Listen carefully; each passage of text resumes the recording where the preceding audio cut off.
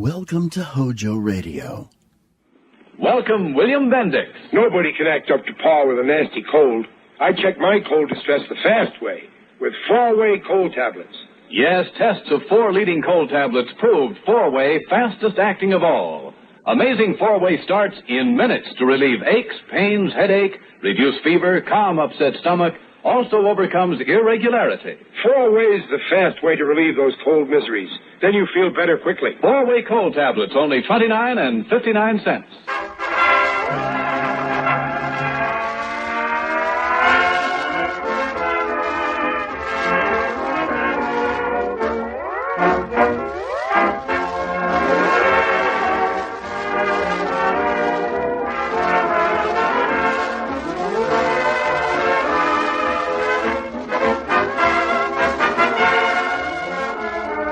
Good evening, everyone.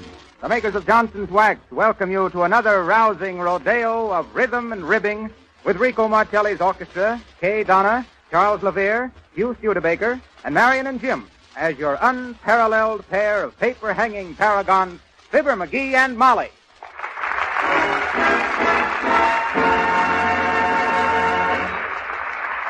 Martelli ups anchor and gives us a mellifluous medley from the picture Shipmates Forever, including I'd Rather Listen to Your Eyes and Don't Give Up the Ship. Cast off, Rico!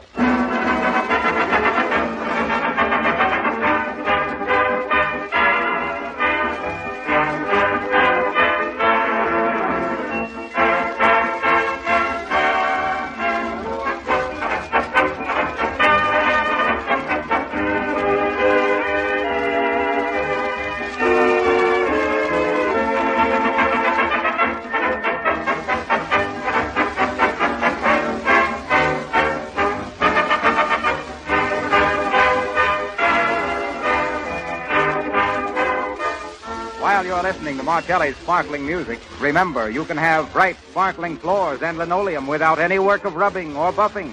Use Johnson's Glow Coat, the finest no-rubbing floor polish that can possibly be made.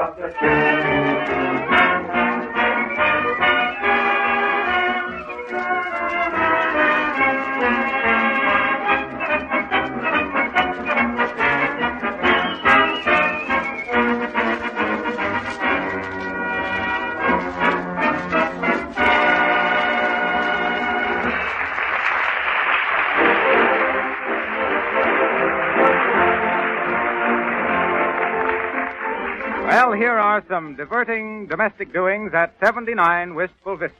Fibber has taken it upon himself to paper the dining room, while Molly surveys his preparations with a skeptical eye.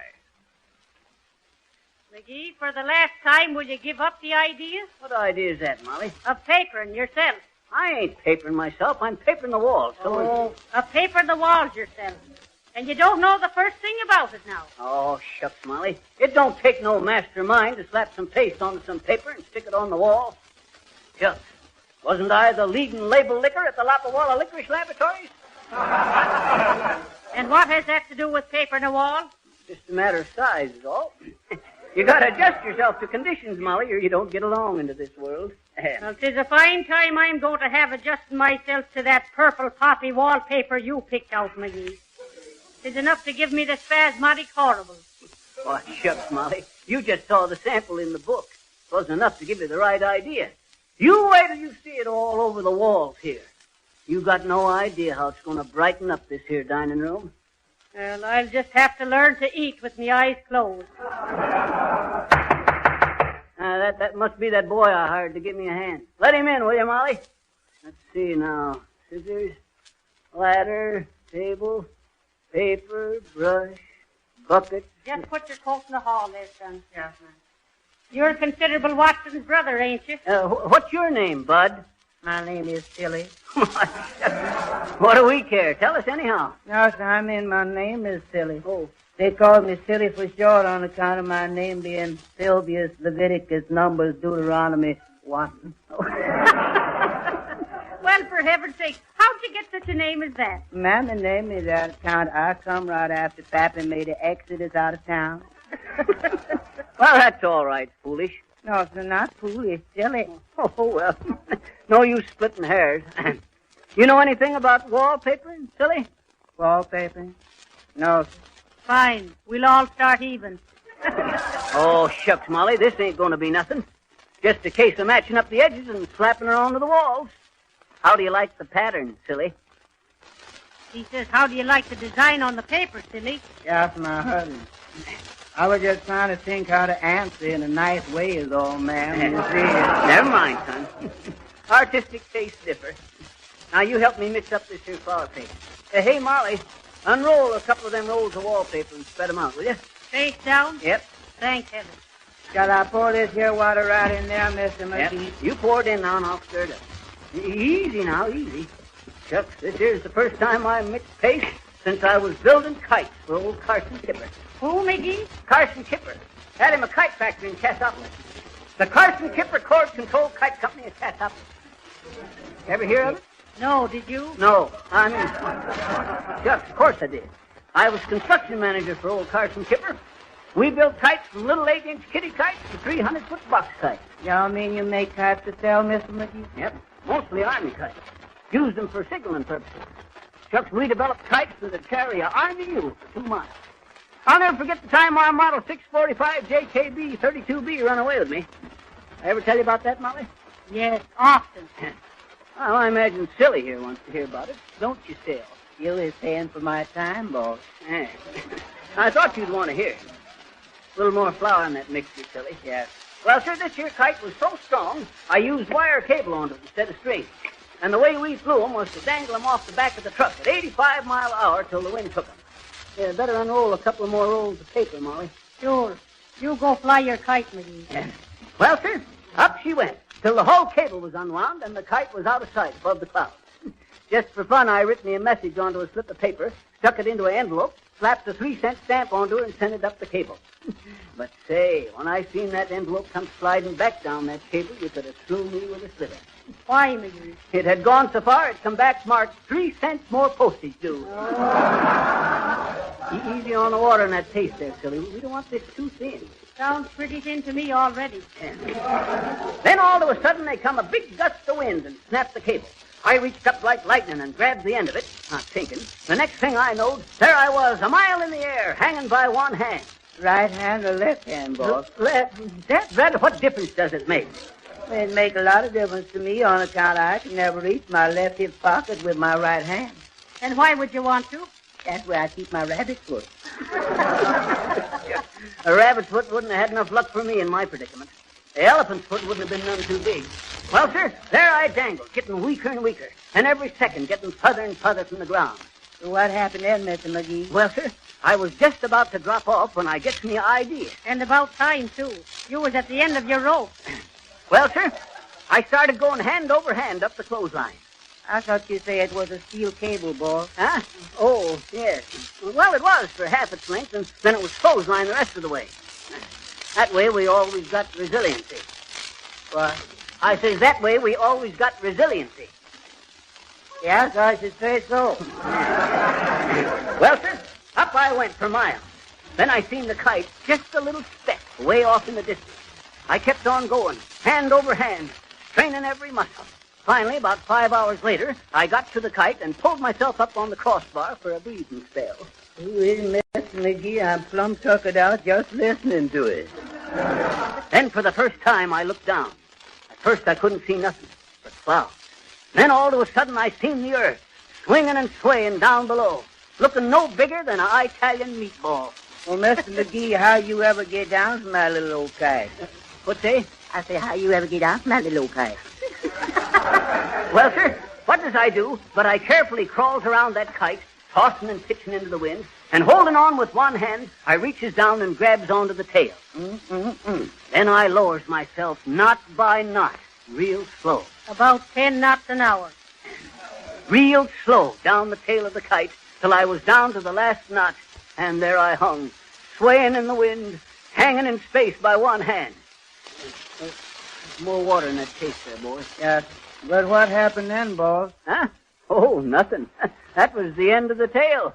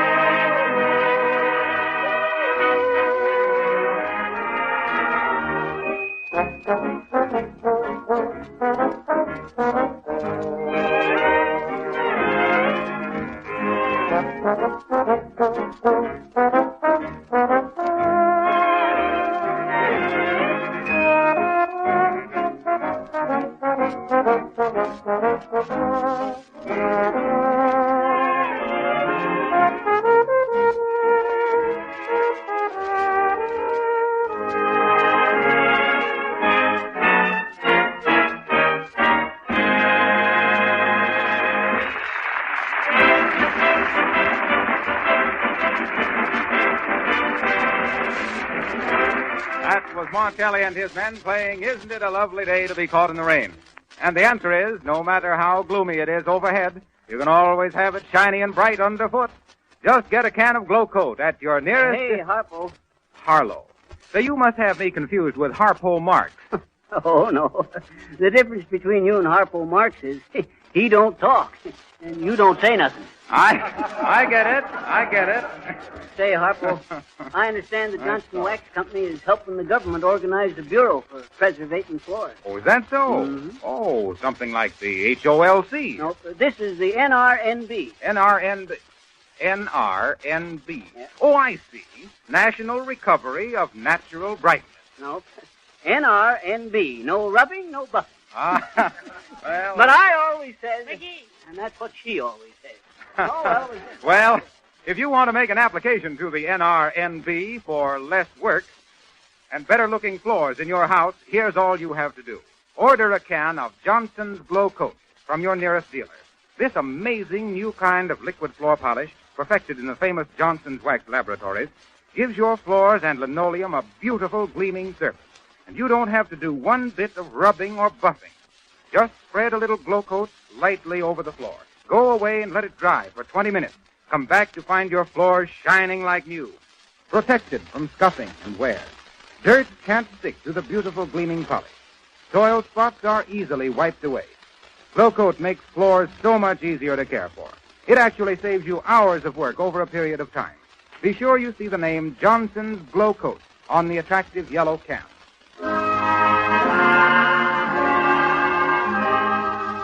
And now that we've told you how to have bright, shining floors for a song, here's the song. Miss Kay Donna, our little blonde balladist, gives us Confession. I'm confessing that I love you. Tell me, do you love me too? I'm confessing that I need you, honest I do. In your eyes I read such strange things, but your lips deny their truth. Will your answer really change things making me blue? I'm afraid someday you'll leave me, saying can't we still be friends? If you go, you know you'll grieve me. All in life on you depends. Am I guessing that you love me? Dreaming dreams of you in vain. I'm confessing that I love you over again.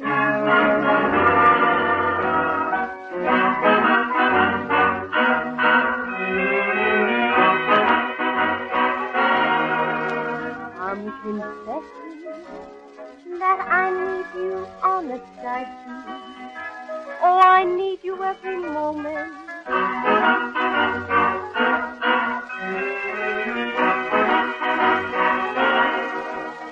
Will your answer really change things making me blue? Oh, making me blue. I'm afraid someday you'll leave me, saying can't we still be friends? Oh, if you go, you know 'twill grieve me. All my life on you depends. Am I guessing that you love me, love me, love me, love me, love me, dreaming dreams of you in bed? Oh, darling, I'm confessing that I love you over again.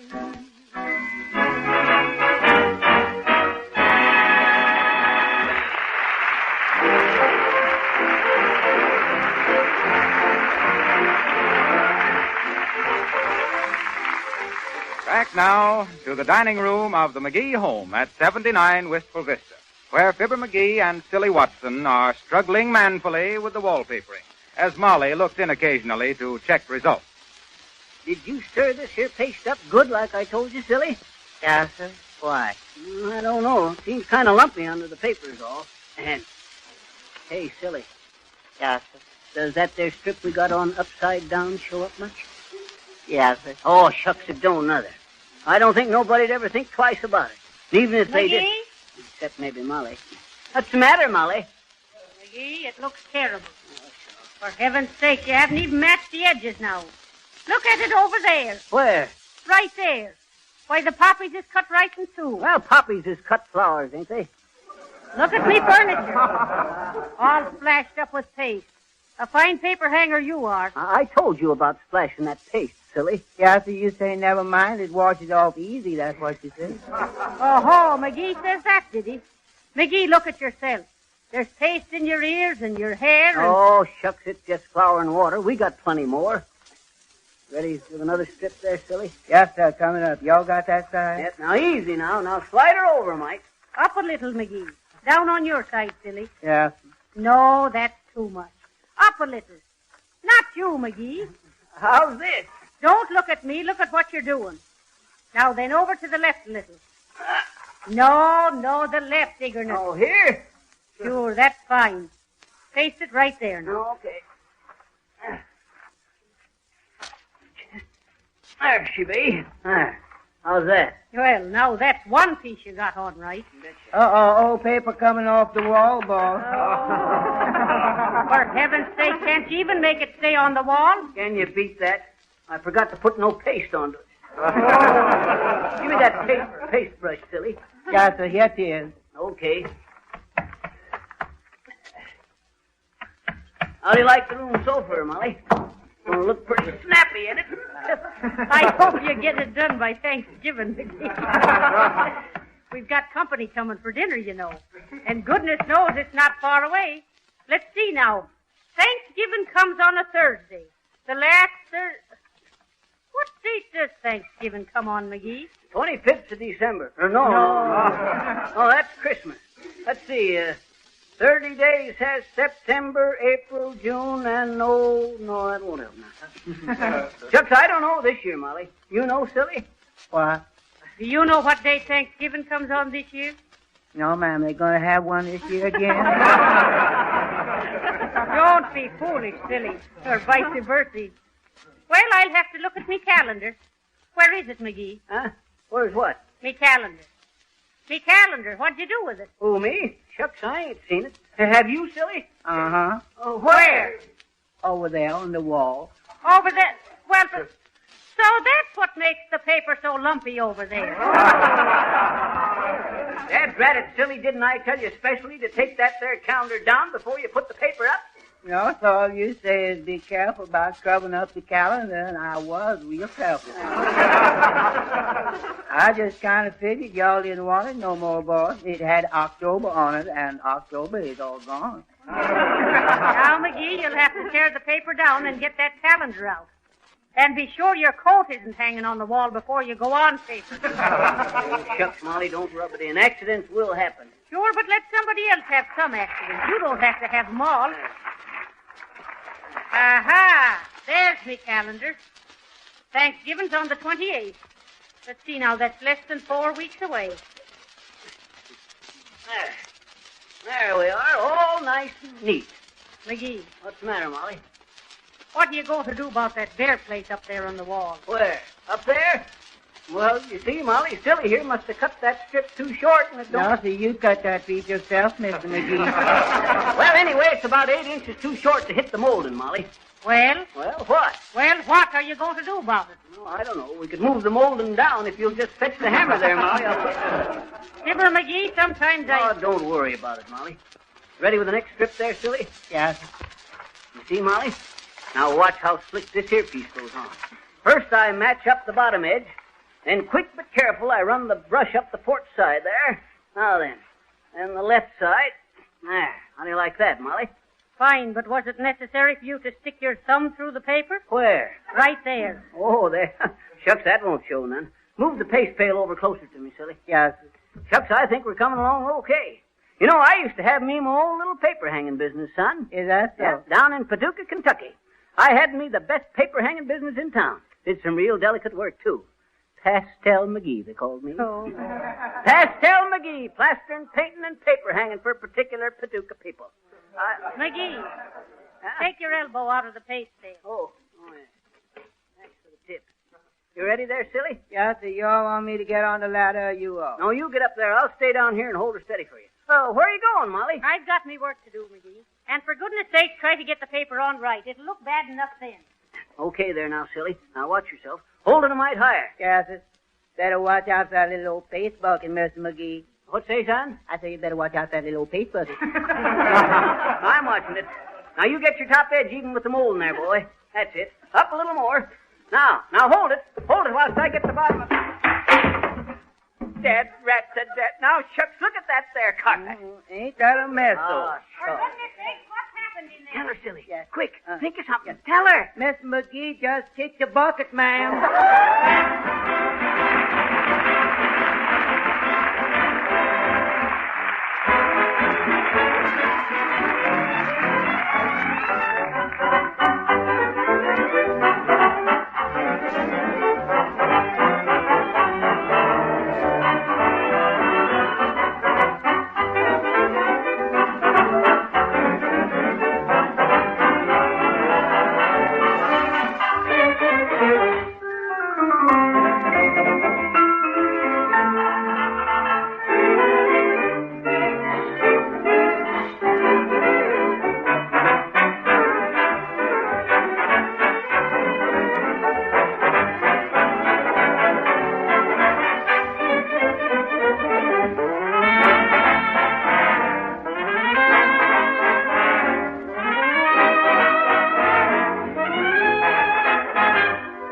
I'm the Prince of Wales of Jimtown, the Esquire fashion play.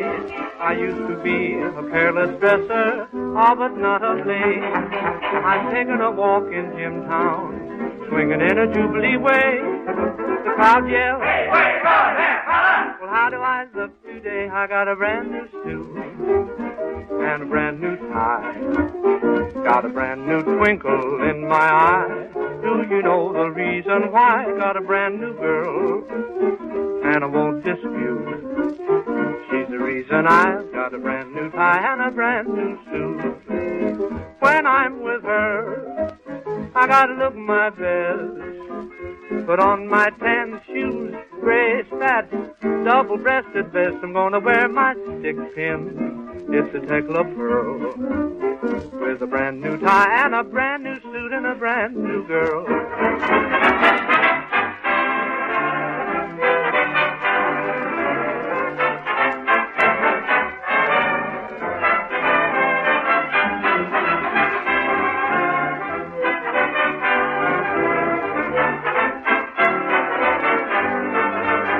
Got a brand new tie and a brand new suit and a brand new girl.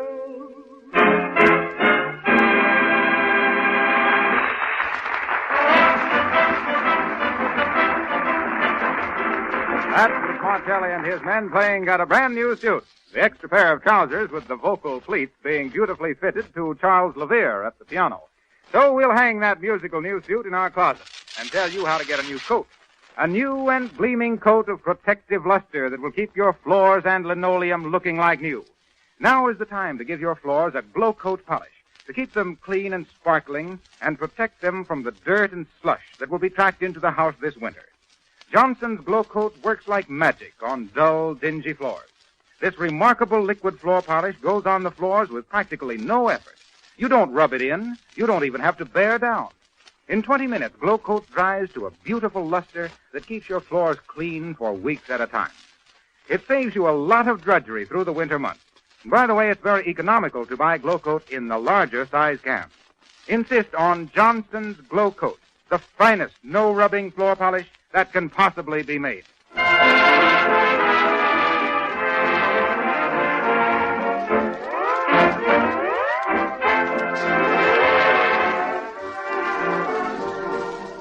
Now, glue those dials right where they are until next Monday night, when we'll be back with another hilarious, harmonious howdy-do. We understand we'll meet Fibber in the guise of Sensational McGee, the celebrated sharp-shooting sergeant of the scrappy 77. And we'll have a bang-up time, I can tell you. And so, until we meet you Monday, remember, just as the best housekeepers use Johnson's Wax and Johnson's Glow Coat to keep their houses clean and shining, so the most particular car owners keep their cars sparkling with Johnson's Auto Wax and Cleaner. This is Harlow Wilcox, the straight man. No ribbing, no bluffing. Good night.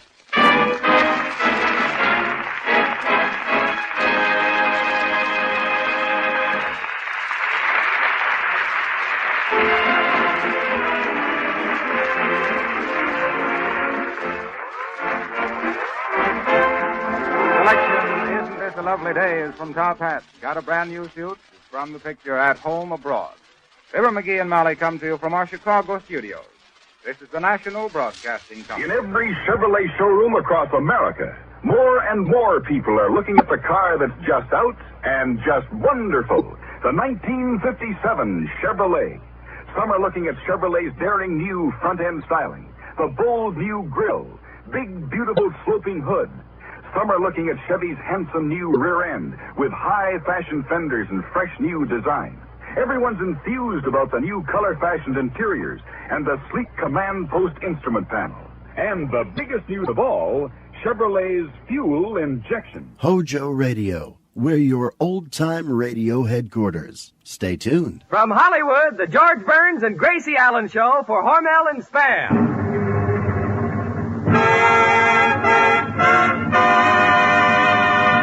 Crazy people.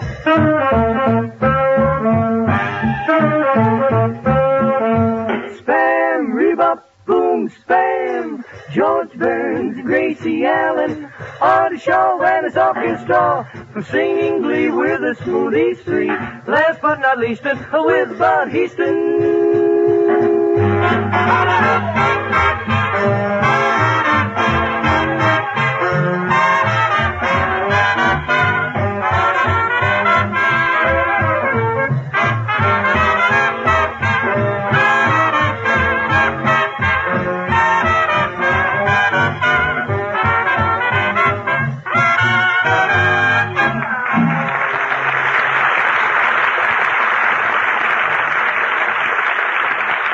It's time for fun with Burns and Allen, and time for you to discover the way women all over the country have learned how to give the family a breakfast that is different. Serve Spam and eggs. Just open a can of Spam, cut off slices of this delicious meat, and fry quickly in a hot pan. Man alive, how those golden brown, sizzling hot slices of tender, juicy, taste-tempting meat make a hit.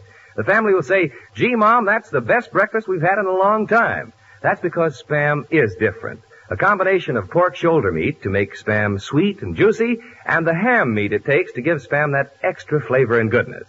Look for this sentence, pork shoulder meat with ham meat added, on the label of the Spam can. Then you'll know you're getting the real thing, the genuine S-P-A-M Spam.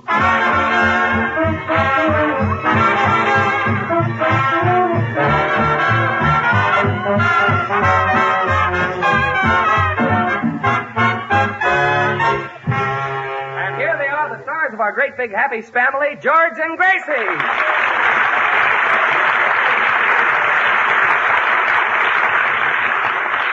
Thank you very much. Well, Gracie, tonight is election eve. Tomorrow is the big day. You go to the polls and you vote for the man you'd like to have with you for the next 4 years. Oh, swell. Who are you going to vote for? Clark Gable. Gracie, Clark Gable is handsome, romantic, a great lover, has a lot of personality, but he knows absolutely nothing about politics. Well, nobody is perfect. Look, try to understand. In order to run for office, you have to belong to a certain party. That's Clark Gable. What party does he belong to? Carol Lombard. Look, Gracie, I'll try to explain election to you. Good. Let's start at the beginning. Good. Now, where did you register? Good. No, where did you register? Oh, at the corner drugstore. Good. So that's my store. Never mind. Now, tomorrow, when you go into that drugstore, someone at the door will hand you a folded piece of paper. Do you know what's printed on it? Giant size malted milk special today, 11 cents. No, it's the ballot listing the candidates. Anyway, in the drugstore, you'll see a voting machine. What's that? What's at the polls that votes every 5 minutes? My brother. Gracie, did you read your ballot? Oh, I know it by heart. What's proposition number 5? Let's park here, babe. I ran out of gas.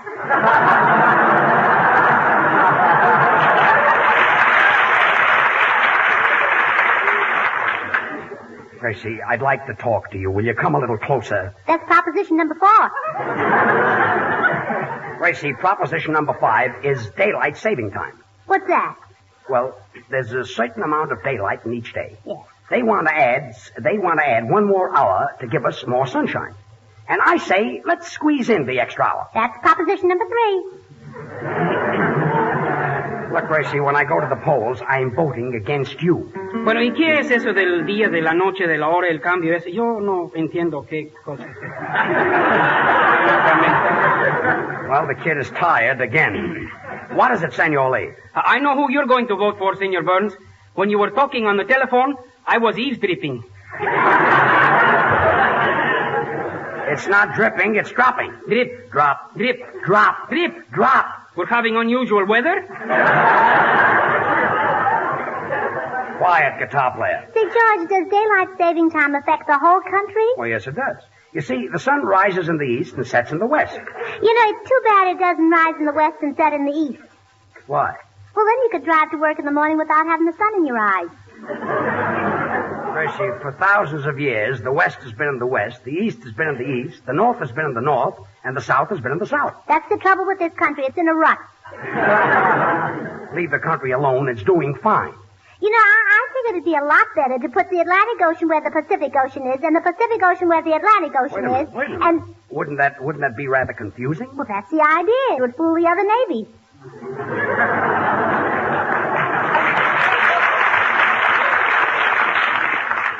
Well, you haven't thought of an idea for Pike's Peak, have you? Mm-hmm. I'd level it off. You'd level off Pike's Peak? Well, sure. So on a clear day, the people in Denver could see Catalina. Artie, what are you going to play tonight? The blues from William Grant Still's Lenox Avenue Suite, George. Well. By the way, I got it all in, too. George, who was that beautiful girl you were dancing with at Ciro's the other night? You really had a grip on her. Well, for your information, wise guy, she happened to be my aunt. Brother, if that was your aunt, somebody ought to tell your uncle.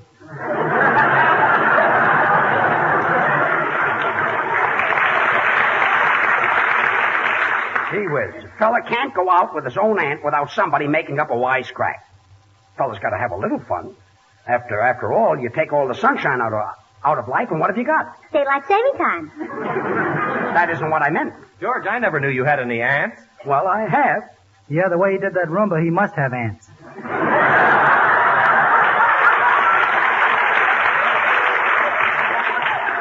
Well, as long as you fellows want to talk about something, it wasn't my aunt. She happens to be Fifi Lamont, star of The Follies Bergère. Star of The Follies Bergère? That's right. She must be costing you plenty. Oh, yeah? Yesterday, she cooked dinner for me, and right after dinner, I wiped the dishes with her. Well, is that easier than using a dish towel?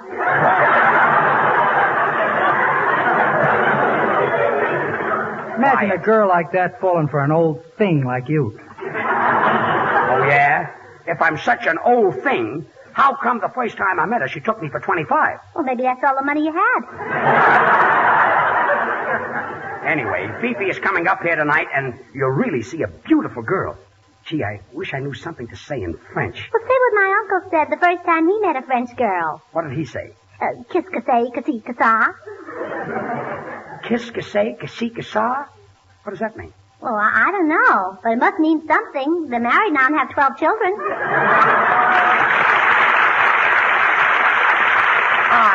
Play. Qu'est-ce que c'est, qu'est-ce que ça?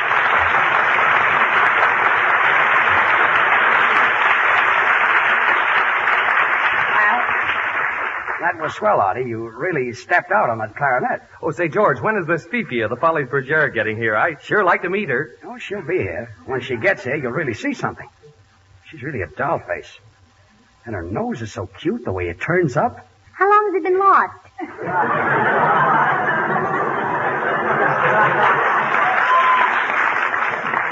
Imagine her being stuck on me. You know, she's a Follies Bergère girl, and she's got stage door Johnnies. Are they anything like the measles? Gracie, don't you believe me? Look at my face. Can't you see it in my eyes? This time it's really love. That's proposition number 3. Bud, do you believe in love at first sight? Oh, please, George, this is so sudden. I don't mean that. Oh, I know what you mean. I'll never forget once I met a fellow in the movies.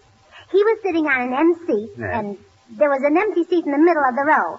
So I sat down in his lap, and I was watching the picture, and all of a... Gracie, look, if there was an empty seat, why did you sit on his lap? Oh, I hate to make people get up in the middle of a picture just so I can get a seat. So you sat down on his lap? Yes, and all of a sudden I felt his hand on my shoulder, and did I get mad? And I said to him, Gracie, the man wanted to see the picture. After all, he couldn't see through you. Yeah, but I could see through him, if you know what I mean. I think I know what you mean. And before I knew it, he grabbed me, and he hugged me, and he kissed me. Well, and why didn't you call the manager? I did. And he made him leave the theater and get in his car. Well, that's the end of that. No, I had just as much trouble with him in his car.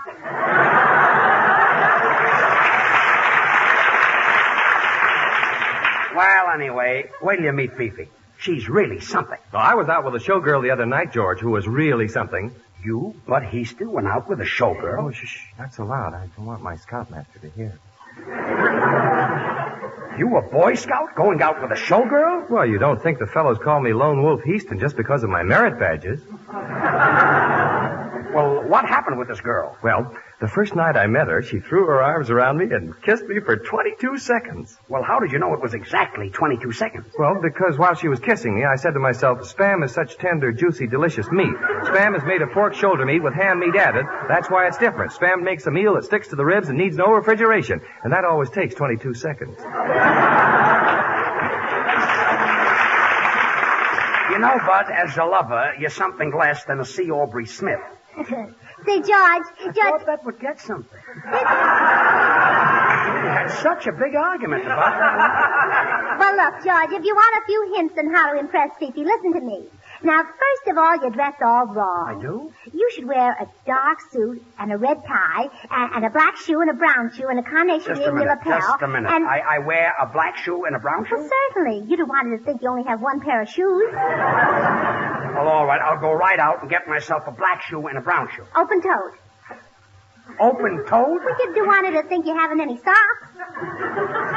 Well, thanks for the advice. Oh, it was nothing. And when you take Fifi into a restaurant and you're drinking coffee, be sure to hold your little finger out. Hold my little finger out? Yes. That's smart, huh? Well, it's not smart, but you've got to have a place to hang your donut.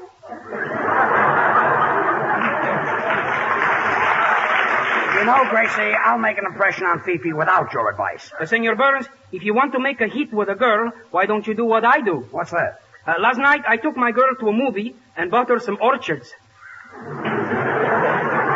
It's not orchards, it's orchids. The CH is pronounced like K. Oh. What movie did you see? The Dictator with Carly Kaplan. Well,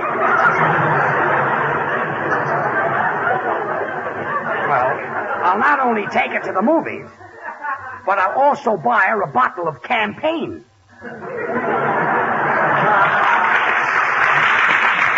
Didn't I get it over?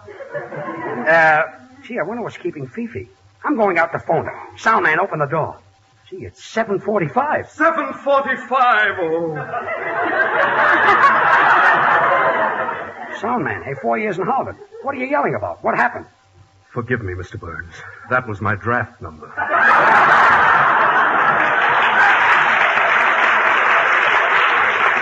Well, they probably won't get to you for a long time, Harvard. Well, I'm not worried about that. I just wanted to suggest somebody to take my place when I'm called. You see, it'll take me 8 or 9 months to break him in. How can it take anybody 8 or 9 months to learn how to open and close a door? He happens to be a Yale man. Well, I'm going out to call Fifi. I'll be right back. Hey, can you imagine George going out with a girl from the Follies, Bergère? He's really a fast worker. At his age, you gotta work fast. Come in. Bonjour. Pardonnez-moi, mais je suis très tard et je cherchais Monsieur... Oh, I say, I am looking for George Burns. He is here? Yes? No? Now I know what George means. Boy, she's beautiful. Yeah, should happen to me. I'm just a little bit late, and I hope George is not angry with this Fifi. Why, Sadie Smith! Gracie! Well, I haven't seen you since you and my sister were waitresses in the chili bowl. Yeah, say, whatever happened to Bessie? Oh, huh? she gave up her job. She doesn't have to work anymore. You mean she got married? No, she got divorced. Oh. Sadie, how long have you been in the Follies? Me? Oh, I'm still a waitress at the chili bowl. But listen, don't tell George. I must always be Fifi to him. Oh, that's a swell joke on George. He'll be right in. Okay, then I guess I better go out and come back in again. I don't want him to get wise that you know me. Well, au revoir. Demi-tasse.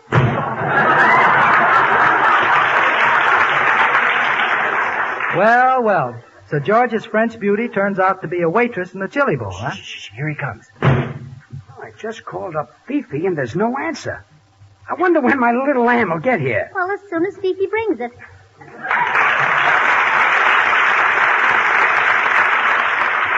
Now the Smoothies, Babs, Charlie, and Little will sing Trade Wind.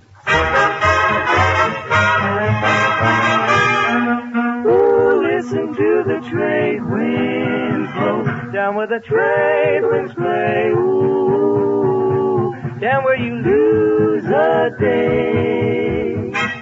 We found a new world where paradise starts.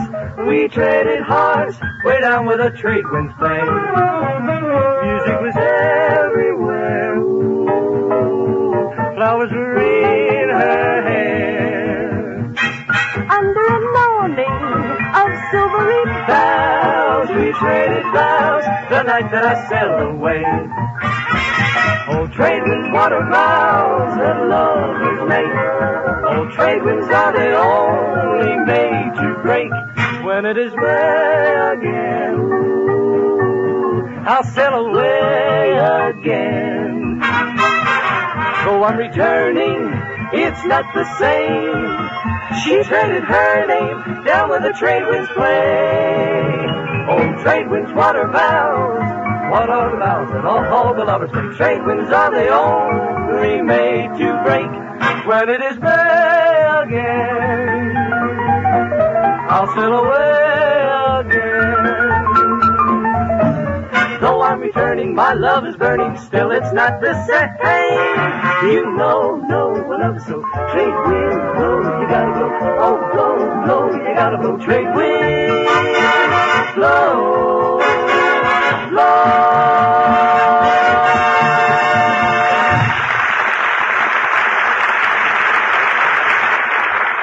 Look, Gracie, you can help me out. You've been out with fellas. Not since this morning. Well, anyway, when Fifi gets here, she'll probably want to go to a nightclub, and I'd much rather drive to the beach. After all, a fella... Well, anyway, what does a fella say to a girl when he wants a spoon? Well, that all depends whether you want a teaspoon or a tablespoon. Teaspoon or a tablespoon? I'd like to know what goes on in your mind. I'd like to know what goes on in every woman's mind. You would? You know, I got to thinking about you women in cities, towns, and villages all over this country, and the questions you must have in your minds when you go shopping. Being the wise shoppers that you are, you naturally are greeted with all sorts of claims and counterclaims about the food your family eats. But when are you going to tell them about Spam? Oh, right now, Gracie. Huh. Here's something you should know about Spam. The thousands of you who use Spam regularly have discovered that Spam is really delicious meat. Easy to use, handy to keep on hand because it doesn't need refrigeration. You know Spam is an ideal mealtime aid because fried, baked, or served cold, Spam really makes a hit. There's a reason for that. Spam is different. And to take the guesswork out of your shopping, we tell you right on the label just how Spam is made. Always look for this sentence on the label of the Spam can. Pork shoulder meat with ham meat added. There's the difference. Spam is nothing else but those two choice cuts. We use pork shoulder meat to make Spam sweet and juicy. We use the ham it takes to give Spam the extra flavor and goodness that simply would not be there without it. That's why Spam's meaty flavor, its tender goodness, has made it the most popular meat item in a generation. So whenever the occasion calls for delicious meat at your house, ask your food dealer for S-P-A-M, Spam. That's the way to ask for extra flavor, extra quality. Slice it, dice it, fry it, bake it, cold or hot. Spam hits the spot.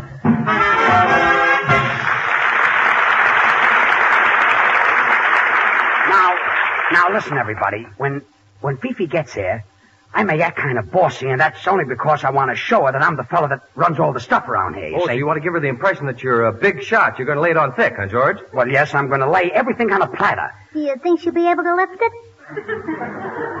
And another thing, Fifi never listens to the radio, and she doesn't know that I'm a comedian. Oh, don't worry. She'll never find it out up here. Well, in case I say something witty, I'd appreciate it very much if you'd laugh it up a little bit. You mean like Don Wilson? Well, not so much. Oh, well, that's her now. Oh, quick, George, fix your tie. Your knot is loose. My knot? Yeah, oh, pardon me, it's your Adam's apple. Oh, yes. I guess it slipped a little bit. Come in. Ah, there you are, George, my darling. Now that I see you again, I am, how you say it, très contente, très heureuse, très charmante, très ravissante. Ah, Fifi, you are lovely tonight. Ah, you are très, très jolie. Gracie, doesn't she talk a snappy French? Yeah. You can notice it by the way she handles those trays.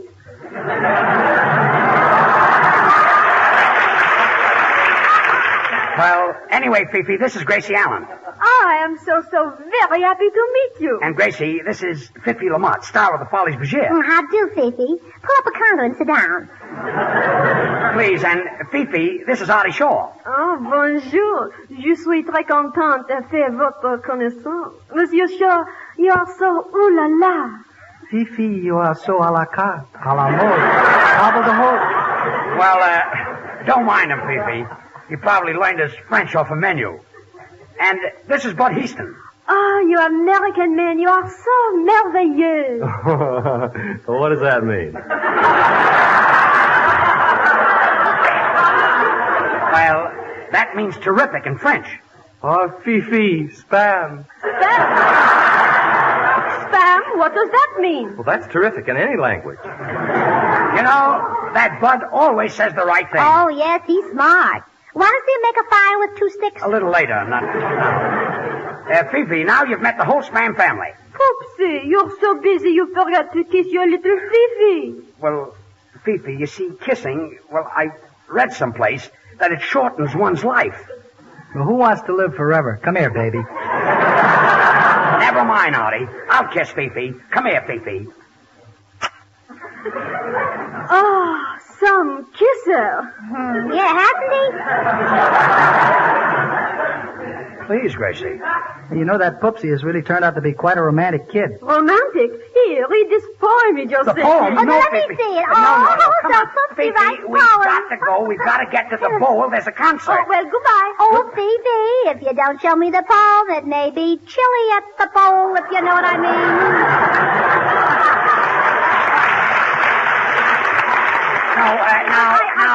Now, don't do it, Fifi. Let me give you a little tip. Put it under the plate. Quiet.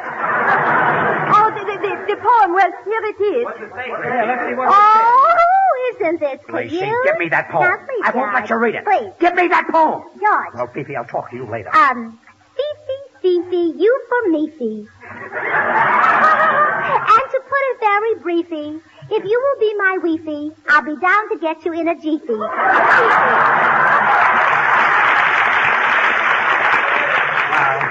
Oh, stop laughing. My name is George Burns, not Robert.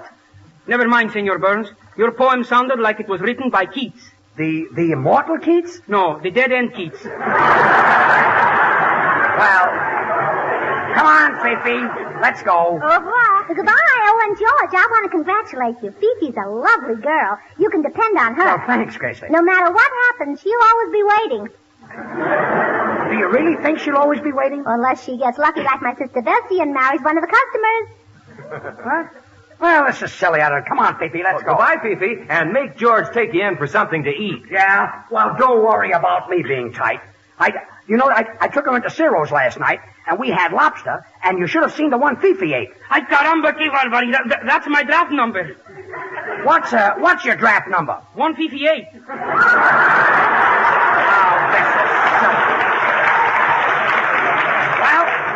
Goodbye, everybody. Come on, Fifi. We better Say, go.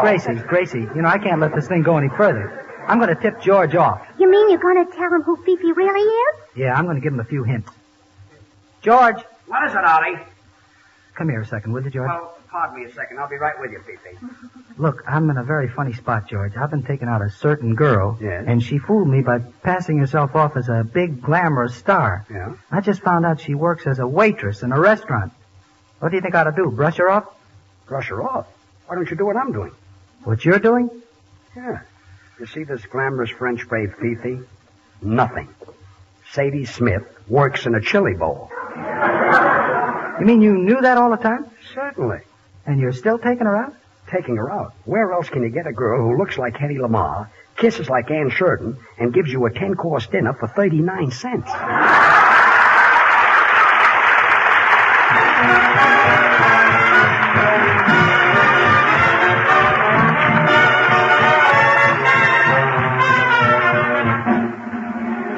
Look, folks, Spam, a combination of meats originated by Hormel, has become a new word for something good to eat.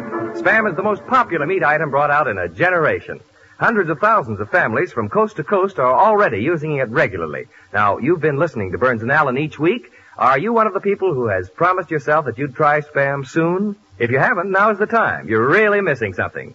Spam is handy, convenient, easy to serve, and downright delicious. Go to your food store tomorrow and ask for SPAM Spam. Well, Gracie, say goodnight. Well, just a minute, George. Before we go, I'd like to say something to all voters of this country. Well, that's a lovely thought. Voters of this country, Gracie has something to say to you. Go ahead, Gracie. How? Good night, all.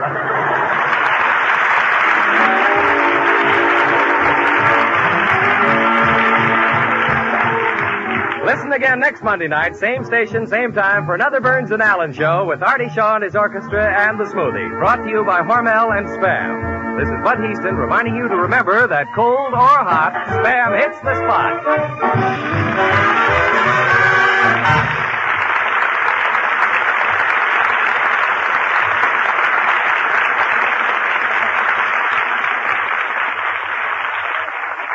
Have you tried Hormel chili con carne? You may think you don't like chili, but chili con carne the way Hormel makes it is different, and everybody likes it. Double your money back if you don't like it. Try Hormel chili con carne tomorrow. This is the National Broadcasting Company. Stay tuned to Hojo Radio.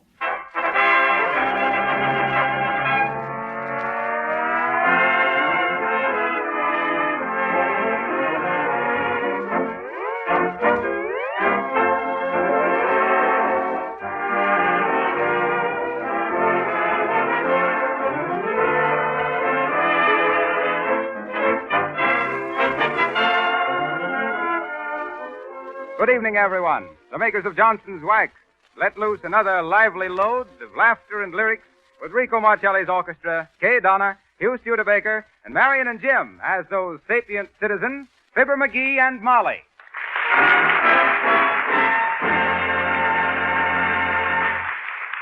Marcelli and his men begin the broadcast with Fine and Dandy. Wrap it up, Rico.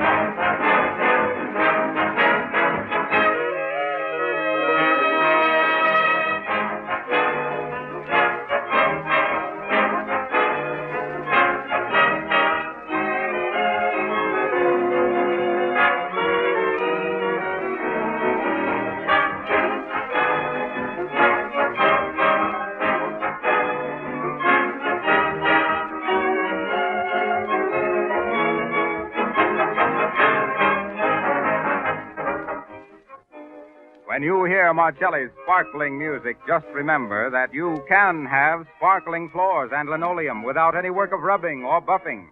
Just try Johnson's Glow Coat, the easy-to-use liquid floor polish that shines as it dries.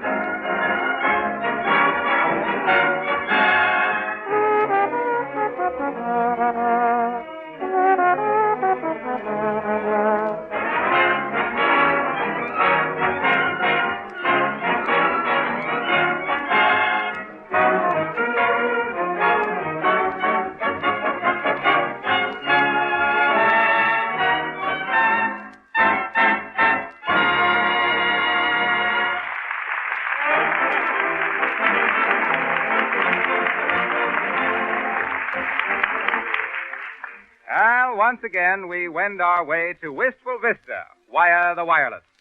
And we find Fibber McGee and Molly talking to their more or less handyman, Silly Watson. I guess we better get down to the basement and fix that furnace. You know anything about boilers, Sil? What? I says, you know anything about furnace boilers? Yes, sir. What do y'all think is the matter with the furnace boiler? What, Silly? I say, what's the matter with the old furnace boiler? It won't heat. Oh. There you are. In words of one syllable, it won't heat. And I'm getting so cold, I'll soon be too numb to care. Beautiful but numb. What was that, McGee? I says you're beautiful, but come, silly. We better get on downstairs and get started. See you later, Molly. Later, nothing. I'm going right along with you. Oh, sure. You see, silly, this here job of furnace repairing is a job that calls for judgment and precision. Ain't no job for amateurs. Yes, I think so. I'll do the thinking, Sil. You'll try anything once, won't you, McGee? You bet. Oh, is that so? Now, listen here now, Sil. I'll explain this here boiler to you. Yes. Now, this here gadget down here toward the base of the boiler, silly, is a cinder roller. You take the big clinkers and you put them through them rollers and... McGee, there's nothing of the kind. That's the wringer off me washing machine. Oh. Well, some furnaces has got equipment onto them like that. Now, wait till I open the door. Now, take a look inside there, Sil. Right there's where you'll find the trouble. Yes, I'm looking. What do you see? Nothing. Nothing? Good. What did I tell you, Molly? There ain't nothing wrong on the inside of it. Except maybe the fire clay is cracked off might is all. The what? The fire clay. All boilers, Molly, is coated inside with a special kind of plaster. Kind of a clay that resists heat. I used to be a kind of an expert on the fire clay myself. Fire Clay McGee, they called me in them days. Fire Clay McGee, the finest, fastest furnace fixer from Fresno to Florida. You want to hear about it, silly? No, sir. Well, sir, this here was away back in 1904. Yes. No. No. 1905 it was. Yes. No. No. 1903. Or was it 5? Why? Let's see. They had to shoot old Bruno for killing the neighbor's sheep in 1902. Oh, the poor dog. What you mean, dog? Old Bruno was my uncle. Once removed. Well, I guess it was 1905 at that. I was just mixing up a batch of my patented McGee non-cracked fireproof fire clay one day into a big barrel, getting it to the right consistency. What? I says I was getting it to the right consistency. Oh, yes, sir. You got to do that. Well, sir, this here fire clay was just about right, like a thin plaster. When all of a sudden a bunch of tough kids come along, when my back was turned, they started throwing gobs of this here fire clay plaster at me. Well, sir, I finally thought they'd had enough fun, so I started to chase them. But shucks, I couldn't move a foot. That there plaster had dried on me so fast and so hard, I was just powerless to move my feet and legs. And when they seen that, they just laughed fit to bust and kept on pelting me. Gob after gob of that there plaster hit me. Smack, splash, smack, dab, on the shoulders, the arms, the neck, on the face, till I was completely covered up with that fast-hardening clay. How y'all get your breath, Mr. McGee? Well, by breathing real quick and winking fast, I kept my nostrils nice and closing up, but my mouth was sealed shut. Oh, and to think I wasn't there. Well, sir, after they finally flung all my special plaster onto me, that pack of kids left. The mud pack. Yes. You listening to this, silly? What? I says you getting the benefit of this here talk? Yes, if there is any benefit, I get it. Good. Well, sir, there I stood, powerless to move a muscle. That there plaster getting harder and harder all the time. That was on a Tuesday. On Saturday morning, a feller come by with his gal, and he sees me. Hot dog, says he. Look, Bebby, he says, whoever done that statue knew what they was doing. You betcha, says she, real enthusiastic. It's good, all right, but is it art? And he says, sure, it's art. You can't tell what it means, can you? And finally, a crowd grew, all complimenting the feller that had posed that there perfect figure of a man. Oh, my. Then the reporters come. And all over the world, newspapers come out saying, the finest sculpture ever sculpted, discovered in the backyard of a boiler plant. Mysterious statue, a work of unknown genius. All stuff like that. All I could do was stand there and watch, getting weaker and hungrier all the time, cheated out of my meals and sleep. Cheated? Statues ain't cheated, McGee. Huh? They're chiseled.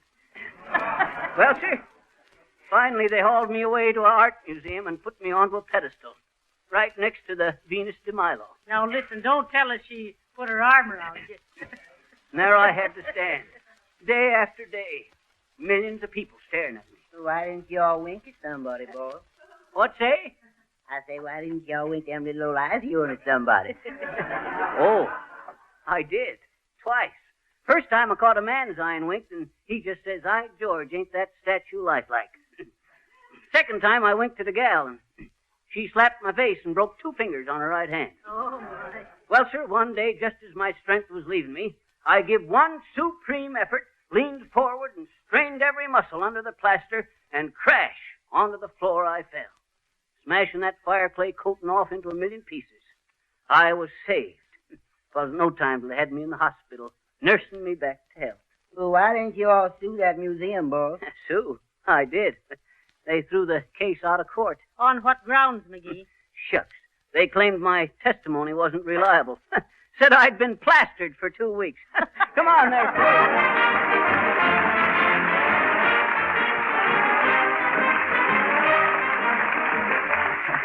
Well, now that Fibber has vacated his pedestal, we have a real work of art to offer you. Our melodious model, Miss Kay Donna, who sings, and sings like no other one. All right, Kay.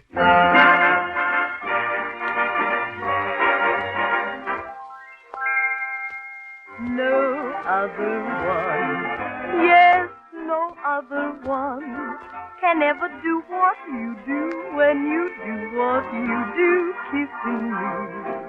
Oh, no other one, yes, no other one can ever make me like you, like I'd like to constantly. Talk about caresses with an 18-karat thrill.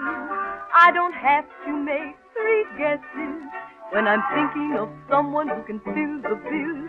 There's no other one, yes, no other one can ever make me want to say, who do you love in a great big way? No other one. No other one, there isn't any other one can ever do what you do when you do what you do, kissing me. There's no other one, there's no other one can ever make me like you, like I'd like to constantly. Talk about those sweet caresses with an 18-karat thrill. I don't have to make 3 guesses when I'm thinking of someone who can fill the bill. No other one, there's no other one can ever make me want to say, who do you love in a great big way? There'd better be no other one. There'd better be no other one.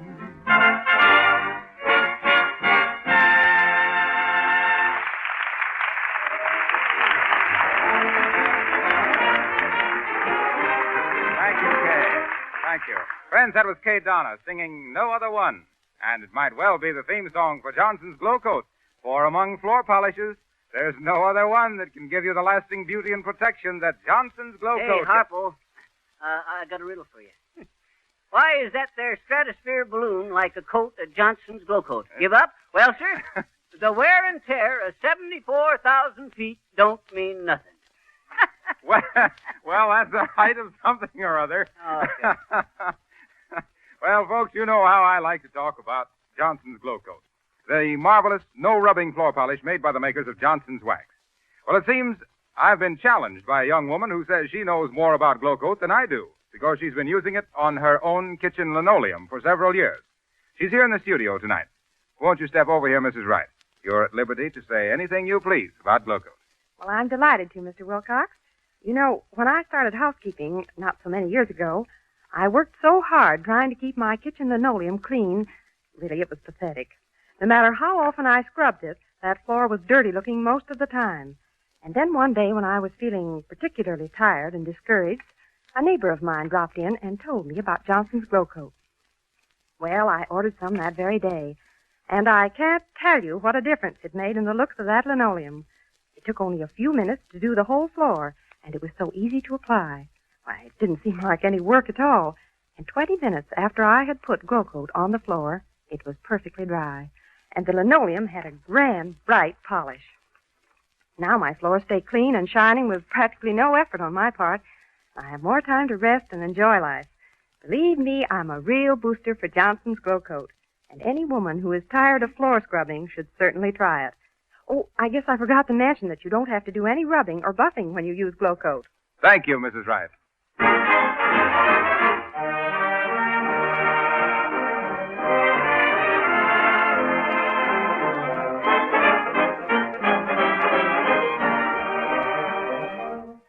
Treasure Island, a grand number in 4 tempos. Marcelli plays it as a foxtrot, a Viennese waltz, a tango, a rumba. Take it, Rico.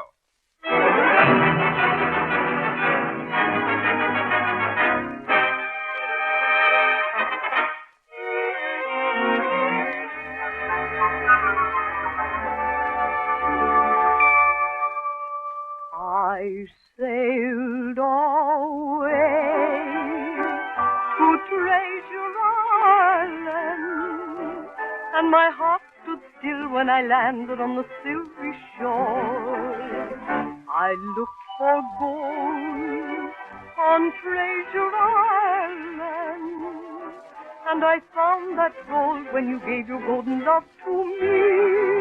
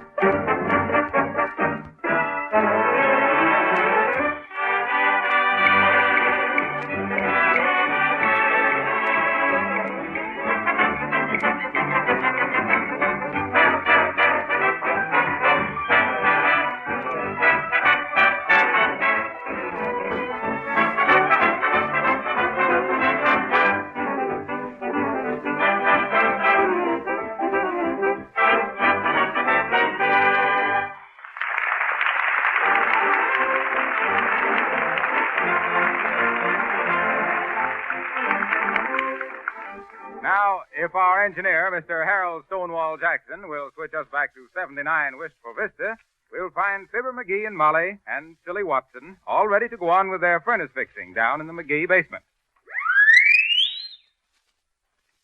Well, McGee, you won't accomplish anything by standing there looking at it. Oh, now, Molly, I was just figuring out the right way to get at this here problem.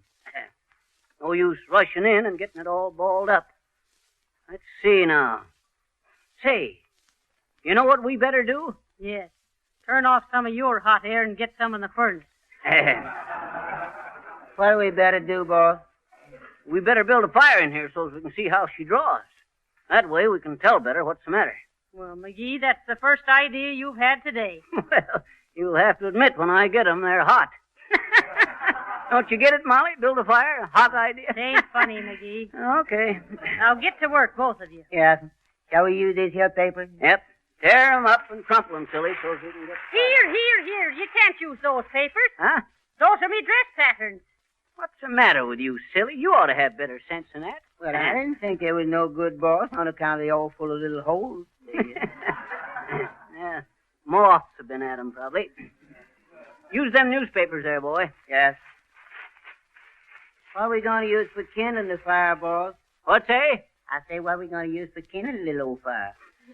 Oh, kindling. Yeah. Let's see now. Oh, yes. Take the hatchet and chop up them long sticks over there. Yes. I'll get the paper all set in the grate here.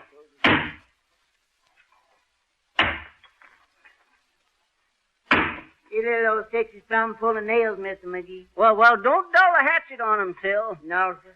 Hey, wait a minute, Sil. McGee, what's he chopping up? Huh? Oh, them long sticks with the nails in 'em? Yes. Oh, it's just some old links of molding that was left from the... Oh, for heaven's sake, silly. You're chopping up me curtain stretchers. Curtain stretchers? Look at them. They're ruined. Oh, no, ma'am, they ain't ruined much. I just chopped off a couple little pieces of them is all, ma'am. Oh, is that so?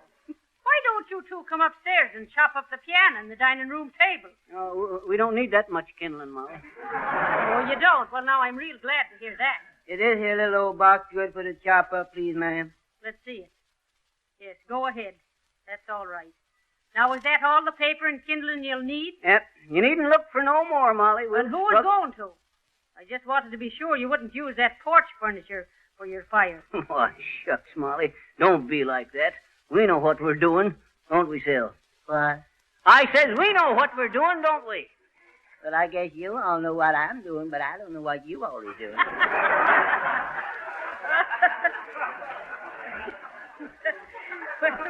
Try and use some sense, McGee. I'm going on up. Hey, Molly. Yes? When you get upstairs, open up the furnace draft, will you?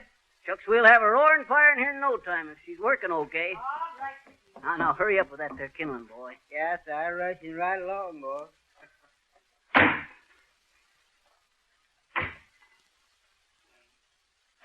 Oh, I had me a cow, a big brown Jersey. Her milk was good, but her temper was lursy. Hi-ho, the farmer in the dell. Here you is, boss. Enough kindling? Yeah, I guess.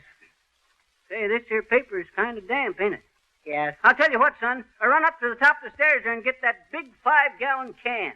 Yes, but that's gasoline, boss. Well, what in tunket you think I thought it was? Buttermilk? Well, go on and get it. But y'all ain't gonna pour that there stuff on this here little old fire, is you, boss?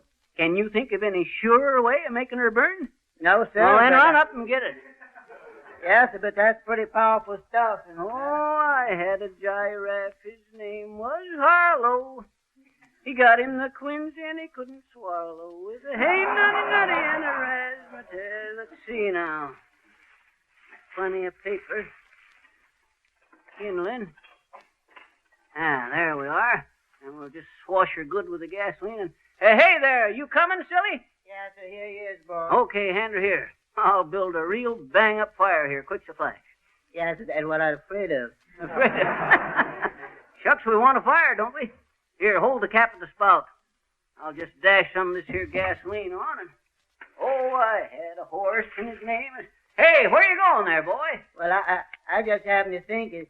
I guess you ain't gonna need me no more today, I guess. What makes you think that, silly? Well, I only think that on account of I think that after you all touch the little match out there gasoline, boss, you ain't gonna need nothing more today. Oh, go on with you, silly. Don't be so dad-ratted nervous. Never heard of a cigarette lighter blowing up, did you? Now then, a little more over in the corner there. There. Yeah, but boss, you already put on about 2 gallons already. You did. What if I did? Gotta get the fire started, ain't we? Hey, what's your teeth chattering for? You catching cold? No, sir. Yes, sir, I guess I think I better go home and see a doctor while I got time, boss. Okay. But give me a match before you go. And say, wait, quit leaning against that smoke pipe, boy. It's all right, boss. It ain't hot. Drat it, I know it ain't hot, but it's loose. Liable to come apart at the least bump, and we'll have soot around here a foot deep. Give me a match. Yes. No, sir, I ain't got a match, sir. Shucks, you got some right behind your ear there, boy. Hand me one. Oh, never mind, I got one. Now, here we go. Yes, I'm afraid so. Oh, shucks. Can you imagine that? What else? Better pour the rest of this here gas on it. There. Give me another match, boy. Yes. Here you is, and here I go. Hey, silly! Come back here! Silly! Shucks. Look at that feller go out that door and down that alley. Shucks. Just superstitious. Now, where'd I put that dad-rat match? Oh, yeah. Oh, shucks. Can you beat that? Well, I'll get this lit if it takes me all day. Ah. Now then. This'll do the trick. Rat to death. Heavenly days, what's happened down there? Where are you? I can't see a thing for the suit. Sylvius, where's McGee? What's happened to him? Silly, don't stand there coughing and rolling your eyes. Answer me. Molly, don't you know me? It's Fibber McGee, your husband.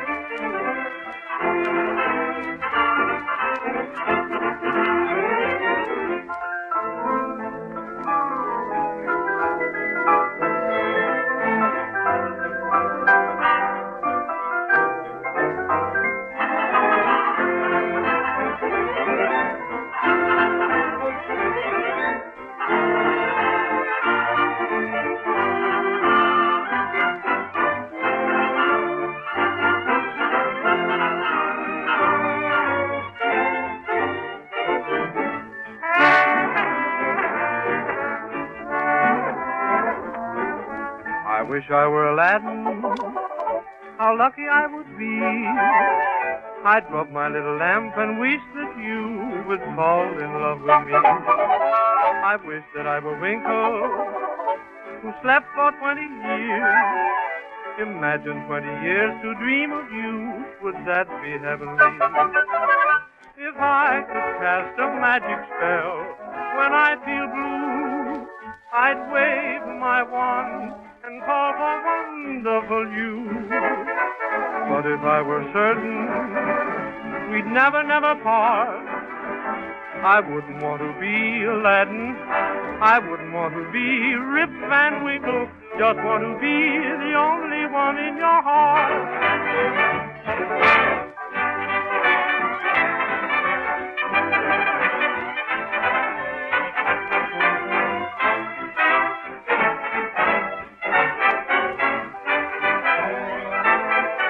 I wouldn't want to be Aladdin.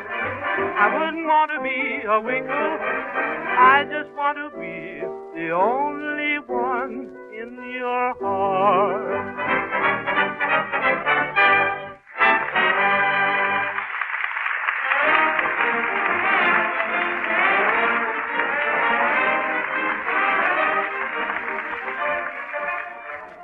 That was Martelli and his men playing I Wish I Were Aladdin.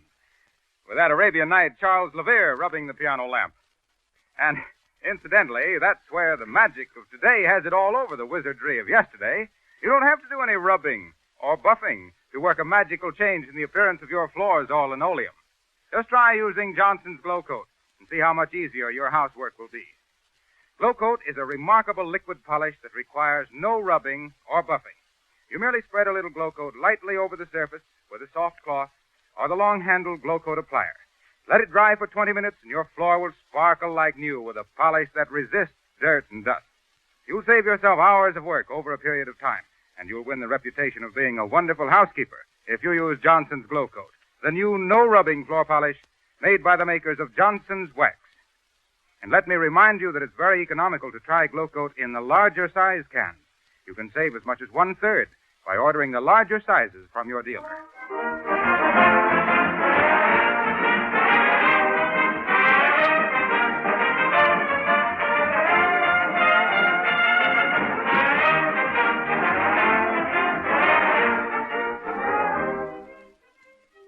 You're cordially invited back to see Fibber and Molly McGee on their Johnson Jamboree at NBC. On next Monday with Harlow and me and Molly, that's 3, with admission free. Fibber McGee.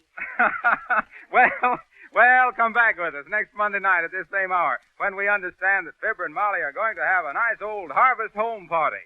And until then, we remind you that just as the best housekeepers use Johnson's Wax and Johnson's Glow Coat to keep their houses clean and shining, so the most particular car owners keep their cars sparkling with Johnson's Auto Wax and Cleaner. This is Harlow Linoleum Wilcox speaking, always underfoot. Good night.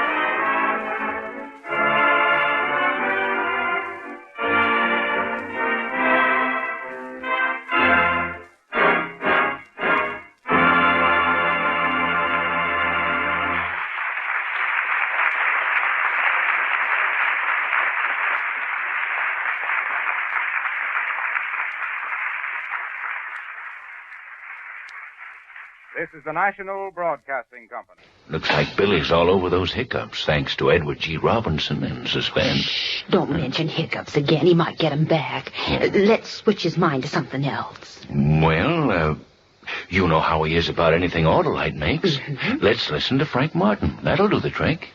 Friends, money can't buy better electrical equipment for your car than Autolite. And here's why. In the first place, Autolite is the world's largest independent manufacturer of automotive electrical equipment, original factory equipment for many of the finest cars and trucks in America. In its 26 nationwide plants, Autolite manufactures distributors, generators, starting motors, spark plugs, batteries, wire, not to mention such things as bumpers, die castings, horns, instruments and gauges, lights, ornamental plastics, and over 400 other products. What's more, Autolite service stations all over the country are staffed with trained men and specialized machines to give your car the best possible electrical service. So, friends, when your car's electrical equipment needs attention, drive into your nearest Autolite service station or the dealer who sells your make of car and ask for original factory parts and service. Remember, Autolite service stations are listed in your classified telephone directory under Automotive Electrical Equipment. Hojo Radio, we're your old-time radio headquarters. Stay tuned. From Hollywood, the George Burns and Gracie Allen Show for Hormel and Spam.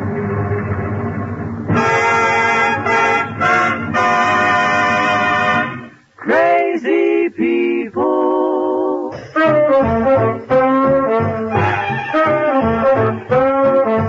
Spam, rebop, boom, spam. George Burns, Gracie Allen, on show and his orchestra, for singing glee with a smooth East Street. Last but not leastin', with Bud Easton.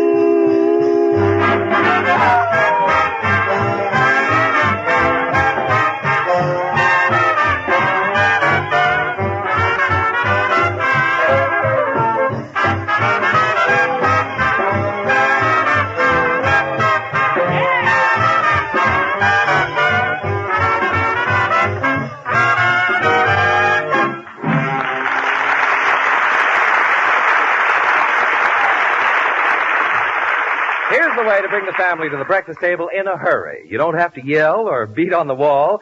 Just serve Spam and eggs, the breakfast hit of the nation. When those slices of Spam start sizzling in the pan, the family will come down the stairs 2 steps at a time. And when they taste the meaty, juicy flavor of Spam, you'll be classed as the best cook in the land. Serve Spam and eggs tomorrow. It's so easy. Open the Spam can, cut off slices of this delicious meat, and fry quickly in a hot pan. And there's a real breakfast that makes husky appetites say, "That's for me." And notice the other recipes on the label of the Spam can. You'll discover Spam is grand for lunch, served cold, or baked for dinner. Ask for SPAM Spam when you shop tomorrow.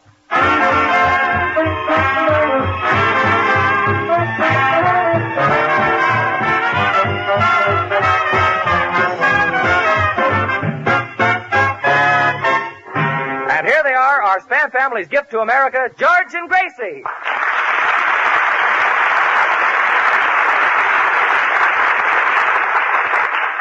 Thank you very much. Why, Gracie, you look very pretty tonight. I know. I got up late, had breakfast in the bathtub, and I was saying to myself, I said... You had breakfast in the bathtub? Yeah. Well, that way you can eat and wash the dishes at the same time.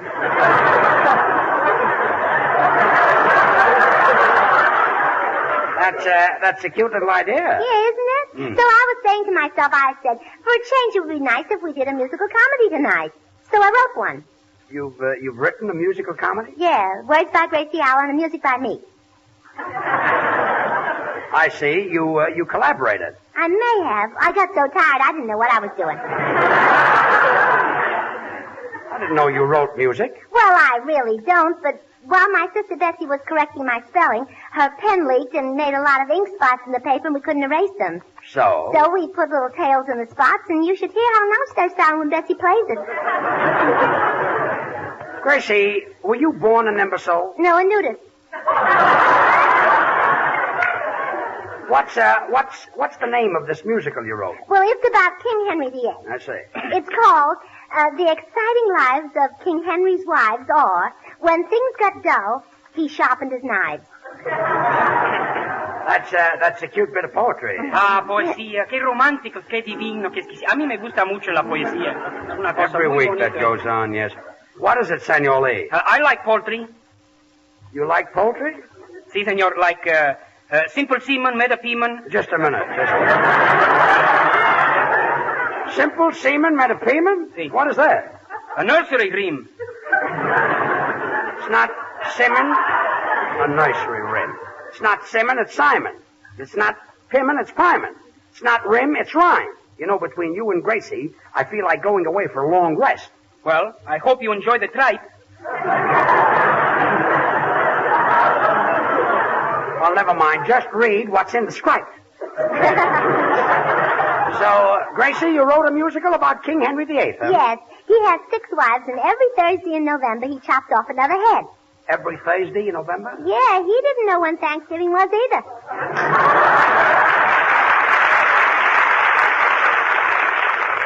Well, some stuffing, I'll say. Well, anyway. That's a joke. That's all I've got. All of Henry's wives were glamorous. They all look like that movie actress Lamar, except for one thing. What's that? No heading. Neither have you. Now, I'll give out the parts. Now, Bud, can you play the part of a lover? Cold or hot, you've hit the spot. Okay. Now, you're Prince Vassal, and you steal away all the king's wives. You know how to do that, huh? Yes, I offer him a can of Spam. Oh, that'll do it. Artie, Yes, Gracie. would you like to play Henry VIII? Well, gee, I got a wedding job on the 8th. Can't we make it the 15th? Gracie, I'll play Henry VIII. Oh, good. And Artie is going to be the king's royal advisor, the Earl of Castor. Earl of Castor? Or vice versa. Okay, Artie, it looks like you'll be in my cabinet. Now, where's the sound man? That's another joke. I like that better than the stuffing joke. Sound man, Yes, Miss Allen. we're going to do King Henry VIII. You know how to act. During my 4 years at Harvard, I might say I was considered quite a thespian. Don't change the subject. You know how to act. You know, that's almost the same thing, you know. The last time I played in Henry VIII, I had women kneeling at my feet. You did? Yes, they lost their heads over me. What part did you play? The executioner. This kid is really a killer. Well, you've got the job. Gracie, what part are you going to play? I play all Henry's wives. But he had 6 wives. How can you play so many? I play them one at a time. That's the way Henry played them.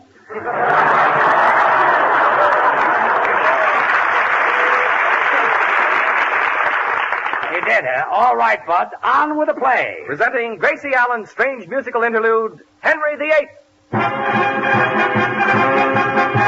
We'll take you on a musical excursion. We ask you for your confidence and faith. We're gonna give you Gracie Allen's version of Shakespeare's Henry VIII. I'm King Henry VIII. He is the king, he is the king. I'm the monarch of all I survey. Hey, hey, I behead the wife who dares to disobey. hey, hey. And King Henry was the first one to say, a chop a day keeps the wife away. I'm the king's advisor. The king is very nice. He takes me here and he takes me there. He took my women twice. He'll take everything I've got, but he won't take my advice. Wham! I am the king's executioner. He is the king's executioner. My job is wielding the axe. And he makes a lot of awful funny cracks. I am known as Basil the Prince. He's a prince, he's a prince, he's a prince. I'm the one who makes King Henry win. He's a prince, he's a prince, he's a prince. Though he has a wife for every day, here's what causes Henry's great dismay. Basil is the guy who steals them all away. He's a prince, he's a prince, he's a prince. 1 little, 2 little, 3 little, 4 little, 5 little, 6 little wives. That's the number of the wives that Henry has. And all of them led merry, merry lives. The first one's name was Kate. That's me. And I gave her the gate. That's me. The next one's name was Anne. That's me. I put her on the pan. That's me. The third one snored in bed. That's me. Next day she lost her head. That's me. Oh, I'm King Henry. He said King Henry. Ho, ho, ho, ho, King Henry VIII.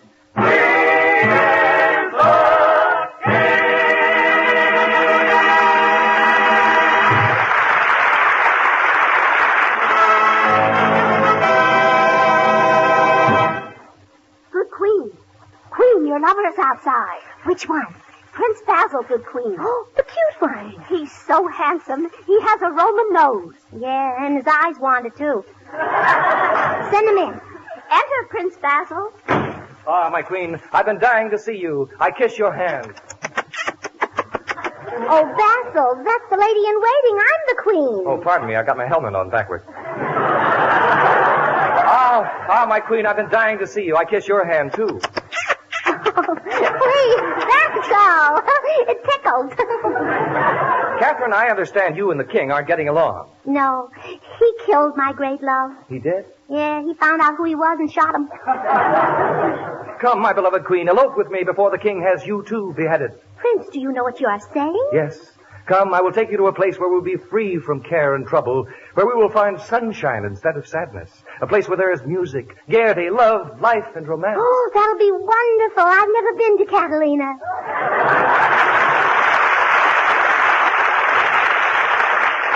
Meanwhile, in another part of the palace, we find King Henry pacing the floor, worrying about the Queen's not exactly platonic friendship with Prince Basil.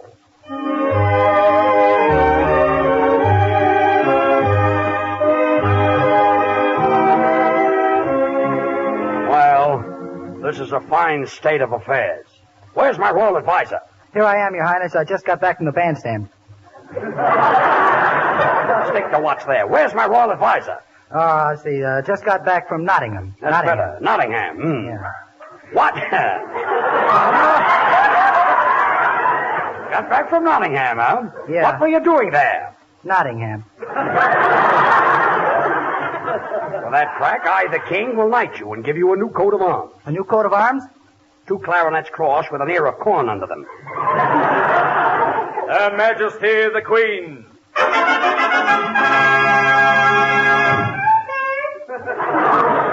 Hello, Henry. Did you send for me? Speak up, Queen. What is this I hear about you and Prince Basil making love? Well, what if I have? Well, that's bad. And I'm surprised. Well, I'm surprised, too. I thought it was pretty good.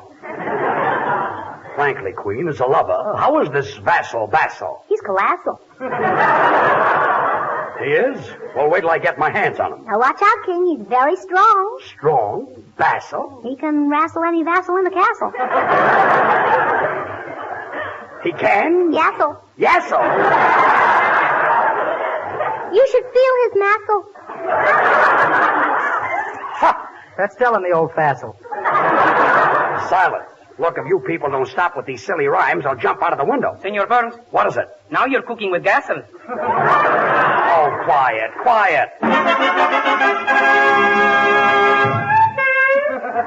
Announcing Prince Basil.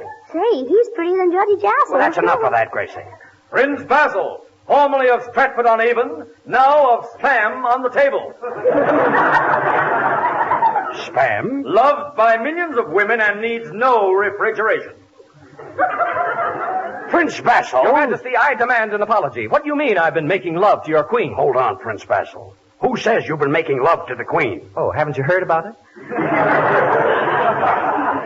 So, my queen, this is what happens when I'm away. I left my most trusted knights here to guard you, didn't I? Yes, Kingy. Tell me, when I was away, did the days drag? Yes, Kingy. But oh, those nights. Send for the executioner. The audacity of that prince. Trying to court my queen under my very nose. Well, it's the only shady spot in the palace. Prince Basil, at noon, tomorrow, both you and the queen shall rest your heads on the chopping block. You'd better make it 1 o'clock, sire. You have 2 appointments at noon. What are they, Royal Advisor? Well, at 12 o'clock, you're having lunch at ye Oldie Brown Derby. And at 12:30, you are to proclaim a new tax throughout the land. And what is this new tax for? To pay the bill at ye Oldie Brownie Derby.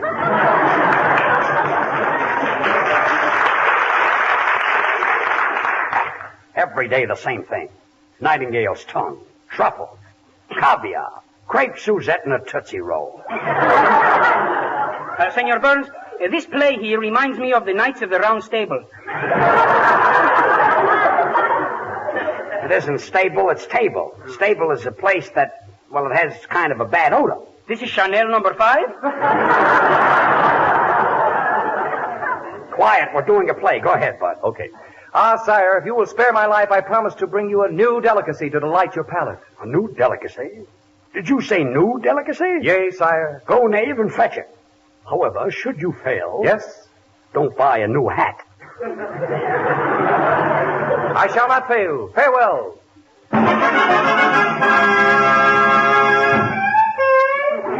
Announcing the Royal Executioner. Your Majesty, I've got an axe to grind with you.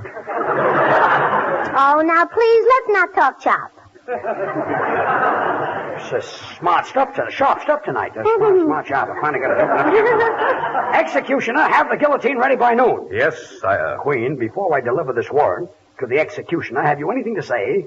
Just a few last words. Well, say them, and when you're through talking, the executioner will show you a shortcut around the block.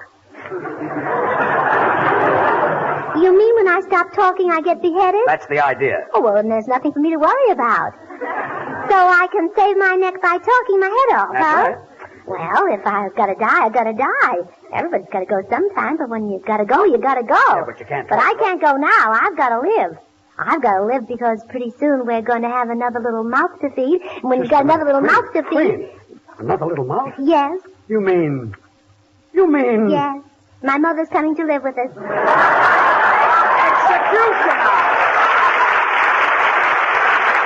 Executioner, quick! Oh, wait. As I'm the not curtain through goes down talking on the yet. first act, the Once my Queen is daddy still has babbling out her last words. Will the Queen be able to keep talking? Will the King give in, or will he? And so the curtain comes down on the first act of Gracie Allen's King Henry VIII.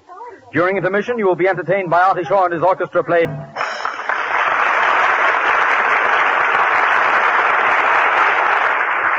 To my royal daddy, I said, Daddy, if you don't stop drinking so much liquor, you'll have a terrible head in the morning. And my daddy said, well, I'll be better off than you because you won't have any head at all. Oh, we can't execute her until she stops talking. My daddy drank a martini and then he drank another martini. God, lock the Queen in her cell. Well, that ought to take care of her for a while. Hark, Your Royal Highness. Listen to those hoofbeats. That must be Prince Basil. Yes, the gallop is getting closer and closer. Yeah, who can tell? Maybe next election they'll hit it right on the head.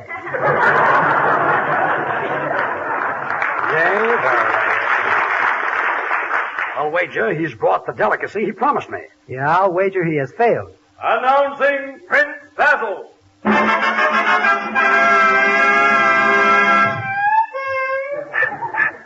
Your Highness, I brought the delicacy which I promised you. It has not been easy. I have been riding day and night until the seat of my trousers are worn thin. See, I told you he'd come through. What is this great delicacy? Spam. Watch your language in the court, Prince Basil. But that's the treasure. S-P-A-M, spam. I've searched far and wide. There's nothing like it. Spam is different. Different? Yes, really different. Spam is delicious meat, and you know how you like good meat, Your Highness. I've watched you chawing on those big chunks.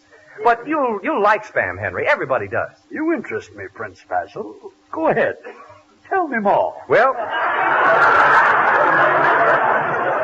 as I started to say, spam is a new combination of meats originated by Hormel, seasoned in a new and better way, and put up in a handier package. In all my travels, I found that spam has become the most popular new meat item brought out in a generation. Spam is truly a meat of many uses. Yea, verily. You can serve it cold, just as it comes from the can. You can fry delicious slices or bake spam whole. Yea, verily, verily, spam has a meaty flavor, a taste fit for a king.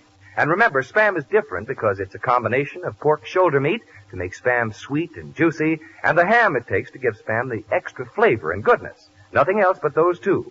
And to prove that I have found the real thing, tell all your wives that spam always tells you about this extra goodness right on the label.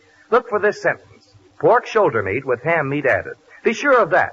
Yea, verily, insist on S-P-A-M spam when ye shop at ye Oldie Market tomorrow. Well, I would like to sample the spam. Here it is, sire. Oh, it's a very tasty morsel indeed, but quite difficult to chew. Your Highness, it would ease your chewing somewhat if you were to remove the spam from the can. Prince Basil, spam is a very tasty morsel, and for that I will spare your life. But the Queen must be executed. Guard, open the cell. Well, I'm bound to think of something, but I'll talk about that Quiet. right now. Quiet! Executioner. Yes, Your Majesty. Behead this talkative wife of mine and bury her beside a babbling brook. Yes, Your Majesty. Catherine Parr, here I come. Ready or not, you shall be cut. Take her away. If you execute this beautiful creature, I will have you arrested for bigamy. Your other 5 wives are still alive. They are? Executioner, why didn't you put those wives of mine to death as I ordered? Well, Your Majesty, I didn't have the heart to. You see, they're following the adventures of little Abner. Good night. 6 wives under one roof. Do you know what that means? 3 gin rummy games. 6 wives. What do you think of that? Boy, are you out of the draft.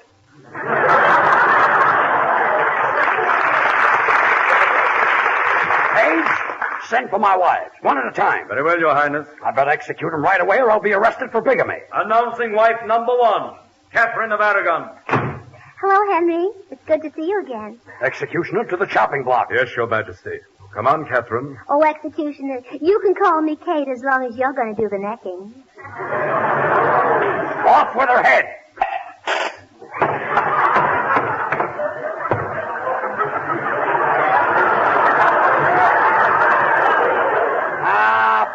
Poor Catherine. Announcing wife number 2, Anne Boleyn. Oh, hello, Henry. I thought you'd forgotten all about me. Well, you were my second wife. For 5 years, I thought you were dead. Oh, thanks, Henry. For 10 years, I thought you were dead. Executioner!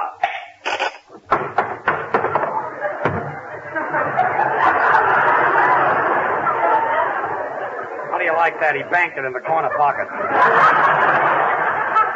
Wife number 3, Jane Seymour. Hello, Henry. It's nice seeing you, wasn't it? Yes, Jane, and you're looking very well, didn't you? To the block. Goodbye, Jane, dear.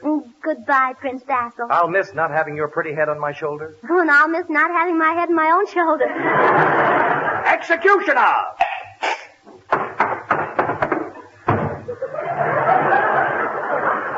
Shucks, Your Majesty. I wish I could correct that slice.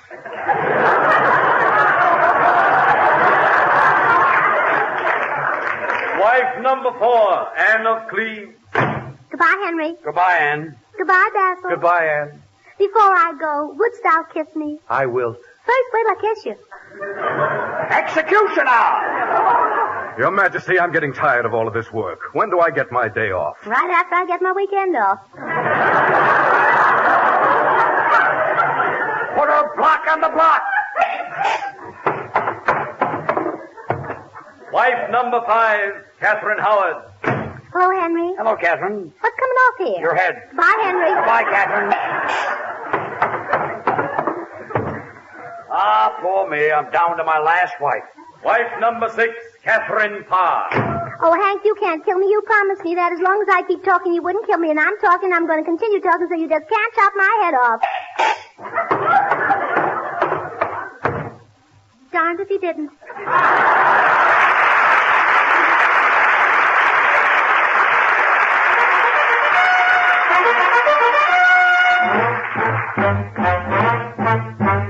Here comes His Majesty. All hail the King.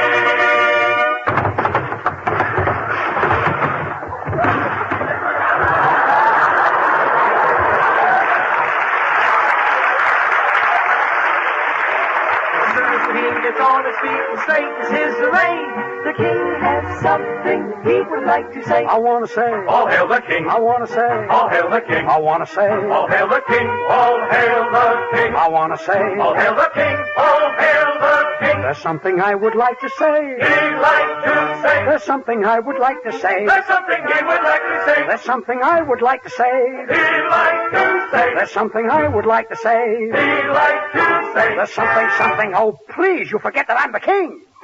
And the king can't do no wrong. The King can do no wrong. If I bestow a kiss upon a pretty miss, some evening when I'm mingling with the throng, surprised as she might be, she can't get mad at me, 'cause the king can do no wrong. The King can do no wrong. I command the queen to sing its song. The king likes to swing hard. When I sing, I've got to sing hard all day long. I'm swinging for the king. The king knows the right spot, spends his nights in all doesn't want to hear you sing about the birdies in the spring. No, sir, it don't mean a thing to the king unless you've got that swing. The king is ascending the stairs and begs us all to stay. He has something important to say. My subject.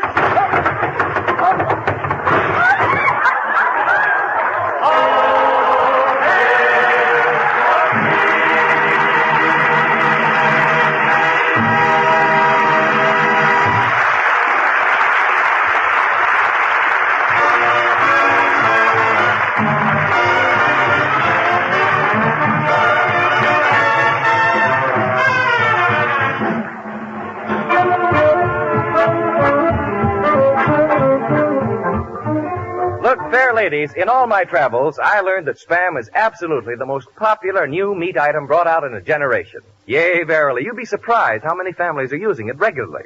Now, you've been listening to the Court of Fun with George and Gracie each week. Have you said to yourself, I'm going to try Spam? If you haven't yet tried Spam, now is the time. You're really missing something. Spam is delicious meat. Spam is extra good. Spam is handy to use, convenient to keep on hand. Yea, verily. Go to your food store tomorrow and ask for S-P-A-M, Spam. Thank you, Bud.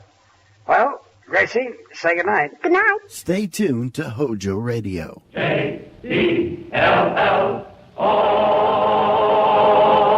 The Jell-O program, coming to you from the Grand Ballroom of the Hotel Pierre, starring Jack Benny with Mary Livingston and Abe Lyman and his orchestra. The orchestra opens the program with You from the Great Ziegfeld.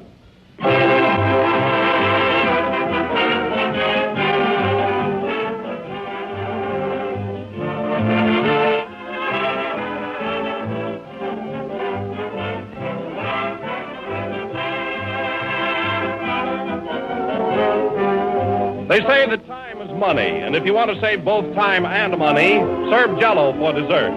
Jell-O is easy to make, easy to take, a good-looking, good-tasting, inexpensive dessert that you can make in just a jiffy. Your whole family will go for Jell-O's refreshing true fruit taste. And remember that genuine Jell-O brings you that extra rich fruit flavor that comes from fresh, ripe fruit. So brighten up your dinner table some night soon. Serve a great gleaming dish of colorful Jell-O. It looks so attractive, it tastes so good, and costs so little. Ask your grocer for Jell-O tomorrow. But be sure you get the real thing, accept no substitutes. Insist on the one and only genuine Jell-O.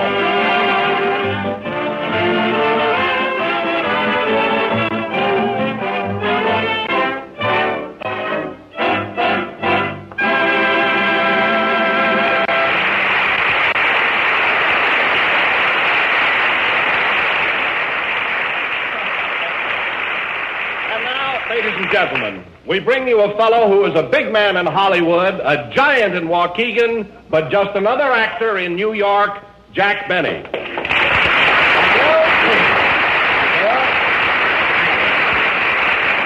Hello again. This is Jack Benny coming to you from the Grand Ballroom of the Hotel Pierre. And listen, Don, I'm not such a small guy in New York either. Well, then, Jack, how come they won't even let you broadcast from the NBC studios? First, you're at the Waldorf Astoria, now the Pierre. Well, it's because NBC is crowded, that's why. Well, how long are you going to stay in New York, anyway? Until we run out of hotels. I've been hanging around so many ballrooms, I feel like a chandelier. Of course, there's a certain amount of class and prestige broadcasting from a place like this. Come in. Mr. Benny?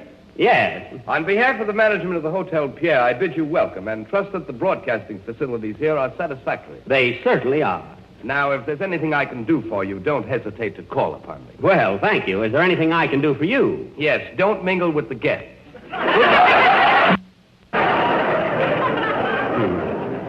That's what I get for slumming on the avenue. Anyway, Don, it's still a distinction to be able to do our program from here. Not every entertainer would be granted that privilege. Particularly one that I know of. Mm-hmm. And who's that, Jack? Well, I don't want to mention any names, but I don't see how Harry Von Zell can laugh at him every Wednesday night. Oh, Von Zell, that announcer. Yeah. Say, Jack, what product do they sell, anyway? Nothing you can put sliced bananas on. Oh, by the way, Jack, did you hear Alan call you a bully last Wednesday? Benny the bully, Benny the bully. Well, it's better than being a scaredy cat. Alan is a scaredy cat. Alan is a scaredy cat. How do you know? Oh, Don, he's an awful baby. Imagine a grown man taking ether when he gets a manicure. Anyway, I don't want Alan's name mentioned anymore on this program. From now on, if you have to refer to him, just call him Boo. That's good enough for me. Boo, Alan, that's a silly name. Well, it fits the character. Hiya, Don. Hello, Jack. Hello, Mary. Where have you been? I was out with Boo in Portland Hoffa. Oh, you were, eh? Well, I should think you'd select your company a little more carefully. Of course, Portland's all right, but I'd watch out for Boo. You know, Jack, he asked me if you really played the Boo on your violin. That's the B, and don't overdo it. Anyway, let's change the subject. All right. Jell-O is not only economical, but it's easy to make. And remember, it tastes twice as good as ever before. Yeah, now let's change the subject again. Hey, surely. Jack, where's Kenny? Oh, Kenny, he had to go to Hollywood to finish his picture, but he'll be back again next week, John. You know, Jack, I just got the cutest telegram from Kenny. Oh, then he must have arrived there. What does he say? He says, wait a minute, here it is. Oh. Arrived home safely, weather excellent, trip pleasant, bus comfortable. Oh, he motored back, I see. Scenery was beautiful in Pennsylvania, especially when we passed through Bootown. Bootown? He means Allentown. Oh, I see. Well, he must have read my thoughts. Go on, Mary. Right now, I'm listening to the program, and I certainly miss me. Oh. You would never know Hollywood. It has changed a lot in 2 weeks. I can't even find my house, and the Paramount studio has changed its name to Anheuser-Busch.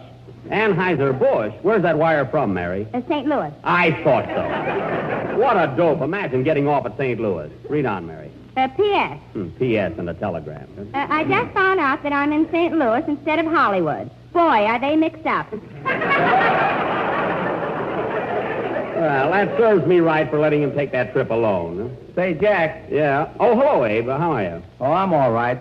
Can I talk to you a minute? Sure, Lyman. What is it? Listen, Jack. I heard some pretty bad reports about me on last Sunday's program.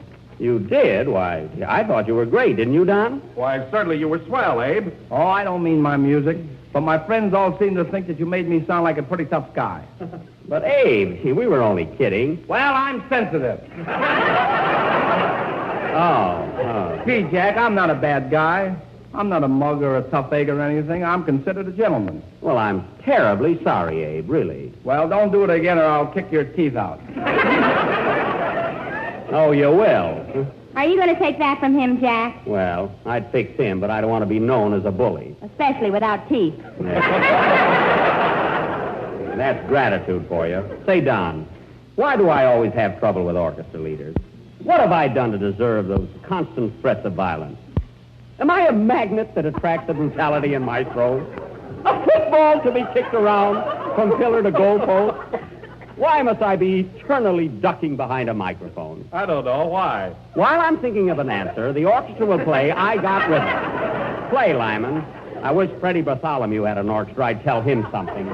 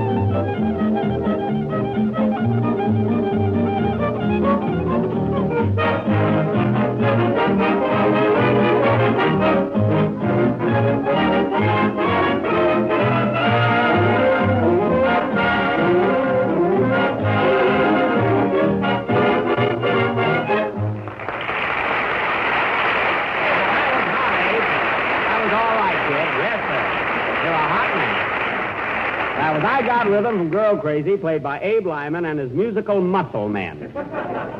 I don't know, Abe, how can your musician be so tough and play so sweetly? I feed him raw meat and cream puffs. Oh, I see. And anyhow, now, listen, Abe, I don't want to argue about anything. I'm too tired. I was up all night doing some last-minute work on my income tax. Income tax? Yeah. Why, Don and I saw you at the Stork Club last night with a blonde. Well, she was helping me. The way she ate, you could put her down as a dependent. Mary, blondes aren't deductible. You know, Jack, I'm glad I live in California where there's no income tax. Why, Mary, the federal tax applies to California the same as any other state. That's funny. I never paid one. You didn't? Well, didn't you get any letters from the government? Yeah. See, I thought it was fan mail. I sent him a picture. Well, you better file a tax report right away or you'll be doing a guest appearance on the Leavenworth Hour. That's pretty good, wasn't it? Huh? I like it. You better get after it, though, Mary, really. Fine romance with no cheesecake. Hey. Hello, stranger. Hello, Slip. How are you? Well, I feel like $1 million, and on that I don't have to pay tax. Well, Slap, I really didn't expect you tonight. Jack, so soon when I heard Kenny Baker wasn't coming up here, I came up to offer my services to give you an audition. Oh, really? So, are you a singer? That's me, Ding Slapperman. And the yodeler from Yonkers, you know. So you're a singer. Well, that's news to me. Whose band did you sing with? Goyle Lombardo. Goyle? What a snappy band of rhythm boys. Wow. Oh, the Lombardo. Say, listen, I've listened to them a lot of times, but I never heard your voice. Oh, did they play it loud? Well, Slap, tell me, what kind of songs do you sing? Mostly sentimental. At home on the ranch, shoes and saddles. And there's an old swimming pool in the parlor. Swimming pool? That's spinning wheel, you dope. Hey, Jack. What? Jack, what's the matter with that Lyman? Oh, you know how temperamental musicians are, especially band leaders. Lyman, our band leader. A brush you should have on the end of that stick.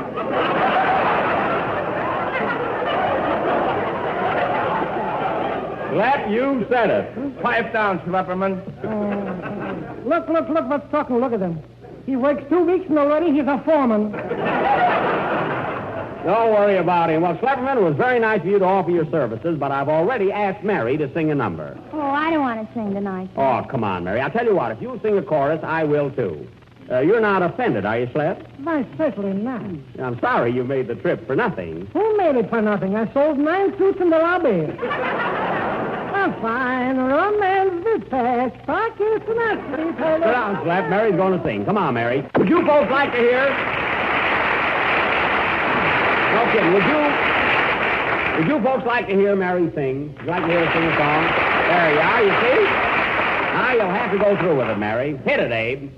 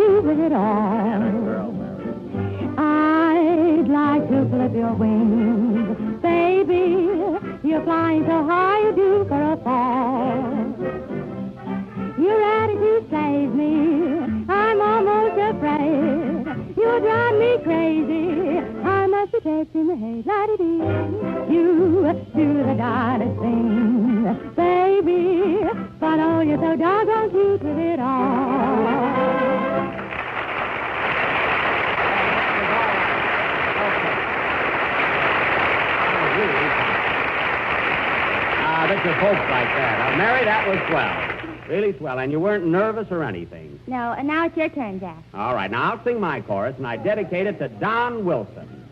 Come on, boys. You say the darndest things, Wilson, but oh, you're so doggone cute with it all.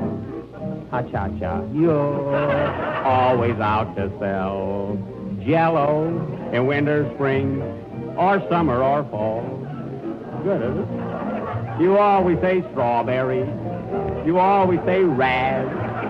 You always say cherry, orange, lemon, and lime. You nearly drive me nuts, Wilson. But oh, you're so doggone cute with it all. What's that noise out there? What is that? What is that? Hey, what's going on in here?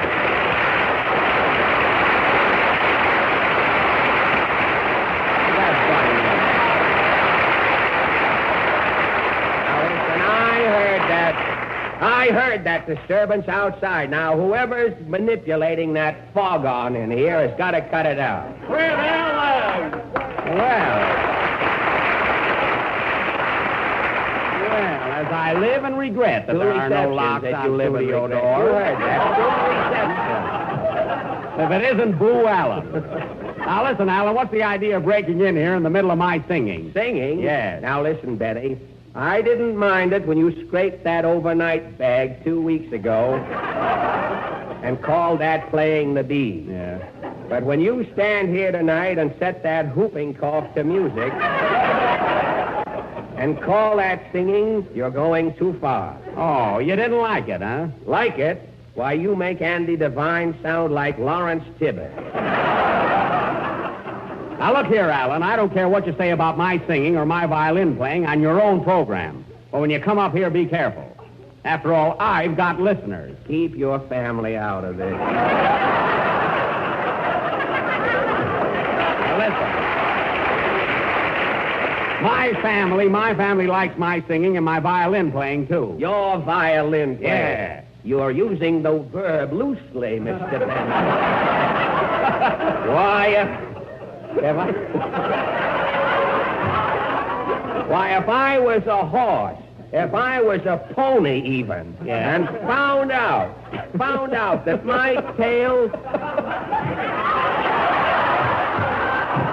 found out that any part of my tail was being used in your violin bow, I'd hang my head in my oat bag from then on.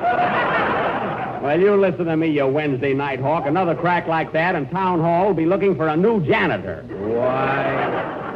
Why, you fugitive from a Ripley cartoon? I ought to bend your nose around until if you want to smell anything, you'll have to curb it. You lay a hand on me. You lay a hand on me. Anything we'll say accidentally will be better than the script.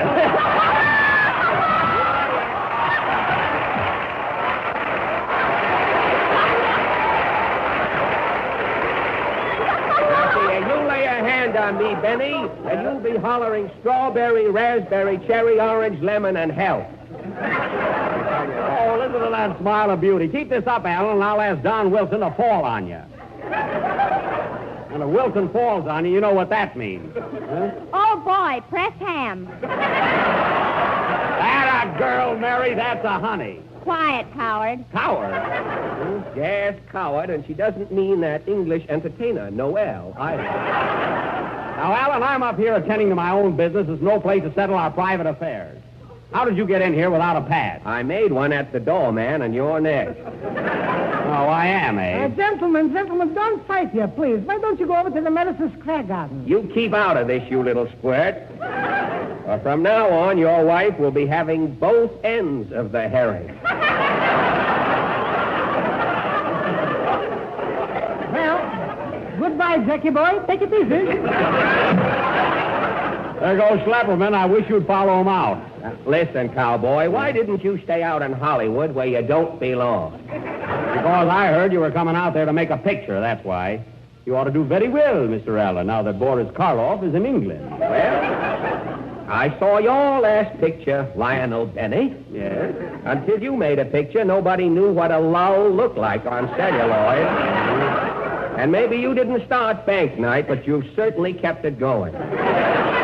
Oh, yeah? Well, 3 states are waiting for your picture to be released. They're going to use it instead of capital punishment. Wow! That's telling him, Jack. Who's that pallbearer? Sick 'em, Lyman. Look what's going to make a picture. Fred Allen, the great... I suppose Gable and Taylor are losing a lot of sleep right now. Not if they're listening to this broadcast. What a witty retort. Where are you going to live in Hollywood, Mr. Allen? At the Ostrich Farm? I may. What are you laughing at, Mary? He'll show those birds how to lay eggs. Mary, that was marvelous. I'm going to kiss you for that. Then I take it back. Oh, you do, huh? Yeah, she'd rather kiss an ostrich, and so would I. Well, Allen, this gone a little too far.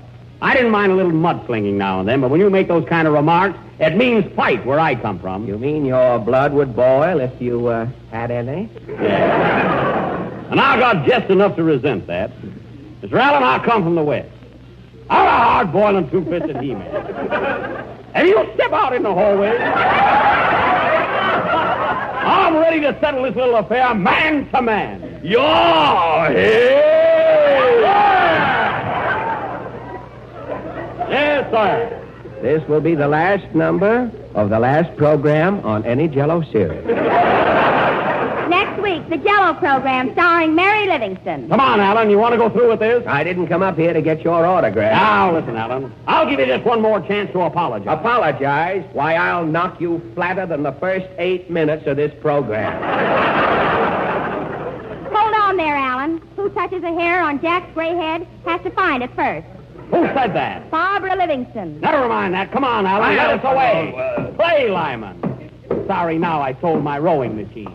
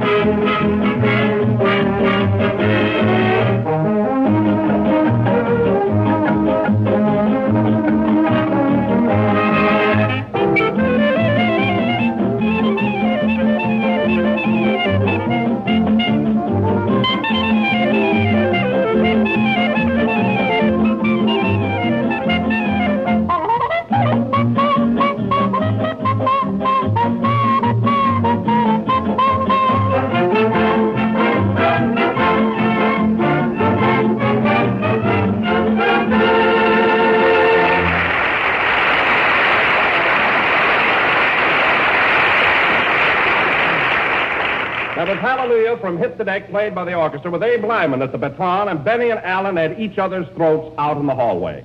And the winner will tell his version on his own program next Wednesday night. Oh, now, I don't know about that. Jack can certainly take care of himself. It's Alan he has to worry about.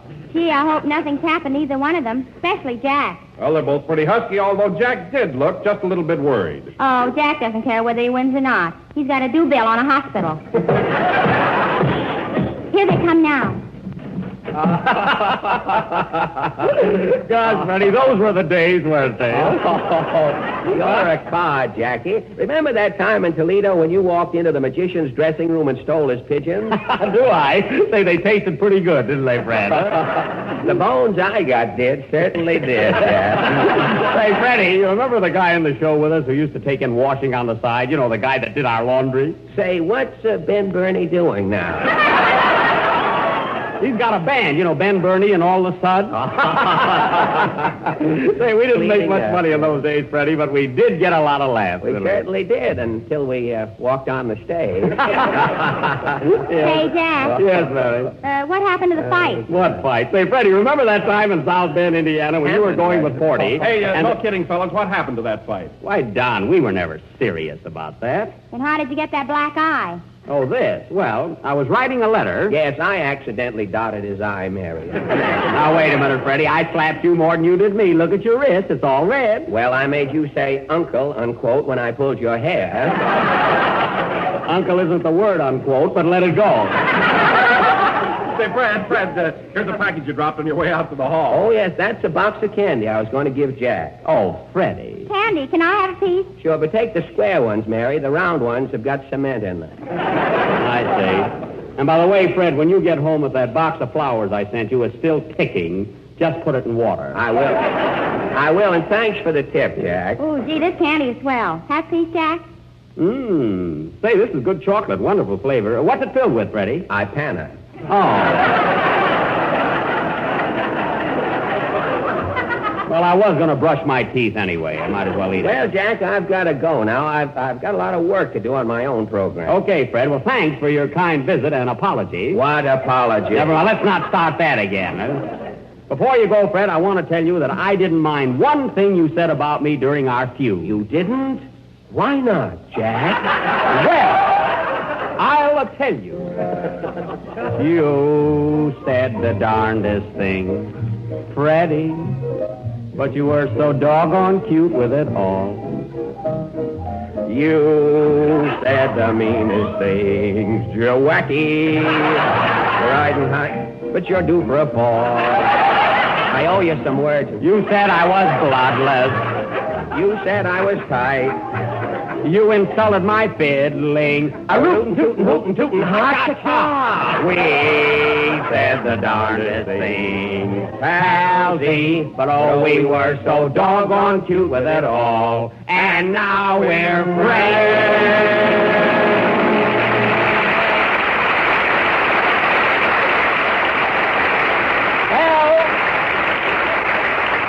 Fred, I didn't know you could sing that good. Thanks, Jack. Well, I've got to leave you now. And, oh, by the way, Mr. Lyman. Yes, Fred? Now, listen, Tuppy.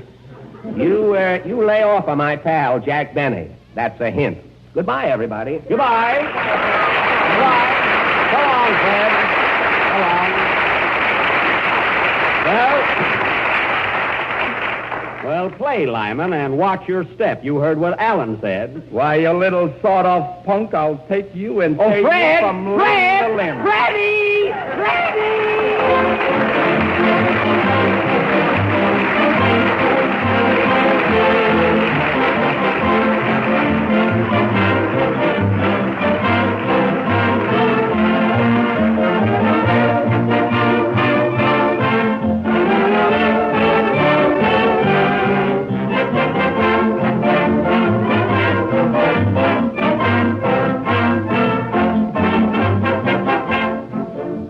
St. Patrick's Day is only 3 days away, so you better begin now to get together your shamrocks and Irish colors.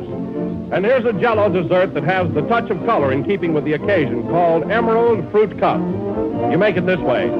Just dissolve 1 package of lime Jell-O in 1 pint of hot water and then pour into a shallow pan. Chill until firm, and then cut the Jell-O into cubes. Arrange the cubes of lime Jell-O in sherbet glasses, alternating with grapefruit sections. Serve plain, or for a distinctive touch, pour over each portion 3 or 4 tablespoons full of ginger ale. Refreshing lime Jell-O with juicy grapefruit. It's a grand combination to start a dinner with, and equally delicious as dessert. Serve Emerald Fruit Cup for your St. Patrick's Day dinner, but be sure you make it with genuine lime Jell-O. For lime Jell-O, like all of Jell-O's 6 delicious flavors, has that extra rich fruit taste. Ask for Jell-O by name and look for the big red letters on the box. They spell Jell-O.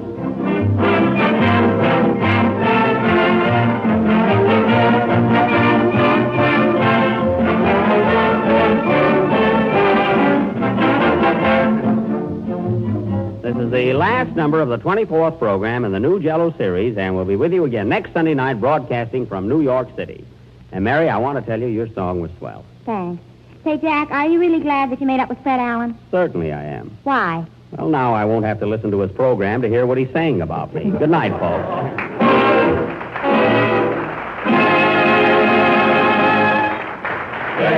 J-E-L-L-O.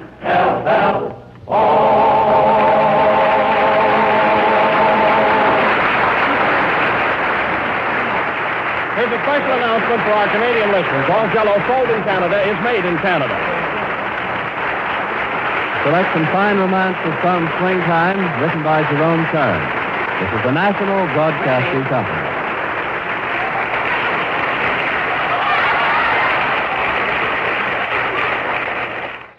Improved K-Site tune-up. The tune-up in a can. Morning, sir. Help you? I hope so. Engine, huh? Hasn't got the pickup of a kitty car. Well, it's misfiring some. Some? Mister, half my plugs are on strike.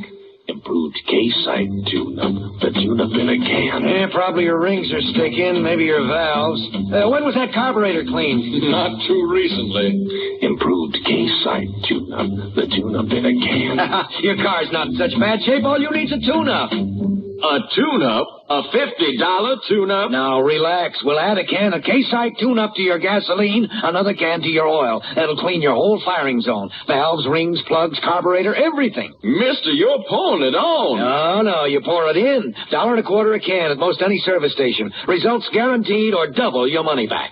Improved K-Site tune-up. The tune-up in a can. Keep it tuned right here to Hojo Radio for more classic old-time radio. The Harold Perry Show.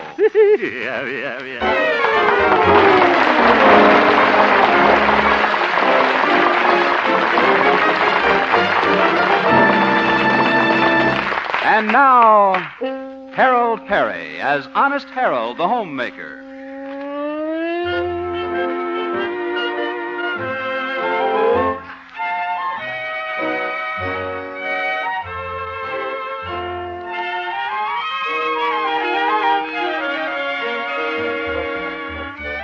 Well, there's a lot of hustle and bustle in the Honest Harold household this morning. This is the day Harold's young cousin Raymond from Chicago is arriving for a visit. Right now, Harold and his mother are busily straightening up the living room, assisted by their friend Dr. Yancey, the veterinarian. I think the sofa looks better over here. It'll hide that spot on the rug, Mother. It looks fine, Harold. Harold, why don't you move this Morris chair back against the wall? I will, Doc, if you'll get out of it. Oh, all right.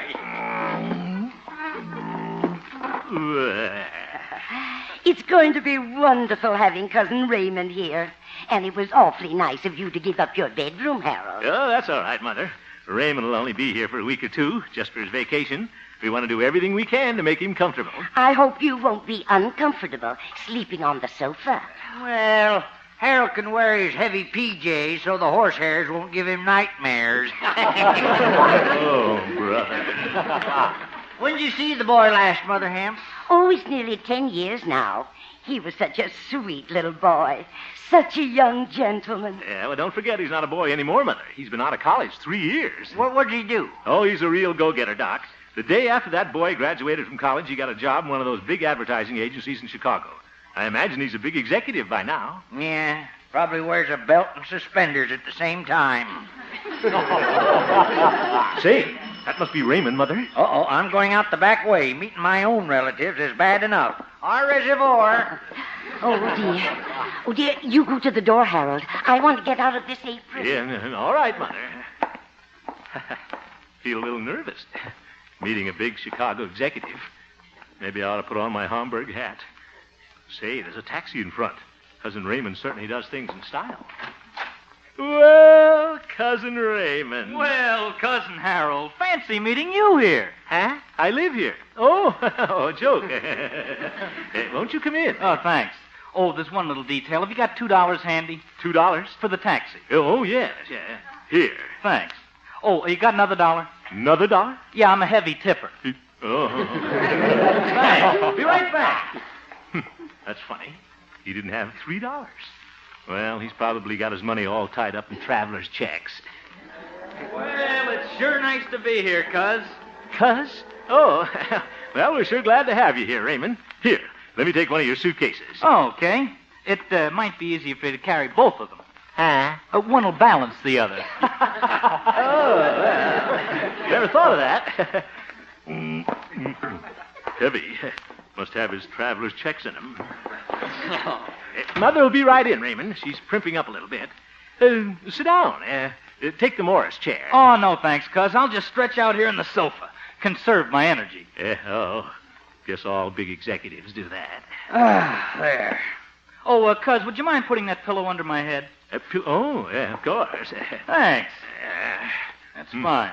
He's really conserving his energy. Well, tell me, Cousin Raymond, how are things in the ad game? The what? Oh, you know that big advertising company you work for in Chicago. Oh, I haven't worked for them for 3 years. But I thought you started there 3 years ago. That's right. I only worked there 1 day. 1 day? Yeah, the boss wouldn't give me the afternoon off, so I quit. Well, I see. Cousin Raymond, what have you been doing these last 3 years? Loafing. Loafing? But you said in your letter that you were coming here for a vacation. Yeah, I needed a change. I got tired of loafing in Chicago. You did, eh? But Raymond, you want to make a living, don't you? Not as long as I can live off of somebody else. Wonder who he means. Well, if it isn't little Cousin Raymond. Oh, hello, Aunt Emily. Gee, he got up. Oh, you must be tired after your trip. Why don't you lie down again? All righty. He did. Aunt Emily, let me look at you. What? Why, it's remarkable. I haven't seen you for 10 years, and you're still as attractive as ever. Oh, dear. Oh, brother. What an operator.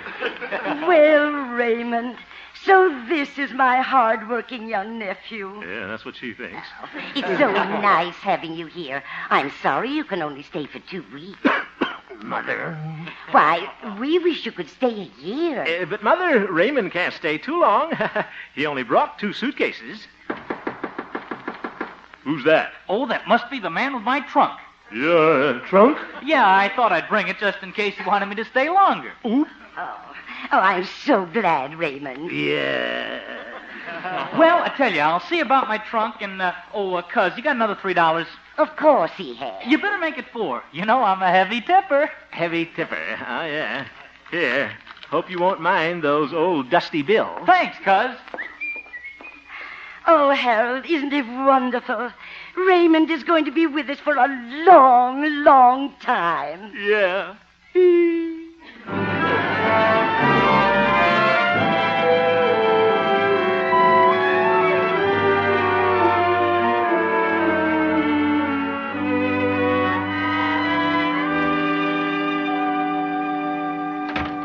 Mother, I'm home. Why, Harold, it's only 3 o'clock. Yeah, I've got some work to do. You know, I'm chairman of the Safer Driving Committee. I have a report to get out for tonight's meeting. Oh, well, you can work in the living room. It'll be nice and quiet Thanks, in there.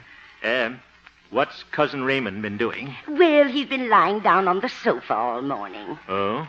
Where is he now? He's lying down in your room. Oh, my goodness. Is that all he's been doing all day, lying down? Oh, no. No, he got up for lunch.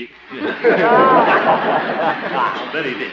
Mother, Raymond is the laziest fellow I've ever known. Now, Harold, maybe he just hasn't found himself yet. All he has to do is look on the nearest sofa.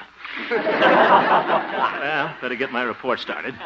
Little Gloria's coming over from the radio station to type it up for me. Oh, that's nice. Mm-hmm. Well, better get on with my report. Let's see. I'll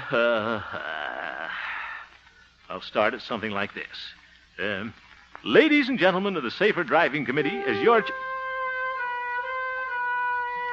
Oh, my goodness, what's that? Mother! Yes, Harold. What's that noise? Oh, that's Raymond practicing on his saxophone. Oh, my goodness. He says he's planning to have his own orchestra someday. What an orchestra that'll be. Reclining Raymond and his sleepy 6. Where was I? Oh, yes. Ladies and gentlemen, we must all... Oh, that did it. I'm going to have a talk with that boy. Coming. Look at him on the bed. He even plays the saxophone lying down. Hiya, Cuz. Cuz, I mean Raymond, I want to talk to you. Okay, shoot. Don't tempt me. Raymond, I'm a little older than you are, and I think I know a little more about life. Uh-huh. I'm going to tell you the story of the grasshopper and the ant. Once upon a time, there was a very lazy grasshopper who slept all day. Well, the hard-working aunt. Raymond, will you please open your eyes? Huh? Oh, sure. Thank you. Now, you've been out of college 3 years, and you've worked one day. I mean, half a day. And, Raymond, you can't go through life without working. Why? Why? Well, think of all the things you miss when you don't work. The thrill of a job well done. The respect of your fellow man. Then there's the question of women. Women? He sat up. You know some women? Raymond, lie down. I was about to say, someday you'll want to settle down. Get married. But you have to be in a position to support a wife first. Uh-huh. Now, just suppose you met some beautiful young girl, Raymond, tonight. Why, you wouldn't know what to do. That's what you think. Huh? Just lead me to her, cuz. Eh? Raymond, that'll do. Oh, my goodness. The point I'm trying to make is women respect men who are ambitious, my boy. For instance, there's a young lady coming over here in a little while who, well, who thinks quite a bit of me. And you know why? Because I'm industrious, serious-minded. Why, she wouldn't look twice at a man who's frivolous. There she is now.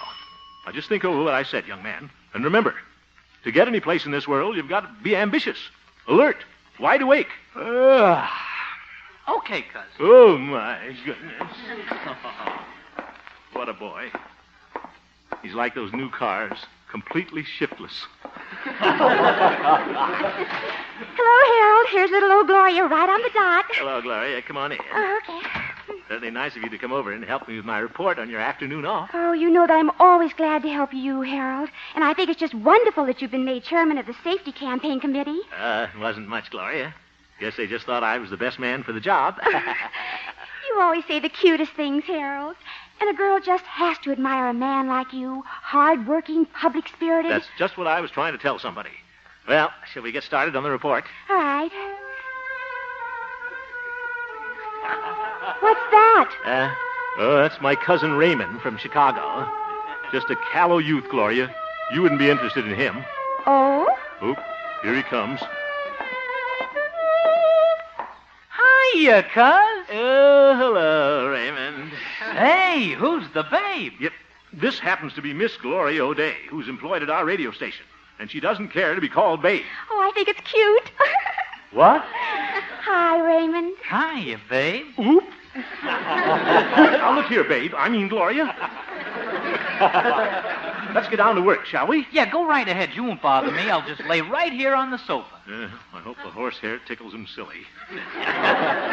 All right, Gloria. Take a letter. That is, take a report. Yes, sir. Ladies and gentlemen of the Safer Driving Committee, as your chairman, I am proud to report... Say, cuz. What is it? You didn't tell me you had such beautiful girls in Melrose Springs. Why, Gloria's the cutest babe I've seen in a long time. Why, thank you, Raymond. Gloria, where did we leave off? As your chairman, I am proud to report that I'm the cutest baby seen in a long time. Gloria? Raymond, you don't really mean that. Why, I bet the girls in Chicago are a lot cuter than I am. I bet they're not. I bet they are. I bet they're not. I bet they are. I bet they're not. Cut that out! Well, I guess I'll go out and look your little burg over. It's a good idea. Take that saxophone with you. Goodbye, Raymond. It's too bad you can't go with me, Gloria. We could have a lot of fun. We could get a soda, go to the movies. Raymond, you're just wasting your time. Gloria's not interested in having a good time when she has work to do. Of course, Gloria, if I thought you were the kind of girl who wanted to fritter away the afternoon with Raymond, I'd be the first to say, go ahead. I'd even let you use my Essex. Why, you could joyride with Raymond all afternoon. Oh, thank you, Harold. Oh, come on, let's go, Raymond. That's sure nice of you, cuz. The car keys, please. The car keys? Oh, sure. And maybe you'd like me to give you $4 for gasoline. You better make it 5. I know you're a heavy tipper. Well, so long, cuz, and don't forget the story of the grasshopper and the ant. Grasshopper and the ant. I think I'll find a good, hard-working ant and punch him right in his antenna.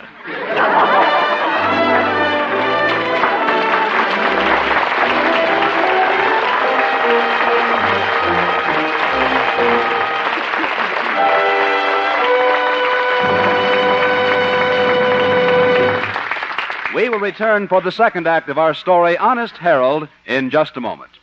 Tonight on CBS, Dick Powell joins Bing Crosby for some singing. So for a half hour of grand hilarity and wonderful songs, don't miss Dick Powell's visit to the Bing Crosby Show later tonight. The Bing Crosby Show is heard every Wednesday on most of these same CBS stations. And now, back to Honest Harold, the homemaker.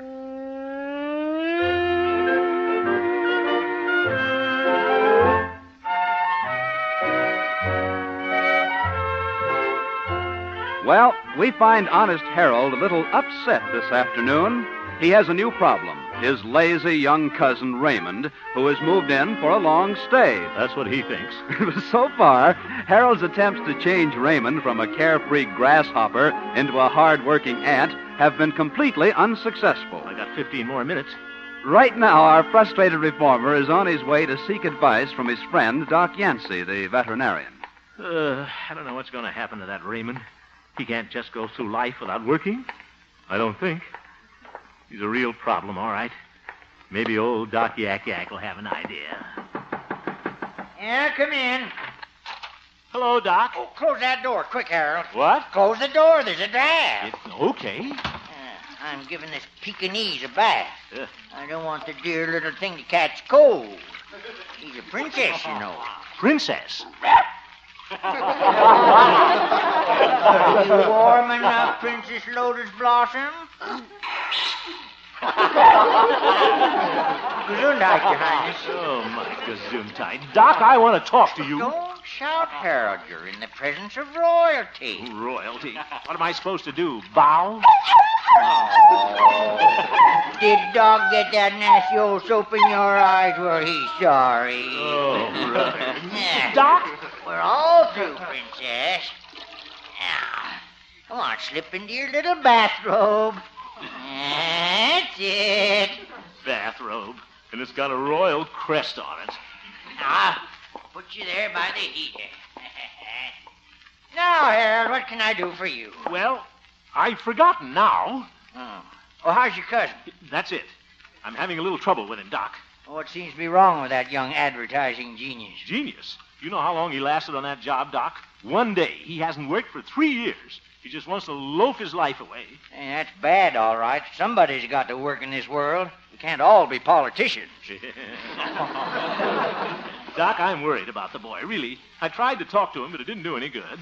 It seems to me, Harold, what this young fella needs is a horrible example. What do you mean?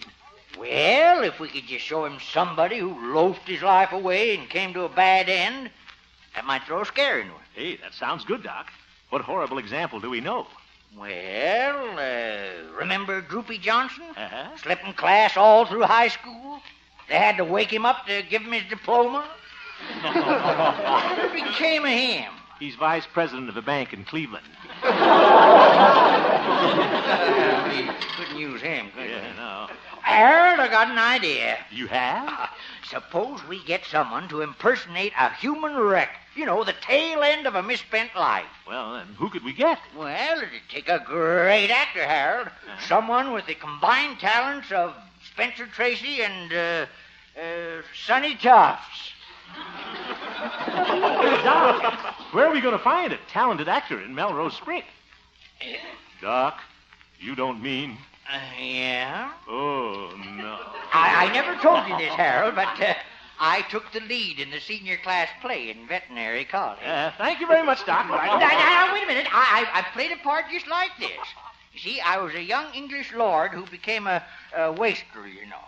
And in the third act, I was just a broken shell of a man reduced to begging on the streets of London. Doc, please. I'll never forget my big scene. It was wonderful.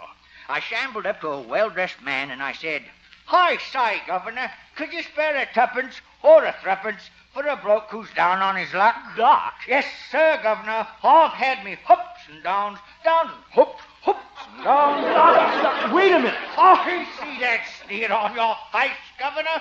I know what you're thinking, but it's all right. No. I was once a gent like you. But look at me now. I'm just a bit of flotsam and jetsam, reduced to cadging for a spot of tea and a dab of marmalade to keep body and soul together. I'm hungry, Governor. I'm hungry. Okay, Doc. Here's a quarter. Get yourself a nut burger. Goodbye.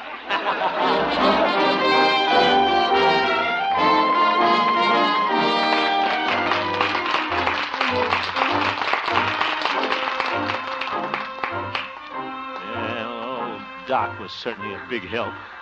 I say, Governor, could you spare a tuppence? I've seen better acting than that on television.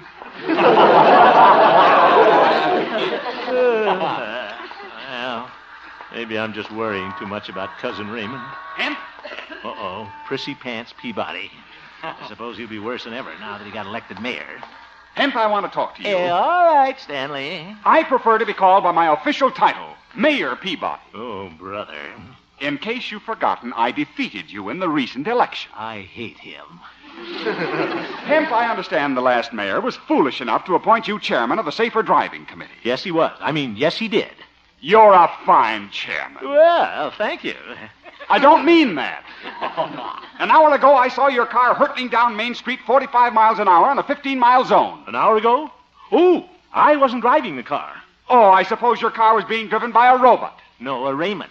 What? They don't make them anymore. Just skip it. You were driving that car, Hemp. Now, don't try to crawl out of it. Stanley, did you ever try to crawl out of an Essex? Besides, I wasn't in it. Now, listen to me, Stanley. Not Stanley. You know what to call me. Brother, I sure do. And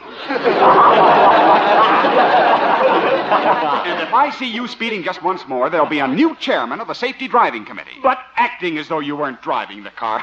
But your mayorship. Hemp, you'll have to get up pretty early in the morning to make a fool of me. All right, I'll set the alarm.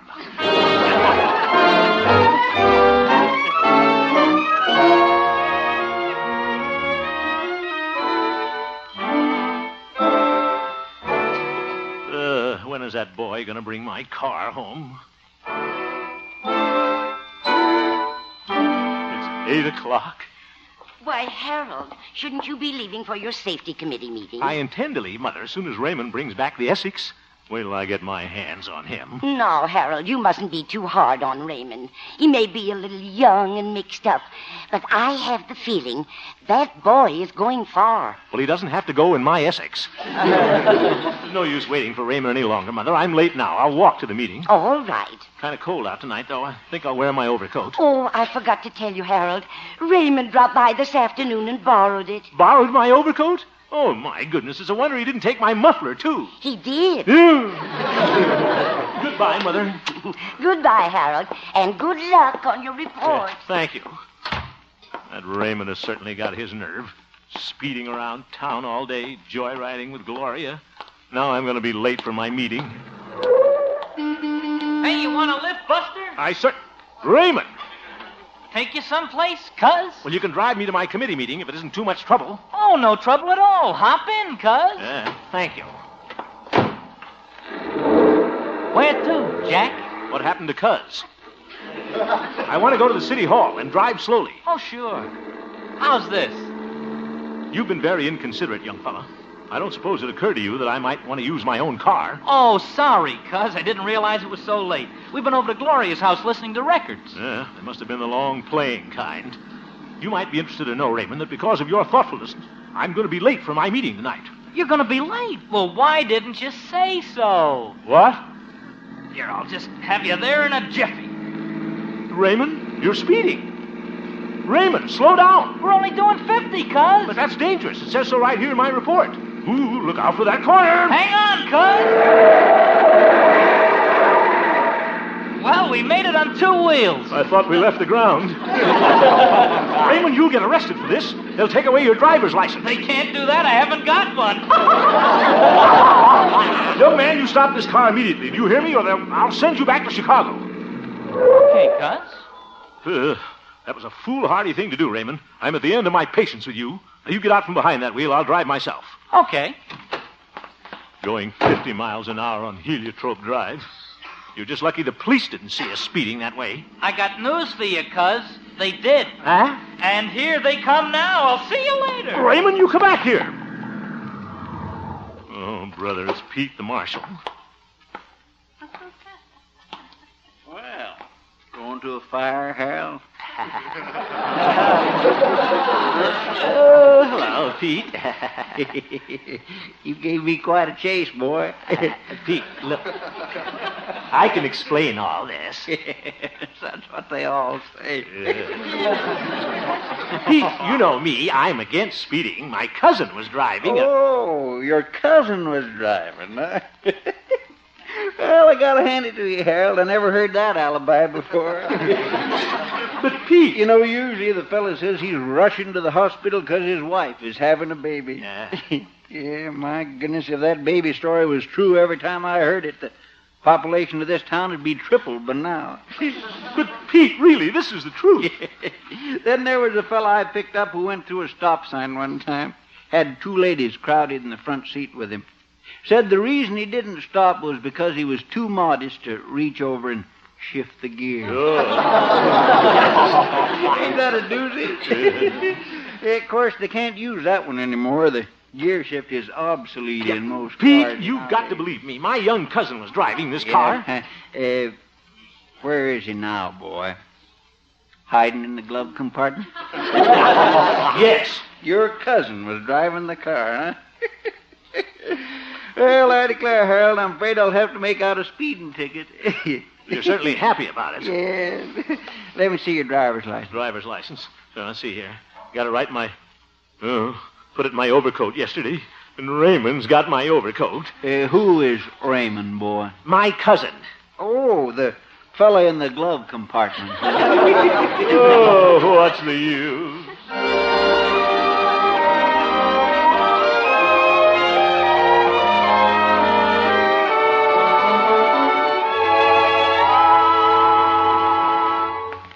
I just hope reclining Raymond is home. Got a few things to say to little old Cuz. Felt like a fool at that meeting tonight, making a report on safe driving with a speeding ticket in my pocket. Well, Raymond has taken advantage of me for the last time. I'm going to request that he return to Chicago. My mind is made up. I'll go in his room and have it out with him right now. Come in. Raymond? Hello. Raymond, I'm a patient man, but I could be pushed too far. And after what you've done tonight, I think it would be much better for all of us if you... Why have you got that suitcase on your bed? I've been packing. Packing? Yeah, I'm going back to Chicago. There's a train tonight. Oh. Well, it's kind of late, Raymond. Why don't you wait and leave tomorrow? No, I think I better leave now. I've been nothing but trouble to you. Well... You've been very patient with me, Harold, but I'm really not worth it. I'm everything you said. I'm lazy, irresponsible. I guess I'll be a failure all my life. Oh, I wouldn't say that, Raymond. You're young yet. I don't know what's the matter with me. I've been sitting here trying to figure it out. I guess the reason I act the way I do is because, well, maybe I'm a little scared of life. Well, Raymond, I guess all of us are a little scared of life at times. Oh, I wanted to tell you before I leave, Cousin Harold. I went to see the marshal. I told him I was driving your car. You did? Yeah, and I told him I'd pay the fine out of my own pocket. I'm going to send him $2 a week. Well, that shows you do have a sense of responsibility, Raymond, and I'm proud of you. Well, thanks. Goodbye, Harold. Raymond. Yes? Why don't you stay? Do you really want me to? Sure. Oh, thanks. You're a swell guy. Oh, yeah. Well, if I'm going to stay, I'd better make the first payment on my fine tomorrow. Oh, that's good, Raymond. Can you let me have $2, Cuz? Raymond? Oh, well, what the heck. Here's the $2. Wait a minute. I'll make it 3. I'm a heavy tipper, too.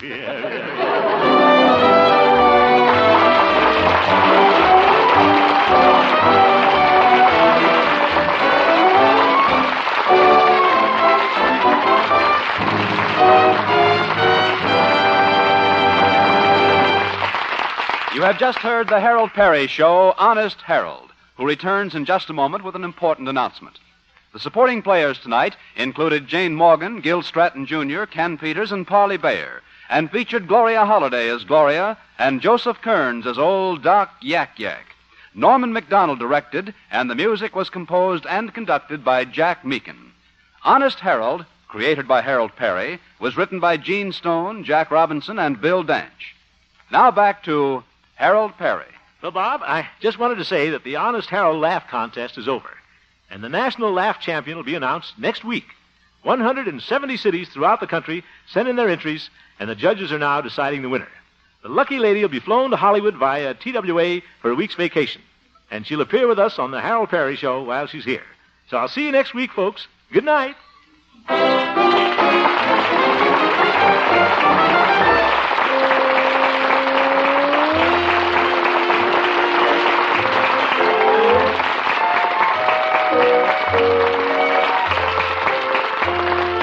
Now stay tuned for the Bing Crosby Show, which follows immediately over most of these same CBS stations. Bob Lamont speaking. This is CBS, where you thrill to suspense on Thursday nights. The Columbia Broadcasting System.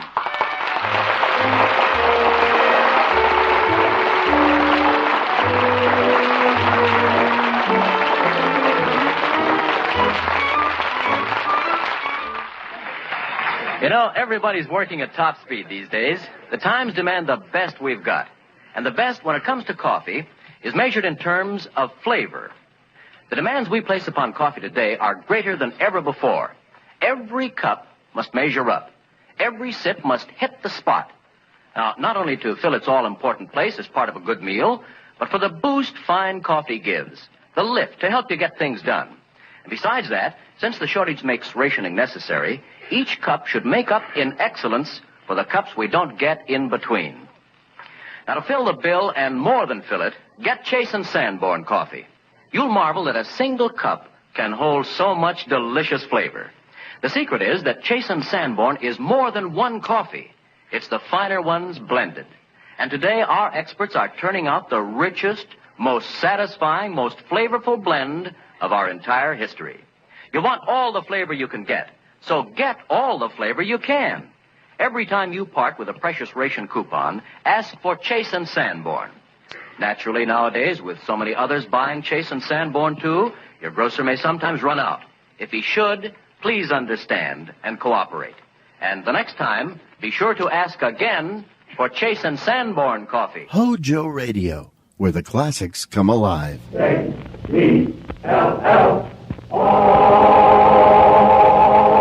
The Jello program, coming to you from the Grand Ballroom of the Hotel Pierre, starring Jack Benny with Mary Livingston and Abe Lyman and his orchestra.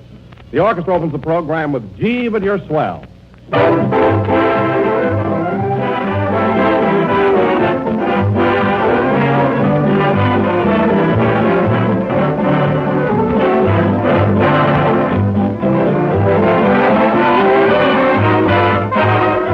You've often seen the hallmark on gold or silver, but perhaps you never knew why it is there. It's there as a symbol that the article which bears the mark is genuine. In the same way, the name Jello on the package is your assurance that the product in that package is genuine Jello. And so the reason I keep emphasizing those big red letters is this. Jello is a gelatin dessert. The name Jello is a trademark belonging to General Foods. When you see the big red letters on the box, you know you're getting genuine Jello made by General Foods. So if you hear any other flavored gelatin dessert referred to as Jello, you'll know that is incorrect. For there is only one Jello, and only Jello brings you that extra rich fruit flavor. That's why Jello is the most popular gelatin dessert in the entire world today. So be sure you get the real thing. Always insist on genuine Jello.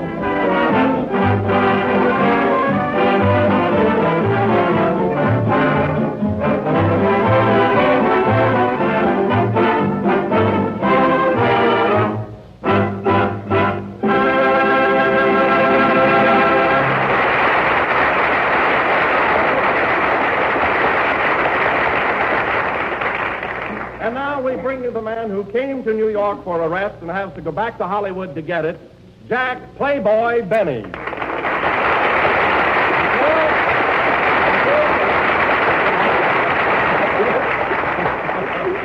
Well, hello again. I got this horn left over from last night, folks, and I want to tell you, Don, you're right about me being a playboy. I'm a regular demon since I've been in New York. Shows and parties and one nightclub after another. Woo! Oh, Jack, stop carrying on so. You know, you're not as bad as you're painting yourself. I'm not, Abe. Don, I've been carousing around like a madman. Boy, am I sophisticated. I can't understand that, Jack. You don't drink anything. I don't, Abe. Last night I had a gin fuzz. That's fizz. Fizz, fuzz, who cares as long as I have a headache. Well, tell me, Jack, are you glad that you're going back to Hollywood tomorrow? Oh, yes, Don. After all, how long can I keep up this mad pace? You Imagine you setting a bad face. Have you attended any teas? What's that? Have you attended any teas? Afternoon or strip? Anyway, that was good, wasn't it? All right, Greg. All right, I thought that was good. Anyway, I'm really just all in. Oh, hello, Abe. Hello, Squirt. Squirt? If you've been hanging around with me lately, you'd find out what kind of a guy I am. Oh, you're not so wild. No, that's what you think. Only yesterday I was thrown out of Shrap. You were? Yes, sir, and I would have reported that bouncer if I knew her name. And I'm not kidding. Hello, Jack. Oh, hello, Kenny. Toot, toot. It's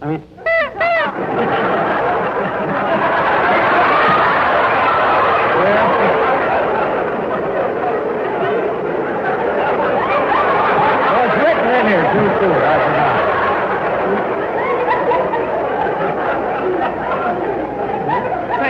What? Where'd you get that horn? I wish I knew. Say, Kenny, do you notice anything different about me tonight? Huh? Oh, really? No, what? Well, Can't you see those dark rings under my eyes? Huh? Gee, I thought it was mascara. Well, it isn't. Hey, Jack, give me that horn, will you? Oh, no. This horn and a chicken sandwich cost me $14. Say, Kenny, we missed you last Sunday when you had to go back to Hollywood. How did your picture turn out? Oh, swell, Jack. You know, Phil Harris is in it, too. And, oh, boy, the girls at the studio are hanging around him. Oh, taking my place, huh? Nah, these are young girls. Oh. Say, Kenny, who has the love interest in your picture? I have. And there's one place where I sing a love song to the leading lady right under her balcony. Yeah? And when I finish, she smiles and throws the rolls at me, and then she comes running down the steps. Yeah, and then what happened? That's when Phil Harris takes her over. Well, that's not very fair. Don't you feel badly? No, I got a rose out of it. Well, when I get back to Hollywood, he'll have some real competition. I've learned plenty here on the gay white way. Hello, you little desperado. Oh, hello, Mary. Say, Don. Yes, Mary? Take that horn away before he plays the bee on it. Well, I'll tell you, Mary, I've just worn to a frazzle from this constant hurly-burly and excitement. I got to go someplace where I can be alone for a couple of hours. Why don't you find out where your last picture's playing? Yeah, well, don't be so funny. You know, I've got to go out on a party again tonight. Parties and nightclubs. I tell you, I'm getting to be the best-known rounder on Broadway. Go on. You couldn't get a ringside table at the Automat. Oh, I couldn't, eh? No kidding, Mary. I really think that Jack has turned out to be a pretty wild sort of a guy. Oh, yeah? He went to Minsky's the other night and fainted during the opening chorus. Well, it was hot in there. Was it? Wow!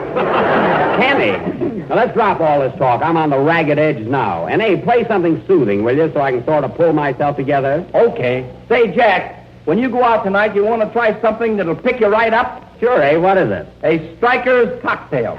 Well, I bet this is a peach of a gag coming. I can see that. A striker's cocktail, what's that? One drink and you sit down. Oh, no, not me. I can hold my own. Why, you even stagger from an alcohol rub. Is that so? Better be careful, Jack. You keep this up and you'll look as bad as Fred Allen. Now, wait a minute, Lyman. You're talking about my pal. You say one word against Allen, I'll have him knock your block off. And I'm the guy that can tell him. Freddie and I may have had our little spat, but underneath it all, there's a spark of loyal friendship that can never be extinguished. Play, Lyman.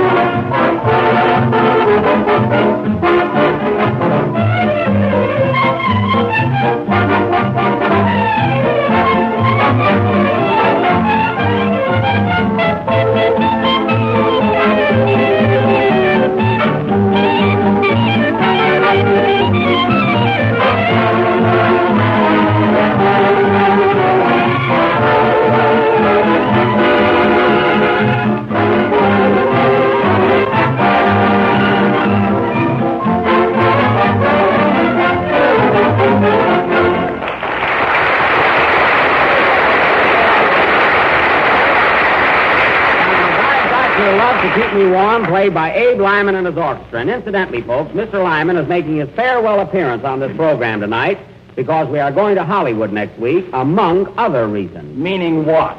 Meaning nothing, and put your coat back on. What's the matter, Jack? You afraid? Afraid? Wait till he gets that letter I'm going to send him from California.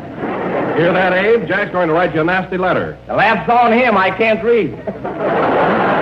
You said it, especially music. How was that, Mary? I can sing faster than Lyman. Who can't? I can't.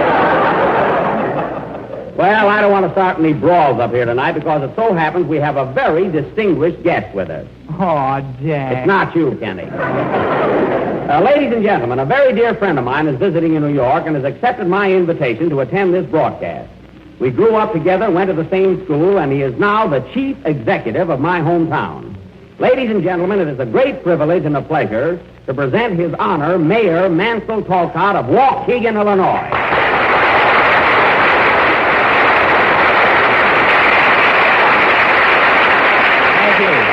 Thank you, ladies and gentlemen. I really didn't want to impose on you, Mayor, but knowing you were in town, I couldn't resist taking advantage of it. Well, that's all right, Jack. I'm glad to be with you. Thank you. Well, Bitey, that's his nickname, folks. You don't mind, do you, Bitey? No. We all had nicknames in those days. Remember yours? Mine? Oh, yeah. Let's see now. What was it the kids used to call me? Tuffy. That's right, Tuffy Benny. Did you hear that, Mary? I was quite a scrapper in those days. Time marches on. Yeah, never mind. Well, Bitey, tell me something about home. How's Julius Finnegan, Stub Wilbur, Ollie Eimerman, and the rest of the gang? Eh? They're doing fine, Jack, and they're all proud of you. Oh, well, say, you remember Vivian Thompson and Hazel Clark? And say, Bitey, how's my Aunt Josephine? Oh, fine. She's still on the fire department. Yes.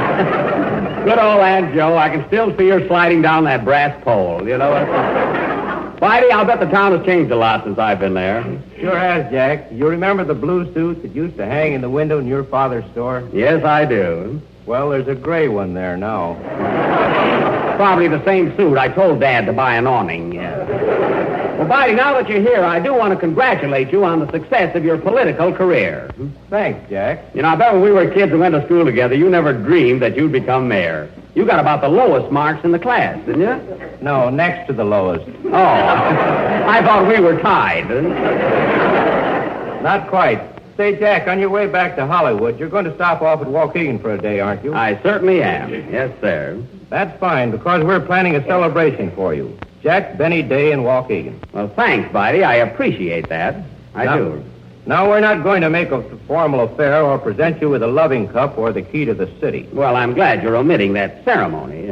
However, I called a meeting of the local merchants, and as a token of our esteem, we decided to call off all of your old debts.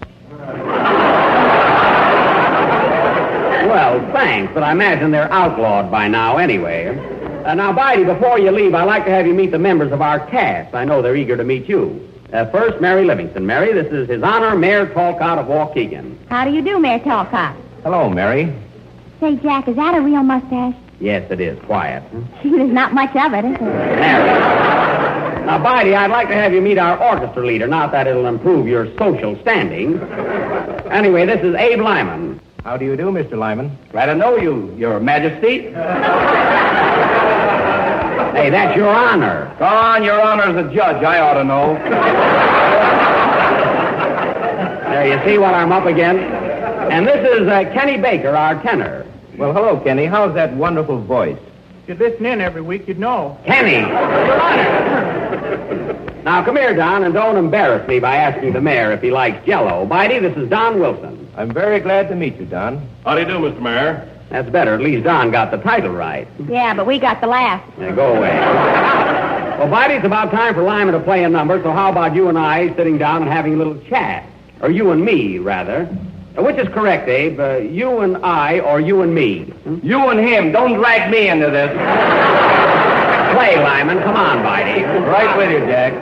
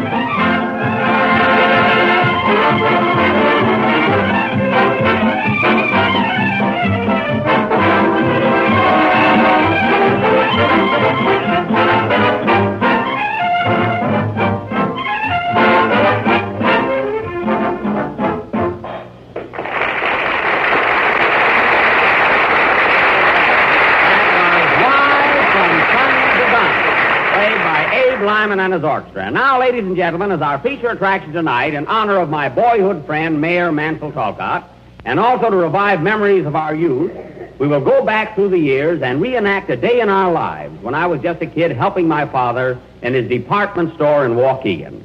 Bidey, would you like to help us out and be a kid again for a few minutes? I sure would, Jack. It'll be fun. You will have some stuff there. Now, ladies and gentlemen, in this little sketch about my dad's store, I will play the part of my own father.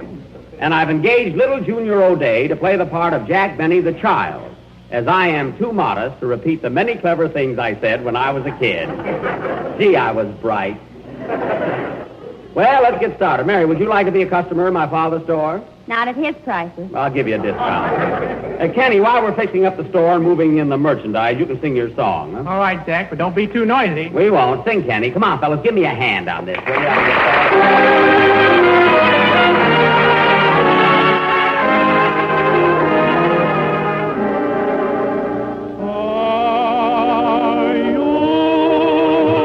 I'd reach for the moon if you'd ask me to. For you, I'd take down the stars when the night was through. In winter, I'd be bringing the spring to you. In summer, every moment I'd sing to you, cling to you. For you, I'd see that no daydreams would all come true. For you, there's nothing that I wouldn't gladly do. Above you, there'd be nothing but heaven's blue. To love you would mean living my life for you. Every move you would make, I would watch every step you take. You'd mean so much to me. Every beat of my heart would be for you. And then I would place you upon a throne and live for you.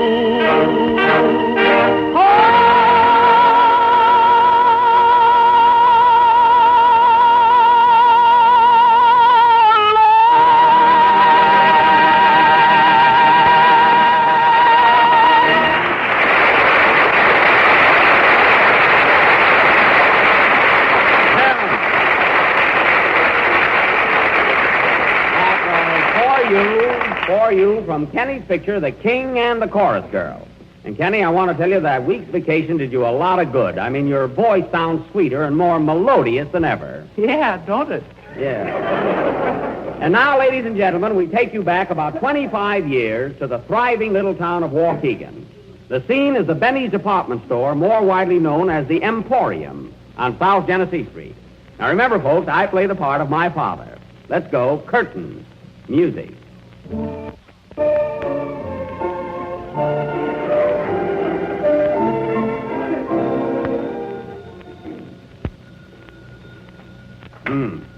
Hello? Waukegan Emporium. Oh, good morning, Mrs. Penchel. Yeah, a birthday present for your husband? Well, we just got in something new, a nightshirt with pants. They call them pyjamas. No, you don't need suspenders. Yes, I'll send them over as soon as the horse gets up. Goodbye. Jackie. Yes, Pa? Go to the back room and practice your violin. I'm not spending 50 cents a lesson for nothing. Aw, I don't want to. You're going to learn to play the violin if it takes a week. Now go in there and practice the B. It'll come in handy 25 years from now. Then what's the rush? What's the rush? That little Freddie Allen is talking already. Now get in there and practice. Oh, all right. And don't practice too loud. I got to make a living. Certainly an unbusy day. Hello, Mr. Benny. Well, little Mary Thompson, what can I do for you? Nothing. I'm just window shopping. Window shopping? Why don't you do it outside? Why don't you wash your windows? Now, Well, it's dangerous. Last time I done it, the glass warped.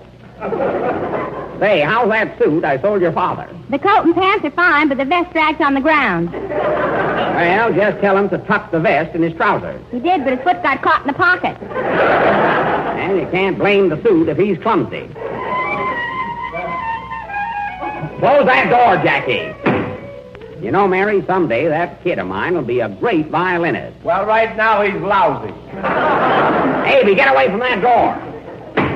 Stop hanging on my sign. People will think this is a pet shop.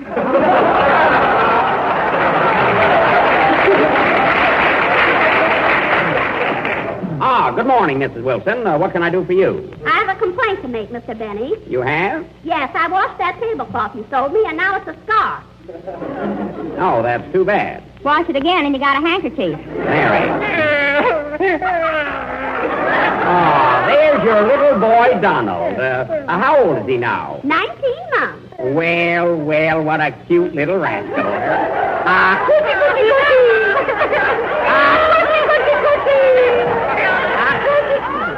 My, what a healthy-looking youngster. How much does he weigh? 210 pounds.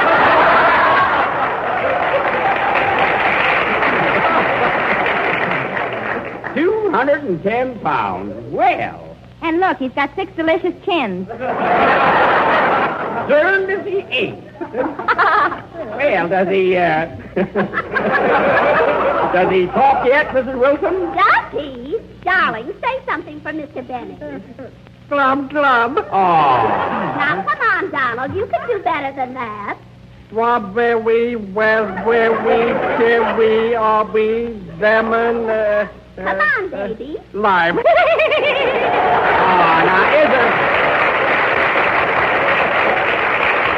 isn't that just too de-foo? Huh? Isn't that cute?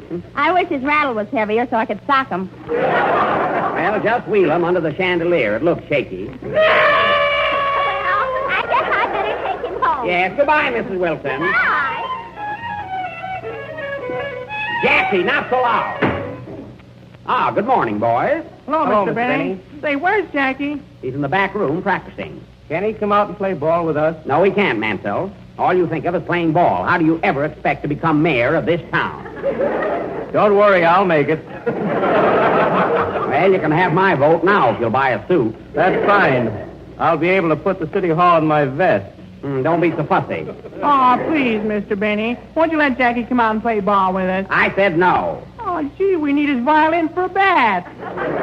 Well, he can't play baseball with you. He might hurt his hand, jeopardize his musical career. He's got 2 strikes on him already. Oh, yeah? He'll make good. What was that? Who threw that stone through the window? I did. This is my last week anyway.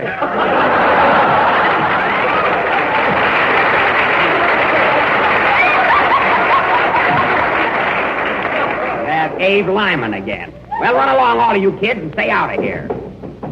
More trouble with those children. You think I was running a playground. Oh, how do you do, sir? Anything for you? Yes. What's the price of that suit you have on display outside? Where? Right out there in that dummy. Oh, Jackie? Yes, Pop? Go out and tell Uncle Julius to move around once in a while.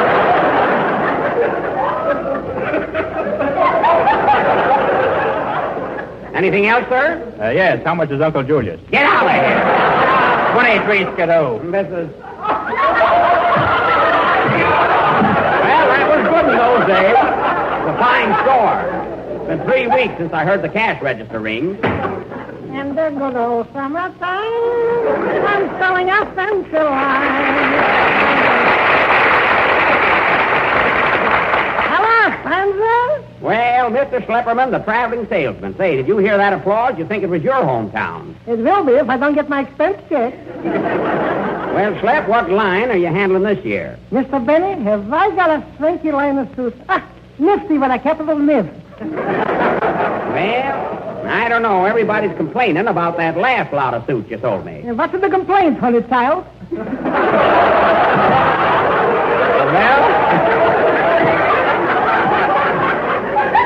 Well, the coat and pants are all right, but the vests are too long. What vest? Those are overcoats. Overcoats, and where are the vests? In the side pocket. Why don't you look around? Well, can't use any suits, but summer's coming on. What have you got in men's bathing suits? Now you're talking. I got here some bathing suits that will make you head swim, I'm telling you. Men's bathing suits, eh? Yeah, here they are. The latest creations in Paris. Oh, imported. Well, they look pretty good. Hey, these are only the tops. Where are the trunks? They missed the boat. Well, maybe I can sell them during high tide. Gotta wait for that one. Pretty good. Mr. Benny, I'll put you down for a couple of dozen. Anything else I can show you out there? No, Slap, I guess that's about all. What's that? That's my little boy, Jackie, practicing. He's going to be a great violinist someday. Don't you think so? You should live so long. Goodbye. Well,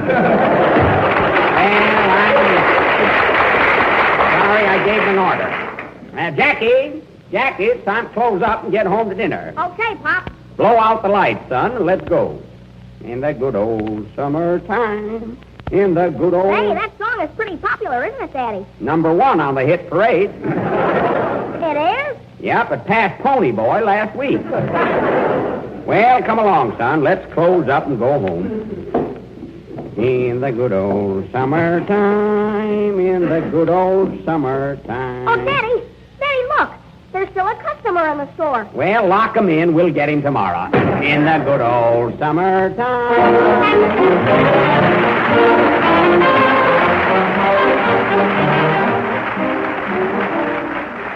Officially, this is the first day of spring, and wherever you are, here's a spring to your menus. It's called Tropical Dessert, made with tangy, sunshiny lemon jello, and it's easy to make, too. You just dissolve 1 package of lemon jello in 1 pint of hot water. Chill until slightly thickened, and then fold in 4 figs and 8 dates chopped fine, and 1 banana thinly sliced. Mold and serve either plain or with whipped cream. It's gay to look at and downright delicious to taste. Why not plan to serve this tempting springtime dessert soon? But be sure you make it with genuine Jell-O, for Jell-O has that extra rich fruit flavor from fresh, ripe fruit. So ask your grocer for Jell-O by name and look for the big red letters on the box. They spell Jell-O.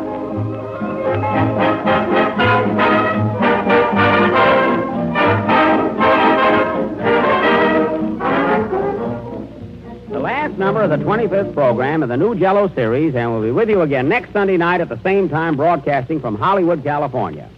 Well, Abe, I want to thank you for your swell cooperation, tell you how much everybody's enjoyed your work on this program.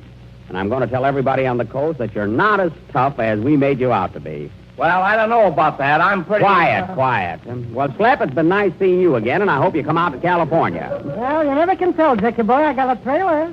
Well, when you get a car, pull it out. And, Bitey, I want to thank you, too, and congratulate you, not only your political success in Waukegan, but on your dramatic triumph.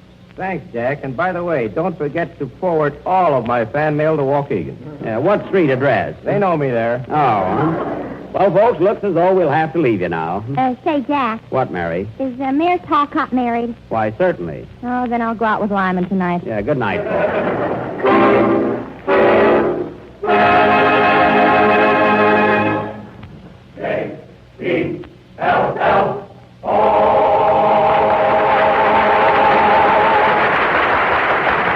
My love to keep me warm was from On the Avenue. This is the National Broadcasting Company.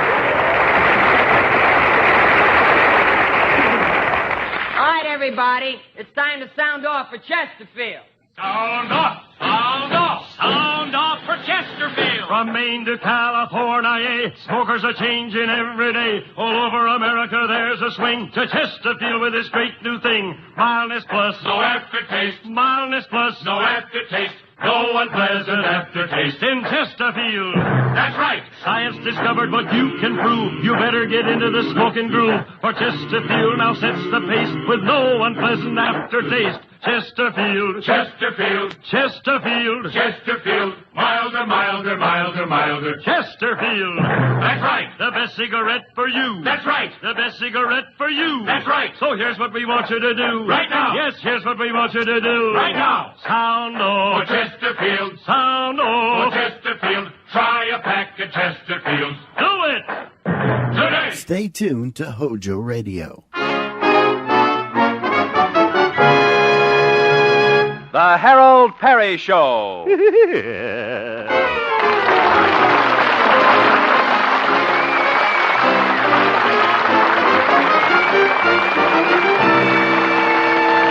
And now, Harold Perry as Honest Harold, the homemaker.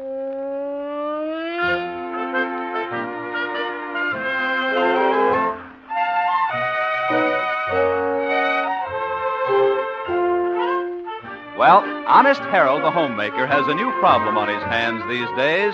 His lazy young cousin, Raymond, who has come to visit him from Chicago. However, Saturday is a day of leisure for Harold, and we find him feeling pretty satisfied with himself this morning. He has finally talked Raymond into looking for a job. Right now, Harold is just finishing dressing before going into breakfast. Oh, whistle while you work. Oh, whistle while you work.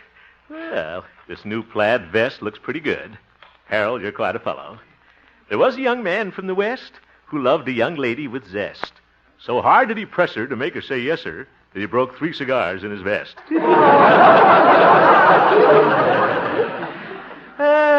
Feel fine today. Dear little cousin Raymond. Finally got him out looking for a job. I guess that pep talk I gave him last night turned the trick. I felt a little sorry for him, though, when I heard his alarm go off at 7 this morning. Yeah, but the boy has got to learn that the early bird gets the worm. Oh, whistle while you work. La-da-da-da-da-da-dee. Cousin Raymond's gone to work. Good morning, son. You sound cheerful. Yeah, good morning, Mother. I am. Yeah, I guess we won't have to worry about Cousin Raymond loafing around the house anymore. Let's see, it's 9 a.m. I'll bet that boy's got a job by now. Well, I don't think so, Harold. Why not? He's still in bed. Mother, I heard his alarm go off. Yes, but I don't think he did. Oh. That's the last straw. I'll go wake him up. Now be gentle with him, Harold. Yeah, I'll be gentle with him. He's going to look for a job this morning if I have to carry him downtown in his pajamas. Raymond, I want... Oop. Look at him saw wood. That's the closest he's come to working since he's been here. Raymond, wake up. Sounds like a B-29. Maybe I'd better try shaking him. Raymond, wake up. Raymond, it's morning. Cock-a-doodle-doo. Raymond, the house is burning down. Yeah, I know. I'll tickle his feet. I'll just lift the covers up here. Oop, sleeps with his socks on. And they're mine. Kitchy, kitchy, coo, Raymond. Kitchy, kitchy, coo. Won't even wake up to laugh. By George, I know something that'll wake him up. Mother, it's too bad Raymond won't wake up. Dorothy Lamour's on the phone. She is? Where? I got Oh, hi, cuz. Yeah, hi. You get out of that bed, young man. You promised me you'd get up early this morning and look for a job, and here it is, 9 o'clock. Yeah, it is kind of late. Maybe I'd better wait and look for a job tomorrow. Raymond, you're not going to put this off any longer. But I don't know where to look, cuz. Oh, well, it's customary to look through the want ads. I got a paper right here. Never mind, I'll do it for you. And don't go to sleep. Let's see. Help wanted male. Accountant, auto mechanic, boy wanted. Ah, must be ambitious, alert, wide awake. Better try another one. Let's see here. Here's just the job for you. Listen to this. Wanted, delivery boy. Apply Schroeder's grocery store. Sounds like just the thing. Yeah. Salary, $25 a week. Must drive automobile. Oh, that's too bad, cuz. I can't take the job. Why not? I haven't got a driver's license. Oh, yeah? Well, I got news for you. You can get one at the town marshal's office, and I'm going to escort you down there, and right now. But I'm not dressed. You got a good start with my new socks on. Hurry up.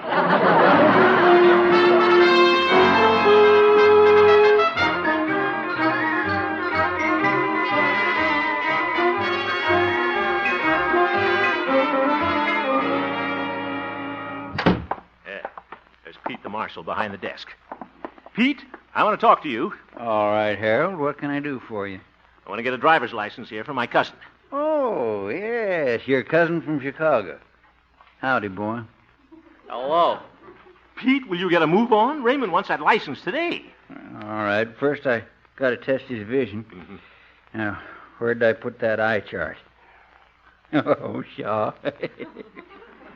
Haven't you got an eye chart? I just remembered the boys at the firehouse borrowed it for a dartboard.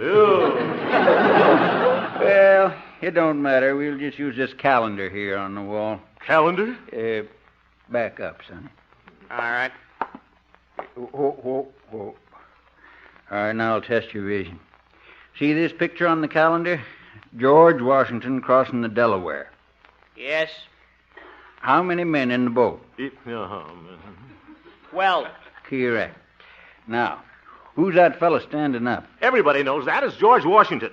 No coaching, Harold. All right, now we'll try the words on the calendar. What's this word? Monday. Correct. What's the next one? Tuesday. And the next one? Wednesday. That boy has got eyes like a hawk, Harold. Oh, brother, what an eye test. Pete, let's get this thing over with. I'm trying to get Raymond a job. All right, now. Now, Raymond, I'll have to give you the oral test. That means spoken, Harold. No kidding. First question.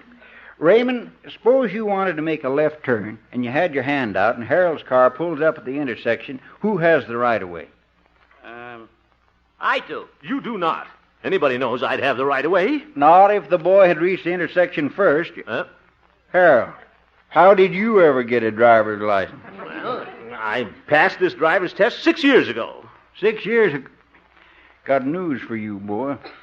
Your license has expired. Got to give you the test, too, boy. But, Pete... Ready? All right, now, look at this picture on the calendar. Who's that man standing up in the boat? Calvin Coolidge. You need glasses, boy.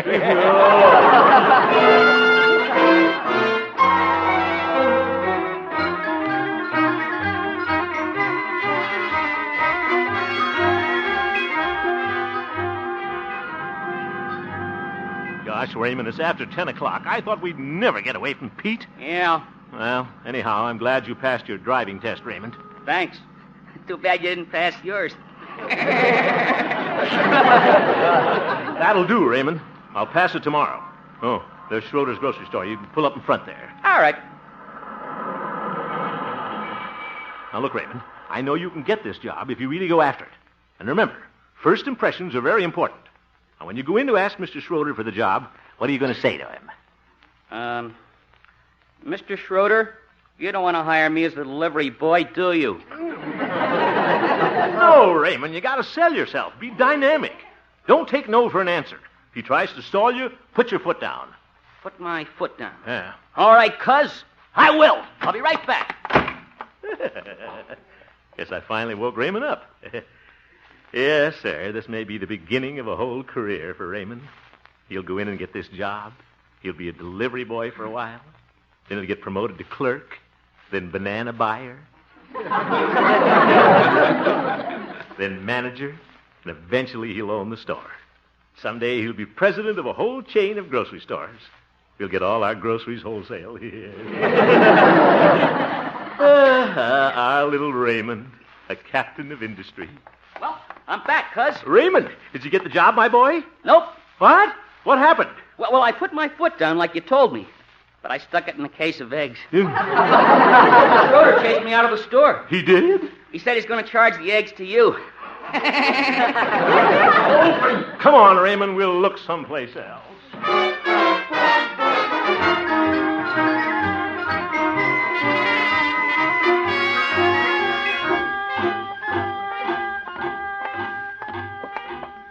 Raymond, we've been all over town.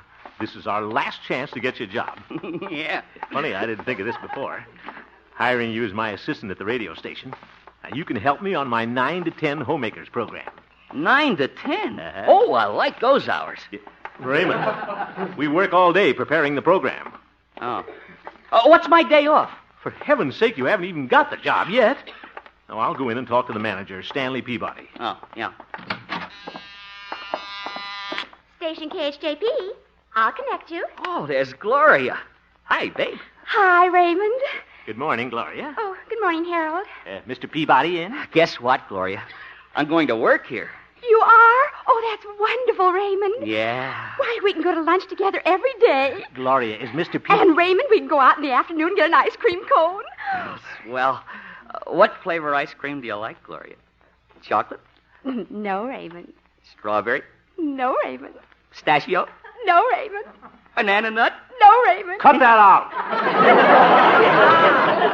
Gloria, will you please ask me if Mr. Peabody's in? No, Raymond. Oh, yes, he is, Harold. Well, thank you. Peppermint stick? No, Raymond. Oh, my goodness. No, Raymond. Tutti Frutti? No, Raymond. Those kids.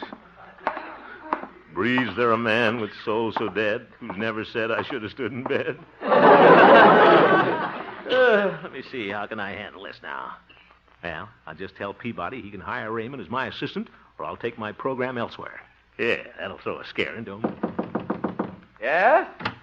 Hello, Stanley. May I come in? You are in. Hey, oh, yes. Stanley, I wanted to... Quiet.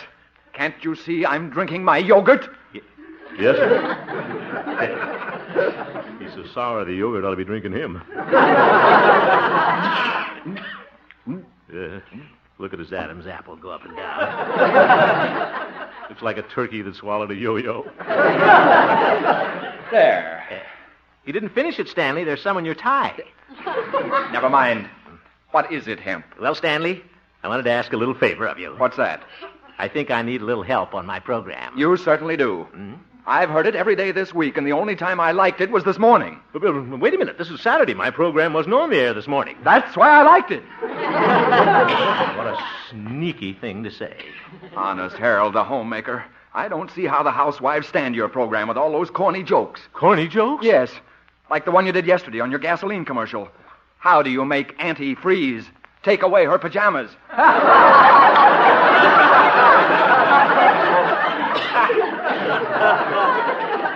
My mother liked it. Well, I didn't. The musicians liked it. Did you like the one about the butcher who put sawdust in the sausage because he couldn't make both ends meet? No, I didn't. But I'm glad you came in. There's something I've been wanting to tell you for a long time. Oh? Hemp, unless your program gets inspired, you're going to find out you'll be fired. Say, that rhymes. Oop, fired. Yes. Now, what was the favor you wanted to ask me? Well, say something. Violets are blue, roses are red. I think I'll leave while I'm ahead. Goodbye, Stanley.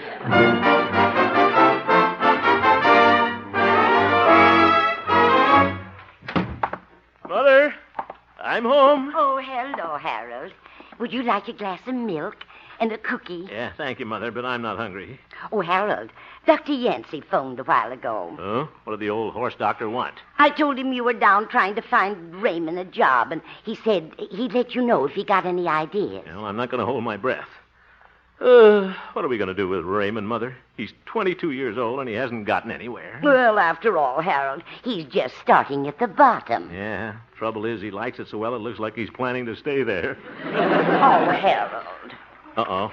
There's Doc and his horse and buggy. Oh, my goodness. Got the only buggy in town with a Stanley steamer horn. Harold! Oh, Harold! Okay, Doc, I'm coming. Yeah, look at Doc's old horse, Silver Moon. She gets more sway-backed every day. Come here, Harold. Why don't you come in the house, Doc? Why, Harold, I couldn't leave Silver Moon out here all by herself. Could I, dear? Oh, brother. Of course, I could unhitch her and bring her in the house. Never mind. What do you want, Doc? Well, Harold, I understand your cousin's trying to find a job. Well, that's not exactly right. Well, your worries are over. I got just the thing for him. You have? What is it? Yes, sir. Old Doc Yancey has come through again. Doc, what's the job? Yes, sir. When you're lost in a snowdrift and don't know which way to turn, who comes to the rescue? Doc Yancey, that faithful old St. Bernard. You look like a St. Bernard. Oh, thank you, Harold. Doc, will you please stop taking bows before you fall out of the buggy? Well, of course, Harold, if you don't want me to tell you what it is. Doc, believe me, I do want you to tell me. Well, all right, then climb up here in the buggy so I can exercise Silver Moon. Oh, my goodness. That's it. Huh? Giddy up, Silver Moon. Come on. Now, what's the job you got for Raymond? Well, it's not a job exactly. It's a profession. Oh? The noblest profession of them all. A veterinarian. Oh, for heaven's sake, Doc, we want to find Raymond a job now. Well, it only takes 4 years to go through veterinarian college. 4 years. Then what would he be? A horse doctor.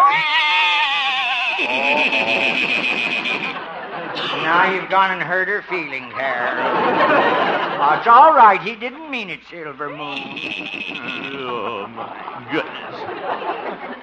Doc, we don't want Raymond to be an old man before he goes to work. Oh, sir, I tell you, there's no thrill like being a veterinarian. Why, you walk down the street, you see a cat, and you say to yourself, I brought her into the world. And when you get an emergency call in the middle of the night from an Airedale with a warm nose, and you go out and you hold her paw. Oh, Doc! Oh, and those glorious years I spent at veterinary college. I'll never forget our alma mater song. We will miss those dear old dogwood trees. Woof, woof, woof. Where we look for fleas on Pekingese. Woof, woof, woof. Doc! Farewell to those distemper pills. Why don't you take one yourself? Let me out of here. I'm going home.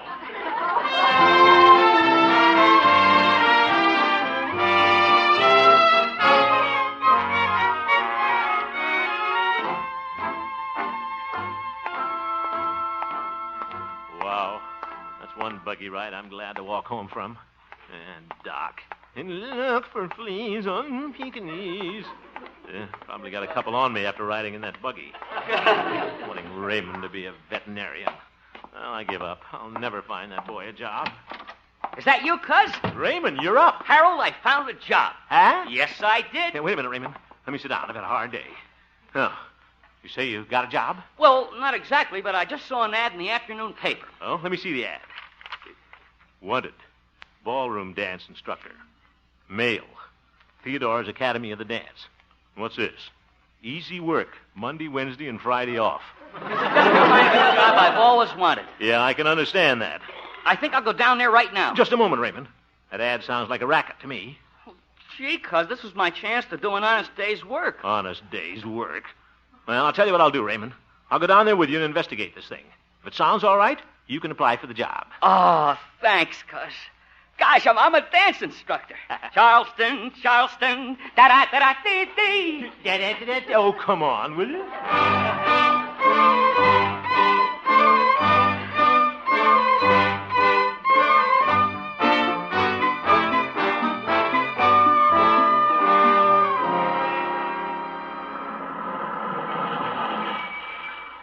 Can I go in with you, Cuz? No, Raymond, you wait right here in the car. It won't take me long to find out if this dance academy is on the square. Okay, Cuz. Theodora's Academy of the Dance.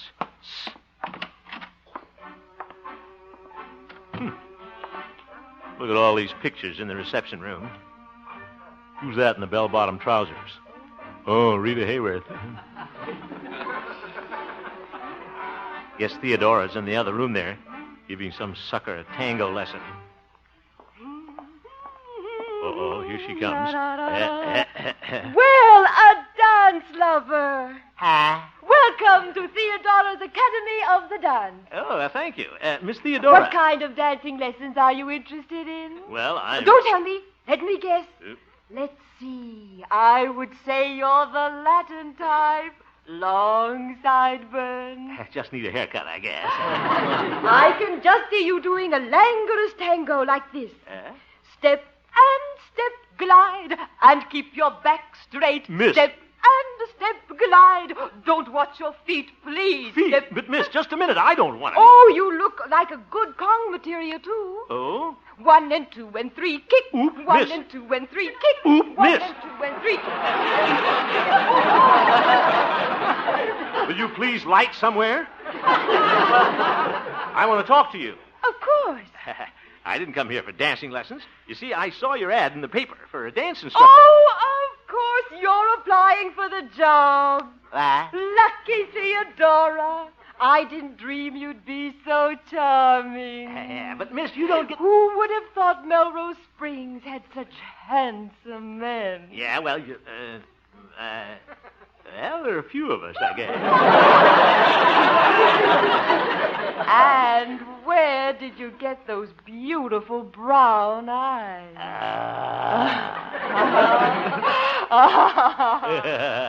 I'm sure you'll enjoy the job. Good salary. Monday, Wednesday, and Friday off. Why, it almost sounds too good to be true, doesn't it? Yes, it does. That's what I wanted to talk to you about. You see, Why don't we go into the ballroom? Ballroom? Yes. I'll have to try you out, you know. But, We'll have a cozy little dance together. Cozy little dance? Yes. Come on, brown eyes. Honest, Harold, why don't you tell her what you came here for? Well, there's no hurry. Won't hurt to have one cozy little dance first. Brown eyes. Coming, Theodora. Oh, there you are. Yeah, here I am. I suppose you're familiar with the different dance steps, the rumba, the samba, the mamba. The Hoomba? Which one shall we do? Well, how about a waltz? A waltz? Yeah. All right. I'll put on a record. Gosh, Theodora looks awfully cute in that dress. Guess that's what they call an off-the-shoulder organdy.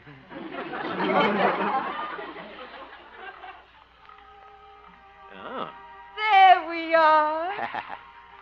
Well, aren't you going to put your arms around me? Put my arms around you? Yes.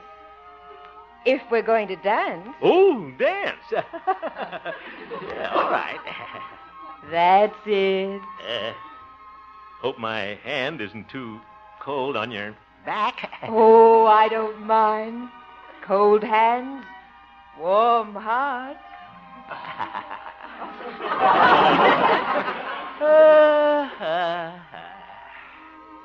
This is nice.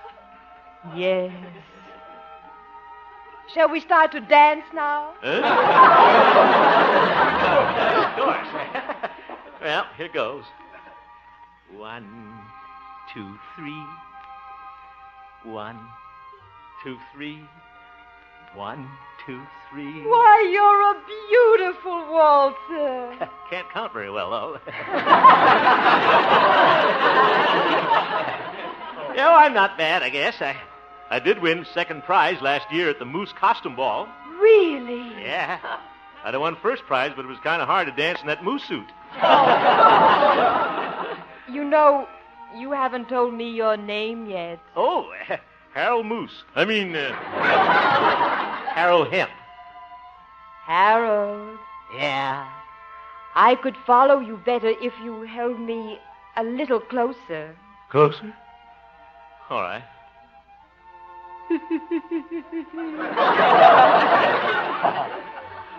Harold? Mind if I put my head on your shoulder? Oh, of course not. Oh, there. Your upsweep's tickling my nose.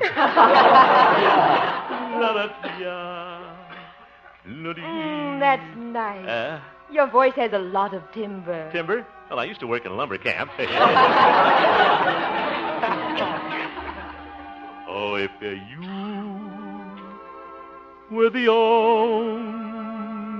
girl in the world, and I were the only boy, nothing else would matter in the world today. We could go on loving in the same old way. A garden of Eden just meant for two.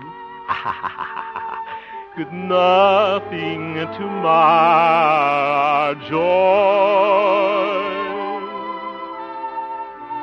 I would say such wonderful things to you. There would be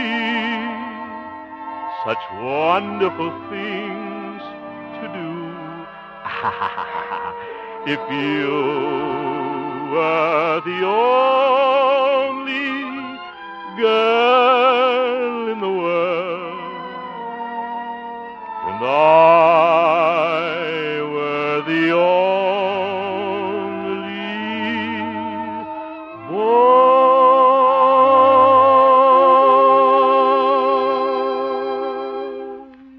That was wonderful. Thank you. It was wonderful dancing with you, too. Of course, if you take the job as my dance instructor, we'll be waltzing together a lot. Every night. We will? When do I go to work? Right away. Yeah? Oh, I should tell you the salary is only $25 a week. Oh, that's all right. And, oh, yes, you'll have to take a brush-up course for a month or two. Brush-up course? Yes, all instructors do that. And it will only cost you $35 a week. $35 a week? Yes, but don't forget your salary is $25. Oh, yeah. Then all I have to pay you is $10 a week. That's right. Hey, that's a real bargain. Thank you very much. Sure you don't mind? Mind? No, it's a pleasure. Harold, the $10 is payable in advance. Oh, of course. There you are. 2 5s. Thank you. Theodora, how about starting my brush-up course now, huh? All right, we'll try a conga. Yeah? Follow me. Yeah? 1 and 2 and 3, kick. 1 and 2 and 3, kick. 1 and 2 and 3, kick. Hey, Cuz! Oh, Raymond, forgot all about him. Excuse me, Theodora. What do you want, Raymond? Cuz, did I get the job? No, Raymond, I did. What? Why can't I have it? My boy, you couldn't afford this job. Why? Never mind. Go home, Raymond. Here's $1. That's it. Who was that, Harold? Oh, just a boy. Come on, Theodora. 1 and 2 and 3, kick. 1 and 2 and 3, kick. Whee, this is a swell job, and it's only going to cost me $10 a week.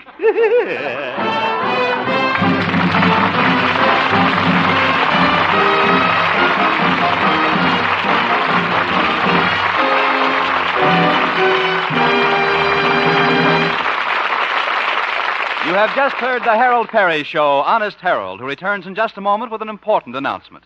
The supporting players tonight included Jane Morgan, William Tracy, Parley Bear, Olin Soule, and Mari Alden, and featured Gloria Holliday as Gloria and Joseph Kearns as old Doc Yak Yak. Norman McDonald directed, and the music was composed and conducted by Jack Meakin. Honest Harold, created by Harold Perry, was written by Gene Stone and Jack Robinson. Now back to Harold Perry. Bob, our joyful laughing lady, the winner of the Honest Harold Laugh Contest, has been chosen. She'll be flown to Los Angeles via TWA Constellation, arriving here Thursday, and will appear with us on our show Wednesday, November 22nd, to demonstrate how and why she won the contest. Over 50,000 women have chortled, guffawed, and chuckled all over the nation. But the winner is Mrs. Lena Duncan of 210 Stooksbury Street, Knoxville, Tennessee. Congratulations, Mrs. Duncan. See you next week, folks, when Mrs. Duncan, or Miss Mirthquake of 1950, as she'll be known, will be with us. Good night.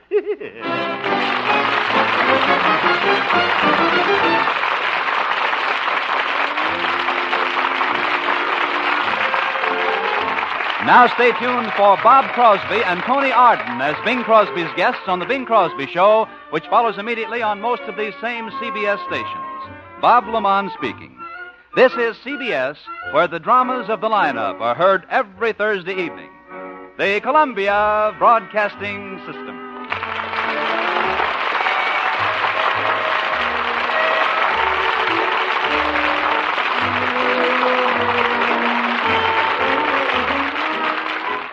Buy wisely.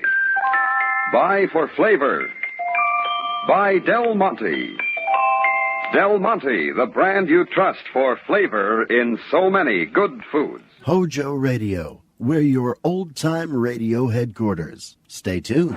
Here he is, ladies and gentlemen, Fred Allen in person.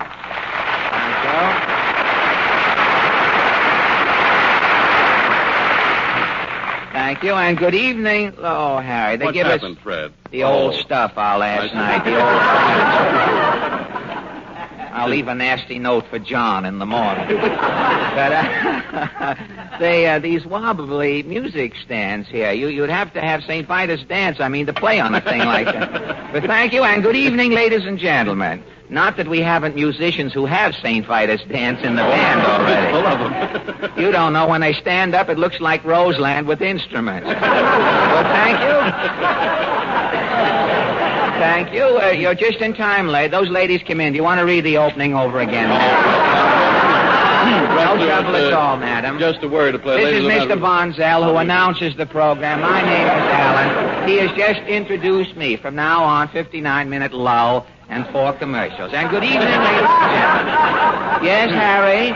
Harry, this is our last program in New York for the season. Yes, that's right, Fred. Tomorrow we'll be winging our way to Hollywood. Winging our way? What is that, winging, Harry? Oh, well, winging our way is an expression, Fred. Really? Winging is the vernacular for travel. Instead of saying I'm traveling to Hollywood, I say I'm winging my way. Oh. After all, from New York to Hollywood is 3,000 miles as the crow flies. Oh, well, if you're going by crow, Harry, I thought you were going by train.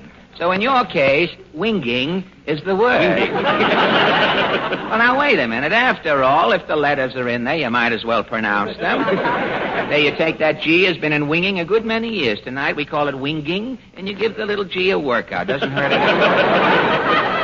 Well, this trip has me all excited, Fred. I've been busy packing my Ipana and Salapatica commercials to take to California. Say, have you got all of your jokes packed? Well, most of them, Harry. I have a few local jokes here I can't very well take. Well, you can't tell jokes about New York and California. No, that's right. If you have any local jokes, you'd better tell them tonight. This is your last chance. Well, I don't think these jokes are good enough to tell, Harry. Oh, Fred. Well,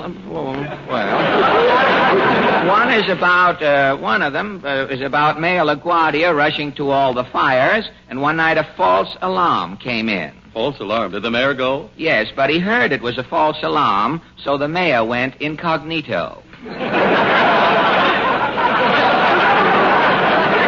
Well, Fred, I wouldn't bother telling that one. No, well, I told you, so you wouldn't let me have my way. And then there's the other one I had. I'm just going to throw it away. Before I throw it away, I'll read it. It's about the tree surgeon who buried a nickel with each of those new trees they just planted on 6th Avenue. He planted a nickel with each of the trees in case the roots want to go into the subway later in life. But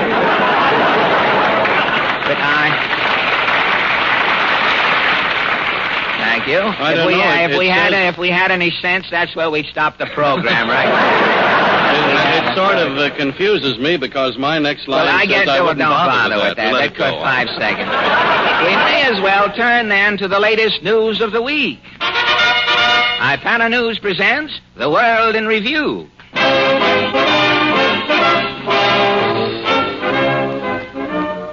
New York City, New York. June 1st brought to an end the second wettest May in the history of the New York Weather Bureau. Constant rains cause flood conditions in upstate communities. Ipana News questions weather authorities and rain victims to get first-hand reports on wettest May since 1908.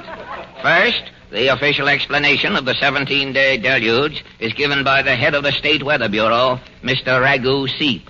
Go right ahead, Mr. Seep. The abnormal precipitation was caused by barometric loginess. Really? This caused high ceiling areas over DeKalb Avenue. And low-priced umbrella sales in the Bronx region. This, in turn, caused... Well, I know, but what caused this recent rainy spell in Manhattan, Mr. Seep? Oh, that? Yes. Well, the Gulf Stream going north to spawn in the Great Lakes was suspended over New York for 30 days. Oh, I see. The Gulf Stream was overhead, eh? And the rain was caused? By a slow leak in the Gulf Stream. Well, thank you very much, Mr. Seep, for your profound weather analysis. Oh, it was nothing. You're telling me. Get away, brother. A June bride whose dreams of connubial felicity were rudely shattered by the May rains is Miss Pamela Latour. The rain upset your plans, Miss Latour. My wedding was rained out. I'm back at the Martha Washington, Bryant 748. I won't need your phone number, miss. Oh, I thought maybe you was waking up to it. I was going to save you a lot of conversation. No. This is only an interview, Miss Latour. What about your debacle? Want I should start from the beginning? If it isn't too much trouble. Well, I'm a sugar shaker in a donut shop. A sugar shaker in a... Yeah, when the donuts come out of the machine, I turn them over and shake sugar on them. Oh, I see. Well, where do you work? I'm shaking in a window on Broadway. And that is where your romance started? Yeah, one day I'm in the window shaking me sugar.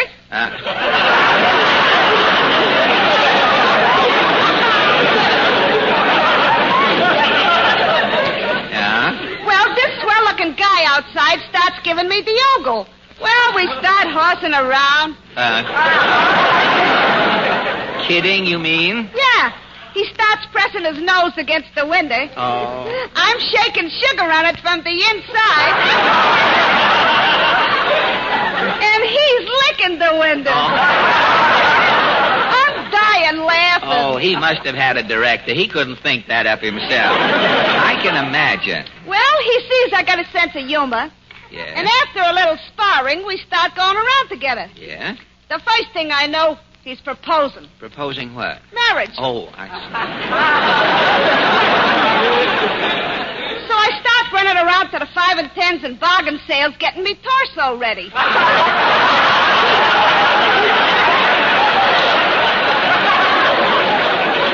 And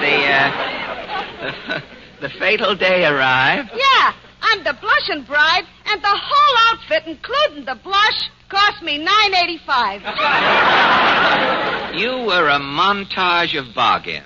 Well, as the cab driver said when I got in the cab, sister, you're an adorable mess. Well, what about the rain ruining your wedding? Well, when I step out of the cab at the church, it's pouring. The rain hit me bargain outfit. And it started to shrink? Shrink ain't the word, mister. Me veil flew up me face like a window shade. Me bustle zipped up me back, skinning me spine. Oh, don't say. Then me open-toe shoes closed up, breaking me 2 big toes. Oh, isn't that awful? Me stockings tightened up, bowing boat legs. Oh, mercy. Then me girdle closed in, busting 3 of me ribs. And finally, me snood shrunk up, snapping back me head and dislocating me jaw. And your wedding was off? Well, yeah, by the time I got out of the hospital, the boyfriend disappeared. Well, you could have offered a reward, you know. That is too bad, Pamela. There's plenty of fish in the sea, as the fella says. Oh, yes, the fellow says. Well, let me tell you something. If I'm ever a bride again, I'm doing one thing. And what is that? I'm skipping the shower. Get it? Well, thank you. Miss Pamela Latour. The hardest hit by the soggy month of May were the exhibitors and concession owners at the New York World's Fair. A guide here tonight without uniform, Tiber Trask, explains the difficulties. Things were pretty moist at the fair. Hey, Mr. Trask? Yeah. Instead of saying hello, folks, we was yelling hello, soaks. The rain must have kept you pretty busy, huh? Oh, it was brutal. I worked 48 hours straight at the open-air freak show. Doing what? Bailing your bangy's lips out.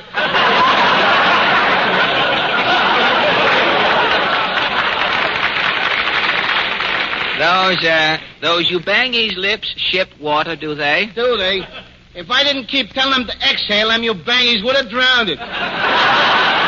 Well, did all of the shows at the fair stay open, Mr. Trask? Yeah, all but Lolita, the dove dancer. Oh, the girl who dances covered with doves. Yeah, she was closed for one day. Why? Well, Lolita was afraid of catching cold. You know, dancing with wet doves on her. Oh, that. Well, did she stop dancing during the entire rainy spell? No, the next day she was dancing again. Well, not with those wet doves. No, she was wearing ducks. Oh.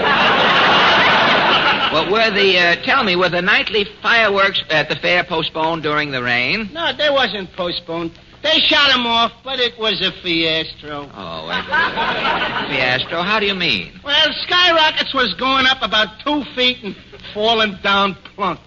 Skyrockets 2 feet high. Yeah. Only midgets were saying, ah.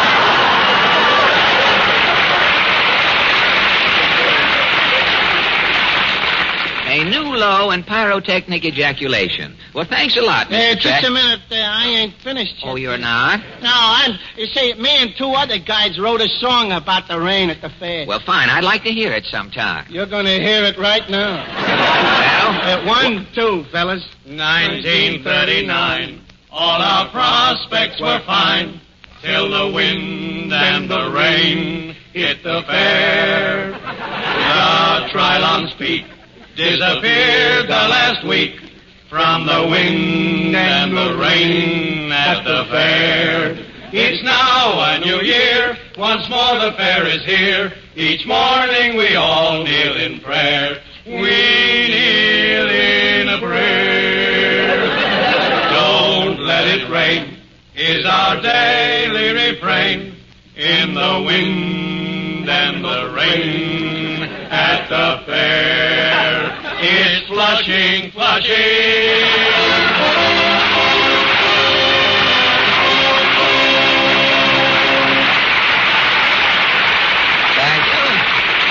you. The Merrimacks, who have just been commissioned admirals in the American Airlines flagship fleet, make a forced landing for us to sing, "Oh, You Beautiful Doll."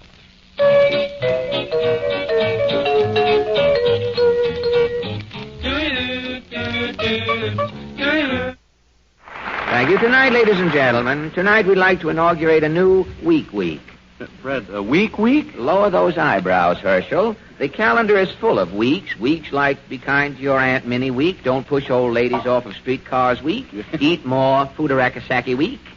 Well, look, Fred, then why do you want to start a new one? Well, because the weeks we have now can only be used one special week, Harry. Oh. Now, what this country needs is a week that somebody can use any week. And I have just the one. Oh, well, what is it? See Your Dentist week. Oh, well, for once, Fred, I think you've made a statement there that no one can question. Why not make a mental note now, ladies and gentlemen, that for the sake of your health as well as your looks, you will see your dentist and see him soon. For his advice and his help are invaluable. And also decide now that in between visits, you'll help your dentist in the home care of your teeth and gums by regularly massaging with iPana, the famous toothpaste especially made not only to clean and brighten your teeth, but when used with massage, to help stimulate and strengthen your gums. So don't forget, will you, see your dentist and see to it that you begin to...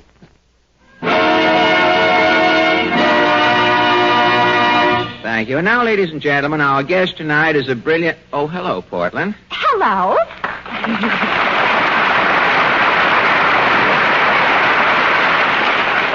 Hello and goodbye. Hello. Now, that's the kind of a visit I like. Hello and goodbye.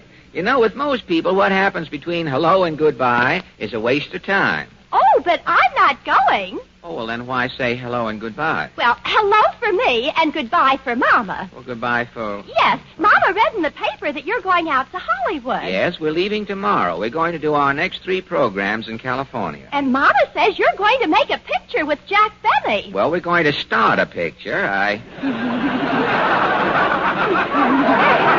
I may finish Benny before I finish the picture. You know, it's too bad you can't come to California, Portland. Well, I almost went. Mama tried to buy a ticket on the installment plan. Oh, I read about that new travel plan. The railroad looks you up, and if your credit's good, you can ride around the country and pay for your ticket later in installments. Yes, Mama's crazy about installments. She even pays her installments in installments. Well, this travel plan must have appealed to your mother. I'll say. Mama didn't know whether to get a new icebox or visit her sister in California. Well, there is a confliction. I can see there. The payments were the same. The payments were the same. And your mother decided on the trip? Yes. The railroad looked Mama up. And? Mama's credit is only good to Omaha. So she can't visit her sister in California? No, but Mama's sister's credit is good from California to Salt Lake. Well, how are they going to get together? Well, now, Mama's going to Omaha. Her sister's going to Salt Lake. Then they'll both start hitchhiking and meet in Denver. Well, that complicates. I knew you had no finish. I was trying to help you out there. I caught on the Now, that complicates that nicely. Now, who is our guest tonight, or did he take it on the lam when he heard the salary mentioned? No, he's the Einstein of Booth Bay Harbor, Dr. Rockwell. Dr. Rockwell? Well, wheel him in. Bundle him in. Get him in here somewhere. Thank you, ladies and gentlemen, for that applause. That outburst is a tribute to your keen powers of penetration. I haven't said a word yet, and here you folks are already applauding. It simply shows an audience today can smell talent a mile away.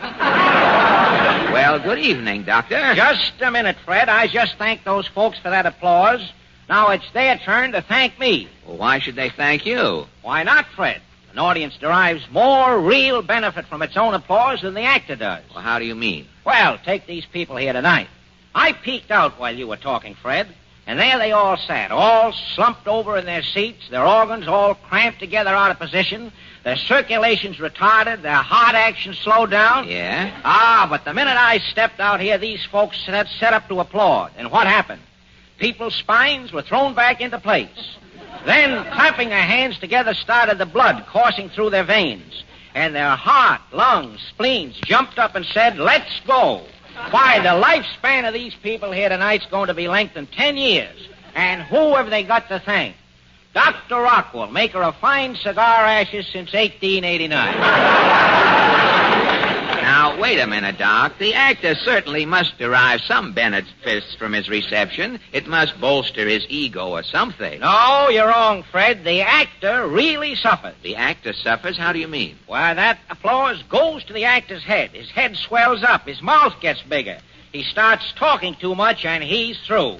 Why, I know one actor who got a reception in Jersey City in 1929, and it took that actor 10 years to get back to New York. Why? His head was so big he couldn't get it through the Holland Tunnel. Well, I'm glad to see you finally made it, Doc.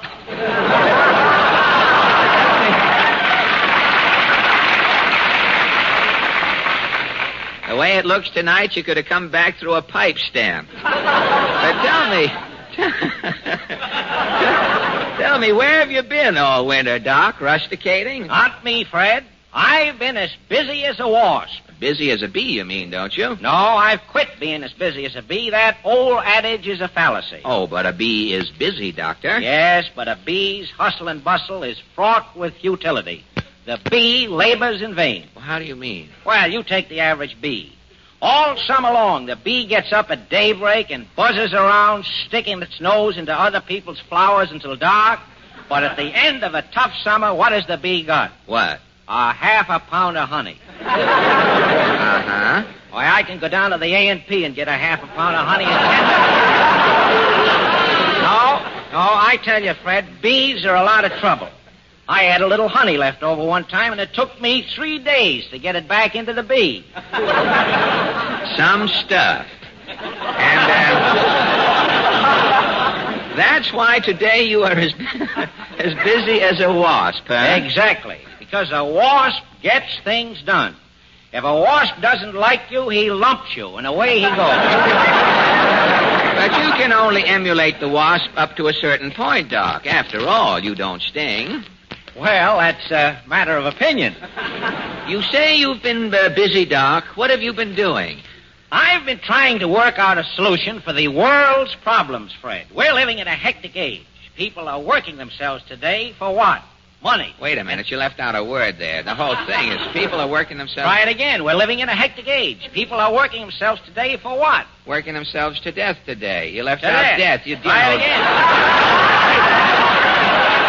Well, wait a minute. There is simply proof of it. I'm overworked myself. Now let's try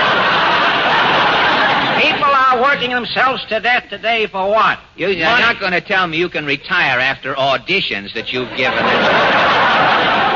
All right, 3 saucers of coffee to keep me awake now. Money. Now then, what is money? Gold. And what is gold? Gold is something they dig out of the ground in Alaska and put back in the ground in Kentucky.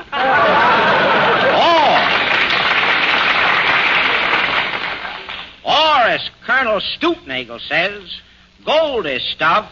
If you're sitting home at a Tuesday night and the phone rings, what's calling you is a pot of. I see what you mean. Yes, sir. There's a shortage of money. People are hoarding gold, and gold has got to go. Well, what would you suggest? I'd put the country on a fish standard. Use fish for money. Fish for money? Yes, sir. Minnows will be pennies, halibut will be dimes, and whales will be $1,000 bills. Well, people look pretty silly trying to stuff a sardine into an automat slot, Doc. And imagine a panhandler sneaking up on you and saying, "Hey, bud, you got a flounder for a cup of coffee?" I know, Fred. But nevertheless, it'll do away with hoarding. No millionaire can keep a lot of old mackerel and tuna fish in his vault, or he'll be asked to leave the bank the first hot day. So you see right there, people will have to spend their money or suffocate, and prosperity will finally come around that corner. Well, that takes care of money, Doc. Now, is there anything else wrong in the world? Everything. Take man's diet, for example. Do you know that 90% of the white-collar workers in this country are going to work on empty stomachs? Why? By the time a man reads all the testimonials and the list of vitamins on his breakfast food package, he has to run for the train and hasn't got time to eat it. Well, tell me, how do scientists know how many vitamins are in those breakfast foods, Doc? They read the package the same as everybody else. Well, what about man's other meals? All right, what does the average man eat for lunch? A 3-decker sandwich. After he takes the toothpick out of the 3-decker sandwich, it comes apart in his stomach. That's what causes stomach trouble. What? Well, it's dark down there. His stomach has a terrible time trying to put that 3-decker back together again. There's only one thing a man should eat today. And what is that? Grass. Grass? Yes, sir. Medical science has just discovered that grass contains vitamin M. Cows have been eating grass for years, and they're happy. If a man ate grass, he'd lay around like a cow, mooing and contented. Ah, but who would give milk? Philanthropists. They've been giving milk for years. I see your point. Yes. The top keeps coming off this fountain pen here. In your estimation,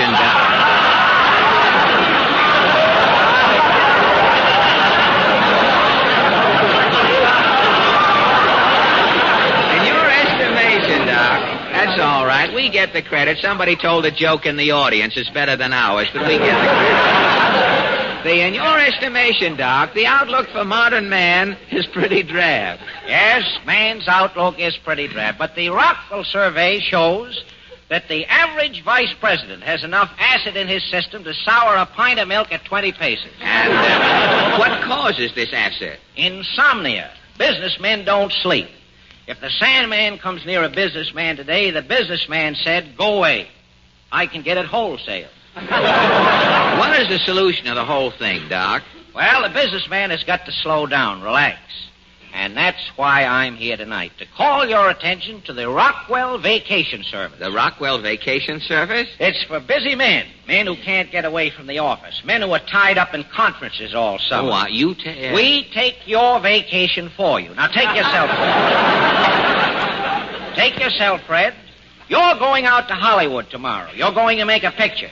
Now, you're not going to get any vacation at all this summer. That's right. I forgot about that. Well, as the president of the Rockwell Vacation Service, I'm ready to take your vacation for you. Well, what kind of a vacation do you think will do me the most good, Doc? Well, the Rockwell Service offers a variety of vacations scaled to fit any purse, Fred. Well, let me see now. We have a $10 special. I take a weekend bicycle tour through New England for you. No, I can't ride a bicycle. You'd be falling off all the time. All right. How about our $20 mountain holiday? I stay in an overnight cabin too small, so I can't move around. You get plenty of rest. No, I don't like the mountains. Well, what about our seaside fiesta? For $50, I spend 3 weeks at Old Orchard Beach, Maine.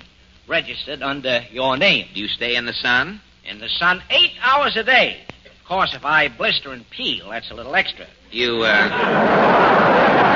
Fine. That's the vacation I want. When can you leave, Doc? I'll start for Old Orchard Beach tonight. Great. Now, don't stay too long in the water. I get cramps. All right, Fred, I'll be careful. And you're going to have a wonderful time and going to enjoy yourself. Well, I'm feeling better already, Doc. Well, goodbye, and have a good time. You certainly will, Fred. And that will be $50, payable in advance. All right, Doc, but after hearing your theory and those conjunctions, I'm through with money. I am going on the fish standard. I'll send you a brace of shad tomorrow. Well, frankly, Fred, I'm a little short. Can't you pay a little something small as an installment? An installment on the fish standard? Yes. How about a fin on account? And thank you, Dr. Rockwood.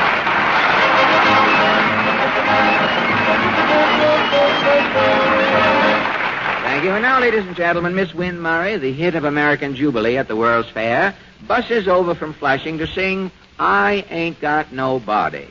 You ain't got no body. After all, Wynne. Thank you. Last night, ladies and gentlemen, as I was giving my encyclopedia a brisk 60-second workout, I came across a few items that I thought might be of interest to the women of our audience. No, not household hints now, Fred, please, not that. Of course not, Harry. What I had in mind was beauty secrets garnered from the pages of history. Now, there was Cleopatra, who used to dissolve pearls in wine and drink the concoction to improve her complexion. It sounds pretty silly to me. Well, I don't want your impressions, Harry. This is history.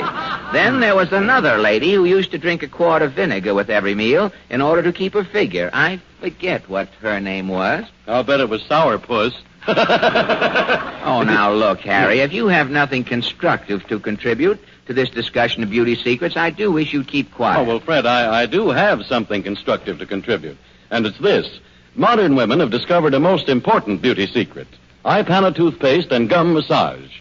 For they know how much a lovely smile adds to their charm. And massage with Ipana is especially designed to help keep a smile at its best.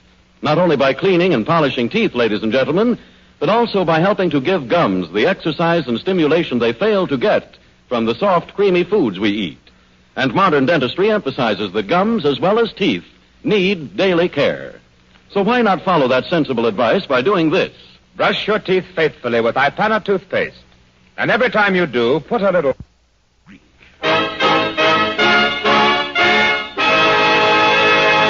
This is Mr. and Mrs. Average Man's Round Table, where three persons selected from our studio audience are invited to give their opinions on a question that concerns some prominent issue of the day. These little sessions are entirely unrehearsed.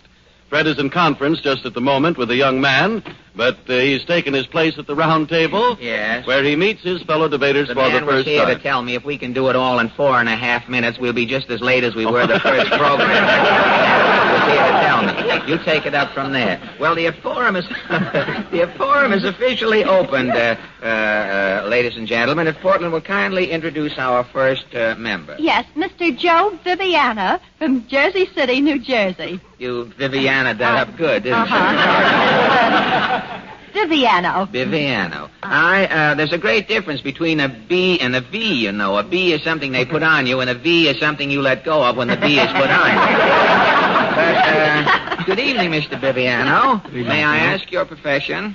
I'm a player and teacher of the accordion. An accordion teacher? That's right. You have a studio here in New York, do you? It's located about a block from here. Well, I wouldn't go over this late at night to take a lesson. I mean, I appreciate it. But I guess the accordion is getting a new lease on life today, isn't it? That's right. Well, of course, as long as there's wind in you have a chance of surviving, and I think the accordion will outlive us all. But thank you, Mr. Viviano. And now, Portland. Miss Mary Morris from New York City. Miss Morris, may I ask your business or profession? I'm a newspaper photographer. A newspaper? That is a most unusual profession for a young lady, isn't it? Certainly is.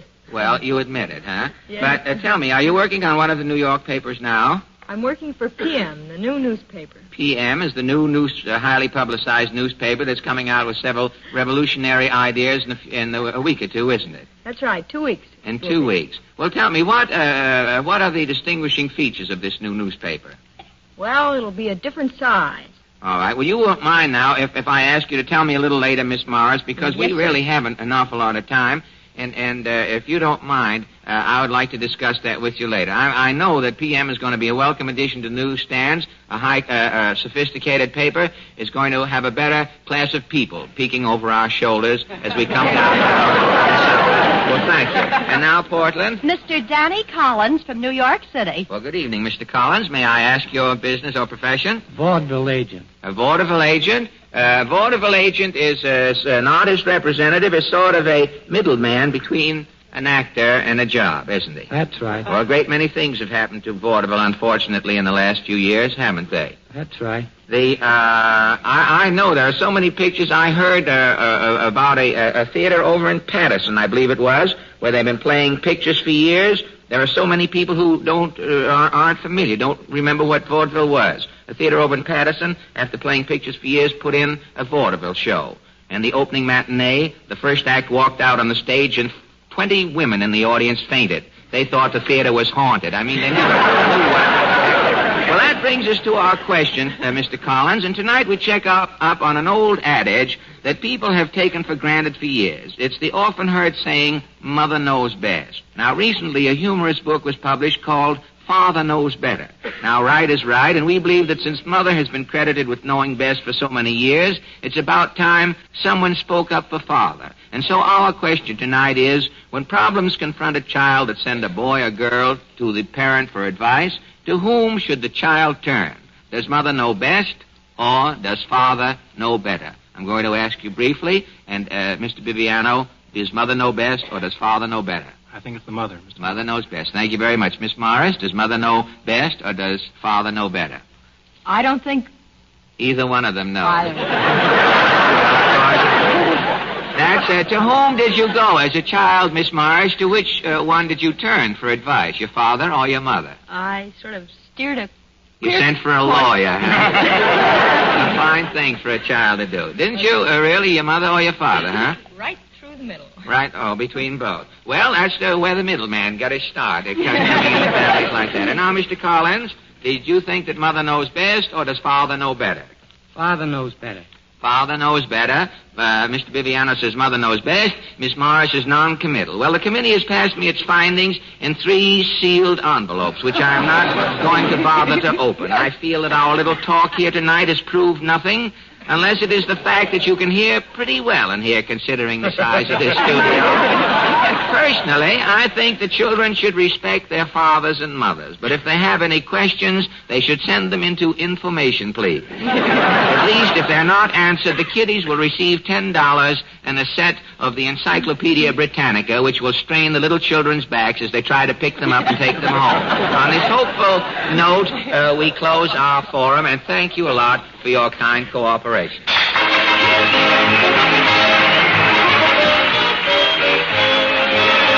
you. Now, the Merrimacs ladies and gentlemen, sing for us, You Made Me Love You. Drops the glove. Thank you. A lady just applauded her gloves off, Harry. Isn't that wonderful? Thank you very much. Ladies and gentlemen, because so many of us at some time or other wake up in the morning feeling headachy and under the weather, I'm sure you'll all appreciate hearing Harry Von Zell tell you how sparkling Sal Hepatica quickly helps you feel your best again. Now, here he is, the man with the message, Harry Von Zell. I ain't gonna do it. What? Harry, what's come over you? Now, you know that as a laxative, Sal Hepatica is speedy, yet very gentle. You know that, don't you? Mm-hmm. And you know that Sal Hepatica is also famous for the way it helps counteract excess gastric acidity, which chases that sickish feeling fast. Now, you know that, too, don't you? Mm-hmm. Well, then why won't you say so? I ain't gonna do it. Now, look, will you just do this, Harry? Will you just tell our friends about the physicians who recommend Sal Hepatica? Mm-mm. Oh, now, look, won't you even say to anyone who feels under the weather, just put 2 teaspoonfuls of Sal Hepatica in a glass of water and drink it, and see how soon you feel like your old, normal self again? I ain't gonna do it. Then will you please tell me why you ain't gonna do it? You just done it. Oh.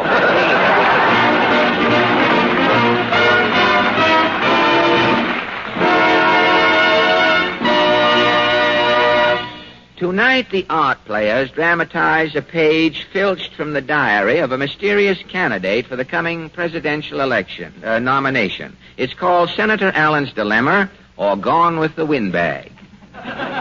Overture, Susan. As the race for the Republican presidential nomination grows hotter, a dark horse suddenly looms on the horizon to challenge candidates Dewey, Vandenberg, Wilkie, and Taft. To those who ask, where did Allen come from? How did this crumb get in the race? Here is how it happened. One day outside the Republican Club, a man was heard shouting, Luke Allen for president! Luke Allen for president! Yes, the man yelling was Luke Allen himself. Convinced that he was presidential timber, Luke Allen started on his swing around the country.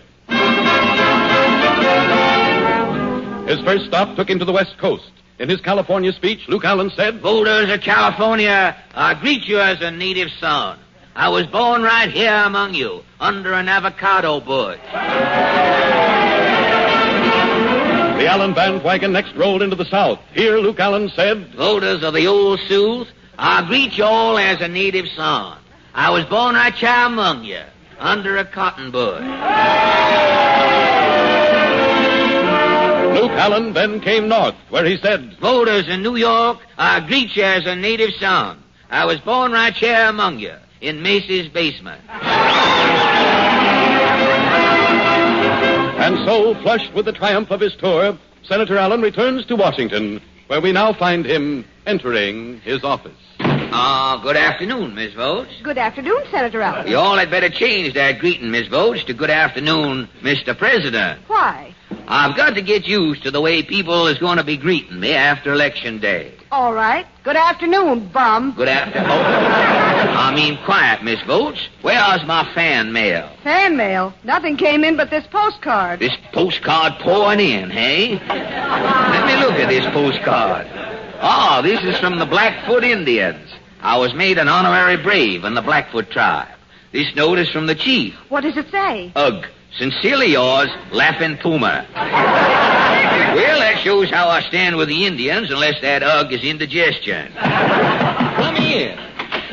Senator, I'm from the Associated Press. The Associated Press? I'm always glad to meet a newspaper man, son. I suppose you're here for an interview? No, I'm from the Associated Press. I've heard you the first time, son. Now put this down for my constituents. From the seal-infested coast of Maine... Yeah, but I'm from the Associated... Just put down, in this great and glorious country, there breathes no man more loyal, more patriotic than little old fighting Luke Allen. Yeah, but I'm from the Associated... You can also put down... Yeah, but I'm from the Associated Press. If you're from the Associated Press, why ain't you putting this down? I've been trying to tell you. I'm from the Associated Pressing and Dry Cleaning Shop. Yeah, here, I brought you pants.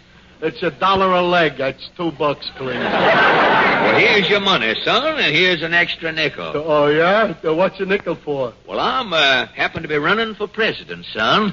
Vote for me. Oh, I get it. Make it a dime and I'll vote for you twice. Well, here's a quarter, son. Oh, boy. I'll carry the district. So long. He looks like a strong boy. He might do it, too. Well... Reckon I better run over my speech for my monster rally tonight. Where is my speech? Right there under those two big wooden keys. Ah, yes. These are the keys of a western city presented to me on my recent tour. 2 keys for one city? For Walla Walla. They give me 1 key for each Walla.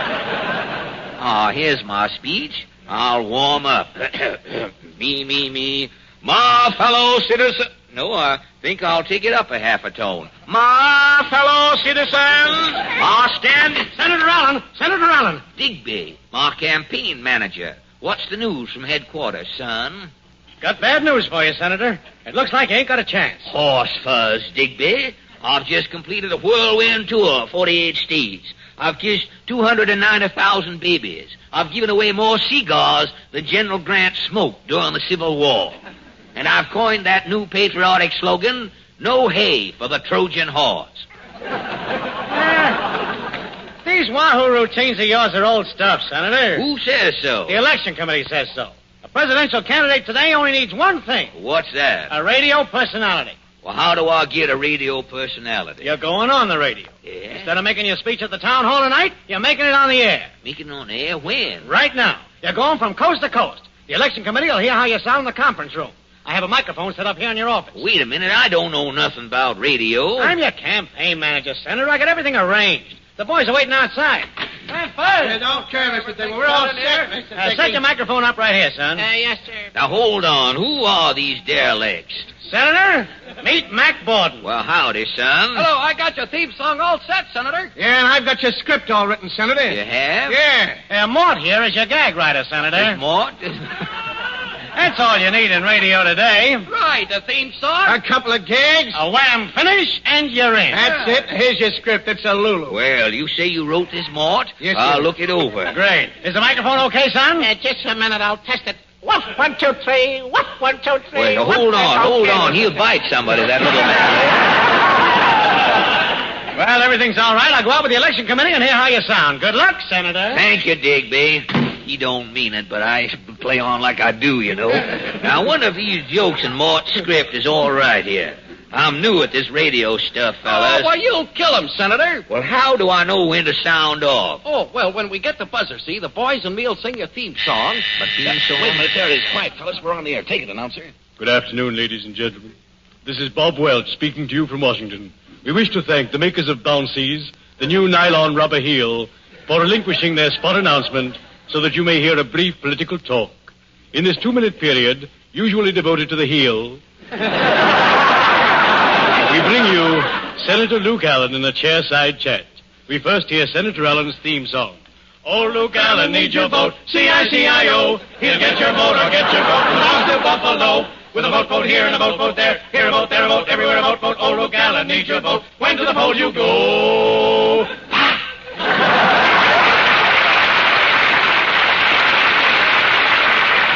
Well, evening, everybody. I ain't trying to waste your time. I'll just tell you who I am, why the polls is, and the rest is up to you all. I'm a self-made man, and folks, I ain't through working on myself by no means. Folks is always asking, Luke, how did you get so big in politics? That reminds me of a mighty funny story, folks. It's about the lady who said to the circus giant, how'd you get so big?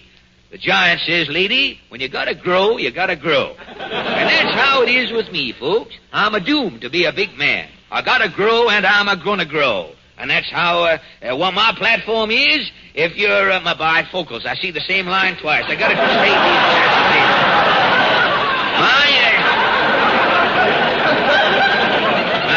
never bend your head with bifocals on, boys. They'll do you in every time. My platform is, if you're for it, I'm for it. If you're agin it, I'm agin it. Now, if you want a president that's for it and agin it, I'm your man. This is your old pal Luke Allen saying, yes, vote, students, yes, vote. A-L-L-E. This spot broadcast was a presentation of the Ajax Broadcasting Company. Okay, folks, we're off the air. How'd I do, Oh, boys? Senator, great. You were wonderful. I must have rocked him with my jokes. Senator, Senator, this is terrible. You intimating my speech laid an egg, what's up? No, sir. I was at the control board. Something went wrong. I must have crossed the wires. Crossed the wire? You mean my speech didn't go out onto the air? No, sir. I accidentally plugged in on the Lone Ranger. The Lone Ranger? Yeah. This is terrible. Senator, oh, Senator, you were wonderful. Well, Dick... When you said Tonto and me is here to defend American womanhood, the committee cheered. Well, wait a minute, When you shot the banker and saved the widow's home, the committee stampeded. But, Dick... What a personality. You gave him blood and thunder. You championed the little fella. You were fearless, Luke. That's what us Republicans need, a fearless candidate. Well, I know. Senator, your speech was a masterstroke. It didn't even sound like you. Well, it warn't me, Digby. What?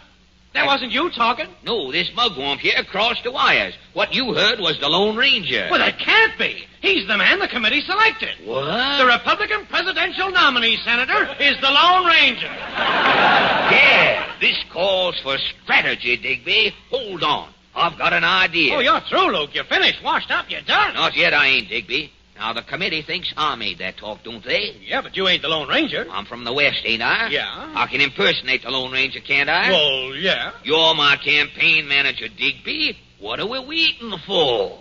I get it. What an idea. Nobody's ever seen the Lone Ranger. We'll dress you up in a cowboy suit, Luke. I can ride around campaigning on a white horse. The people lead it up. You'll sweep the country. If I'm riding the horse, somebody else will have to sweep the country. You put people back to work. The Lone Ranger always comes through. Luke, the Republican nomination is yours. Hooray! Hooray for President Allen! Well, here I go, folks. I'm the lone Republican. Hi-yo, White House!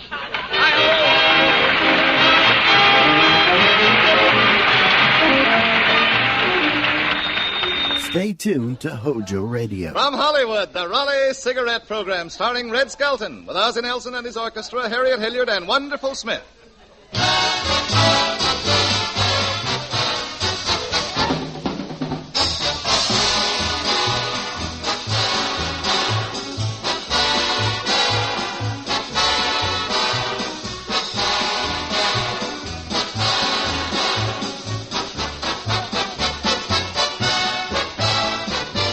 Ladies and gentlemen, you've heard it said, and it's been proved, it pays to advertise. But in Raleigh cigarette advertising, you are the one who is paid.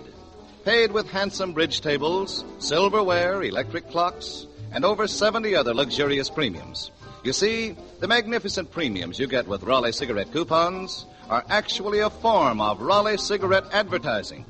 These luxury items are bought and paid for out of our profits, just like any other advertising. It is our belief that this type of cigarette advertising, exclusive with the makers of Raleigh's, is the best way to dramatize. That is, to give you tangible proof that Raleigh's give you more for your money. First of all, a finer cigarette, made with a choicer, more expensive golden tobaccos, the very finest that modern equipment and scientific manufacture can produce. And secondly, a plus value in the form of magnificent premiums that pleasantly remind you over and over again that it pays in many ways to smoke Raleigh's. The pack with a coupon on the back. Raleigh cigarettes.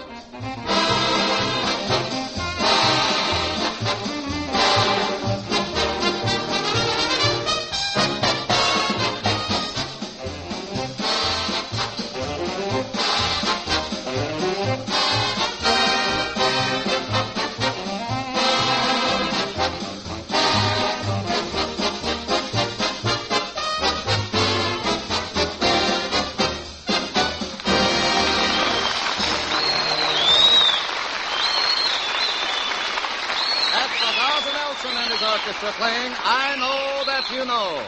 And now we bring you Metro-Goldwyn-Mayer's newest young comedian, the star of our show, Red Skelton. Army and Navy out there.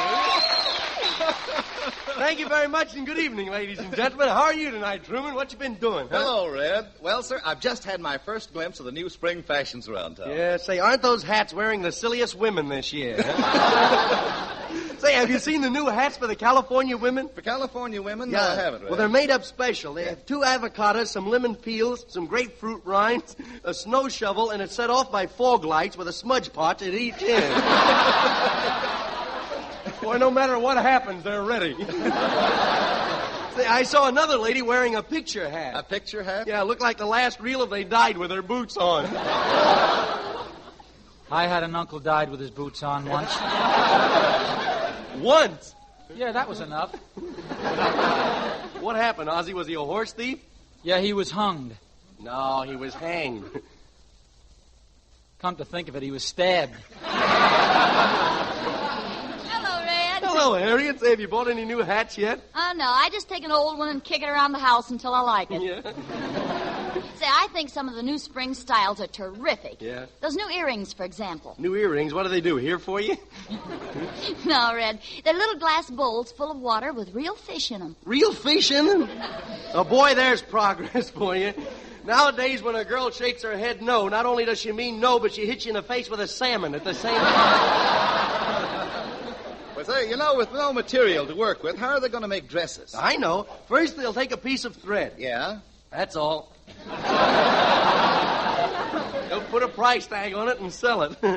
You know, I was reading in the paper only last night that women's clothes only weigh 2.5 pounds. Sure, but that's in the winter. Yeah. You know, Red, I feel sorry for the stout women. Somebody ought to design them a few special clothes. Well, they have, Harriet. Only yesterday I saw a fat woman wearing the latest Schiaparelli wobble. I used to wobble once.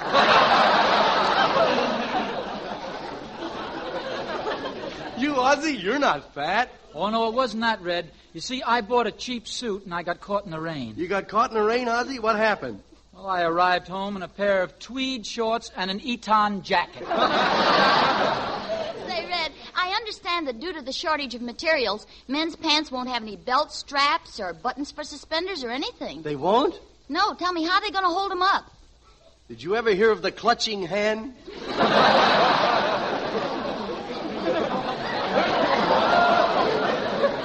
You know, I'm still trying to get some garters. Well, what's holding up your socks? Well, I'm using a piece of piano string to hold my socks up. Now, every time I scratch my leg, it plays Rose O'Day.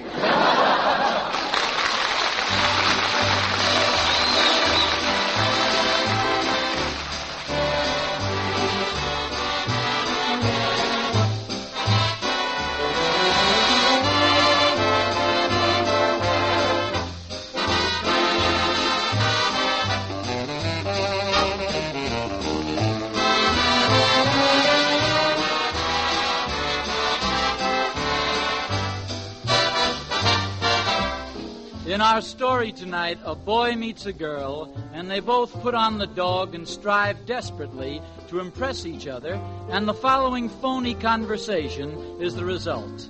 I adore Beethoven's Moonlight Sonata.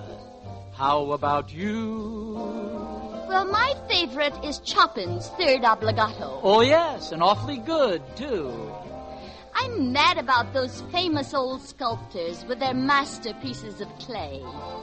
Yes, but don't belittle the present, my dear. We have some wonderful chiselers today. I'll say. I love the cinema. How about you? Well, the cinema's very nice for a change, but I do like a good movie, too. And when I feel a bit weary, nothing makes me so cheery as 2 or 3 saucers of tea. You like that? Oh, I certainly do. How about you? Later, they get better acquainted, and she finds out that he went to Hoboken High, and he finds out that she went to PS 146, and then they really tell the truth with this result. I go for ham and eggs. How about you? Well, my favorite is much more romantic. I like mulligan stew. I like to jitterbug till my feet are numb. Well, I like Amos and Andy and penny store candy and Abner and Lum. I love the bright lights of a Hollywood premiere. How about you? Yes, the opening of that meat market in Glendale last year. That was the best one I went to. And when I go to a movie show and all the lights are low, I take off my shoes. I know it's not nice. Well, I like it. How about yous?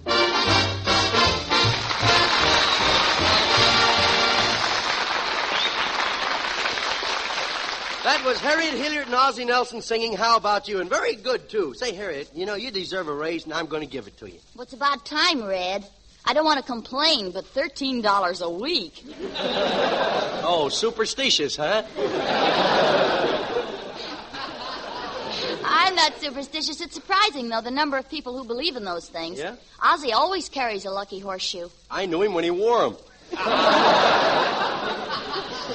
Say, Red, how about showing the different types of superstitious people, huh? Say, that's a pretty good idea. First, let's show the superstitious fellow who walks up the boardwalk and meets one of those fakers who reads crystal balls, palms, and bumps.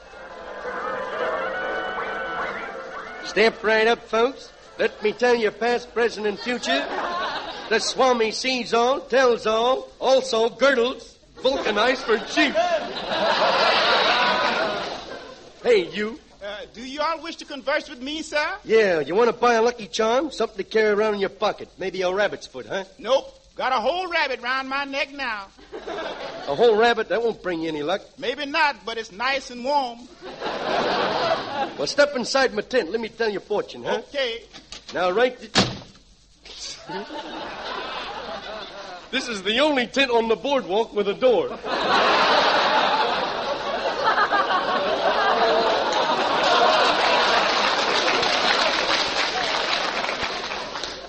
Now that you're inside, welcome to Madame Gin Rummy's Crystal Gazing Palace. Is Madam Gin Rummy here? Yes, she is, just as soon as I put my wig on. I don't think I want my fortune told. Sure you do. I bet you don't even know what your own future is, do you? No, sir. Not since Santa Anita closed. You know, mister, I can tell fortunes, too. Well, fan my brow. You can't. Yes, sir. If you'll just sit down, I'll read the bumps on your head. How'd you know I had a bump on my head? You's a pedestrian, ain't you? Now, do you want your fortune told, or shall I just take your dough without telling you a thing? Go ahead. That's all it is. Yeah, you ain't kidding either. Now, would you like to have your palm read? Yes, sir. Wait till I take off my glove. I notice you're only wearing one glove. Did you lose the other one? No, I found this one. You know, I also read tea bags. You mean tea leaves? No, tea bags. I do it the hard way. Now, take this bag and squeeze it out and make a wish. Okay, I'll squeeze it.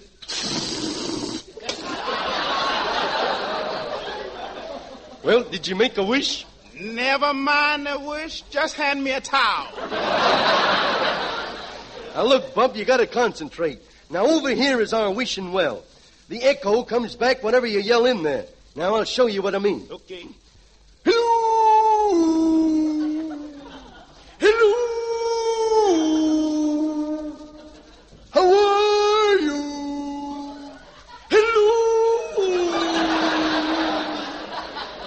I said, how are you? Hello! Well, don't you answer what I said. I ain't getting that kind of money.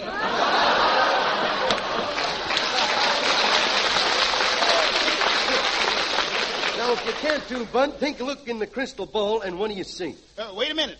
I see my gal getting dressed by an open window. Look, I said look into it, not focus it.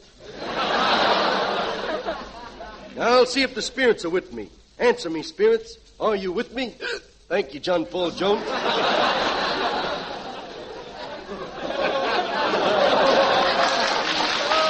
I'll rap on the table here. I'll rap on the magic table to see if the spirits are here. I'll try it again. Hello!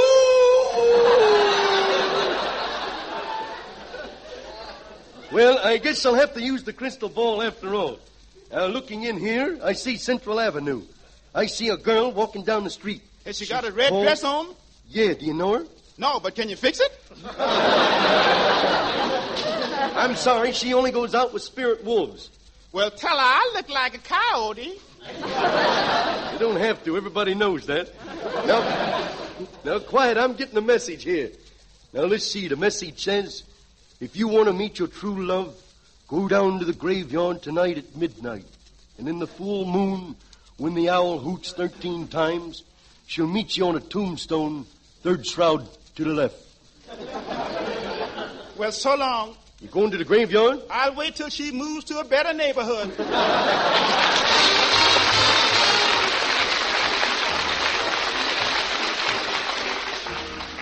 Then we have a fella who is on his way to see his girl, Clem, the fella from the country. And as it opens up, he is on his way to see his girl as usual.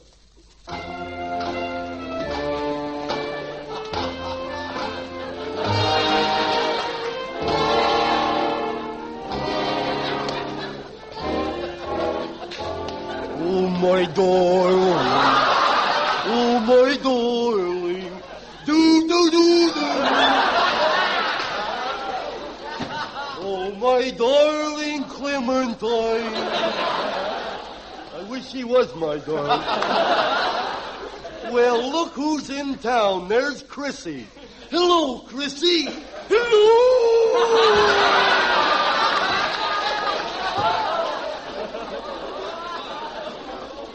Windy old bird, ain't he?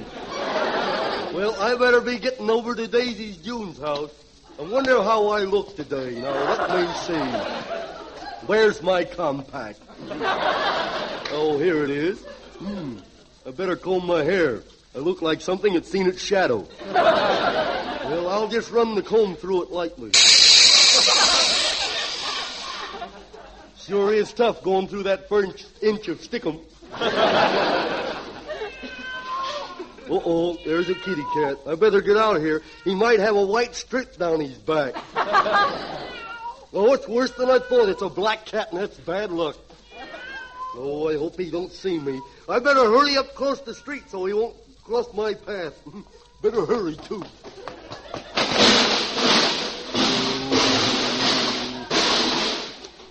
Fine place to leave a garbage pail.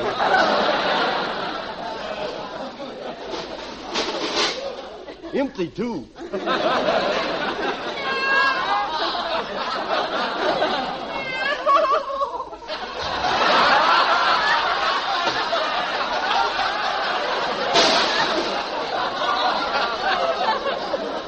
Now, stop laughing, kitty cat. You stop licking my face, too, and don't walk in front of me, or you're liable to wind up as a G-string on my banjo. Oh, I gotta get away from this black cat somehow. I think I'll climb over this fence here.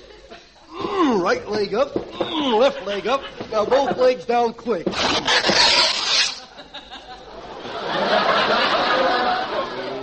Doggone you, cat. Look what you made me do. I ripped my pants, and they were my good pants, too. Good for a couple of more days, anyway. Shut up. What you doing out there? Hello, Clem. Well,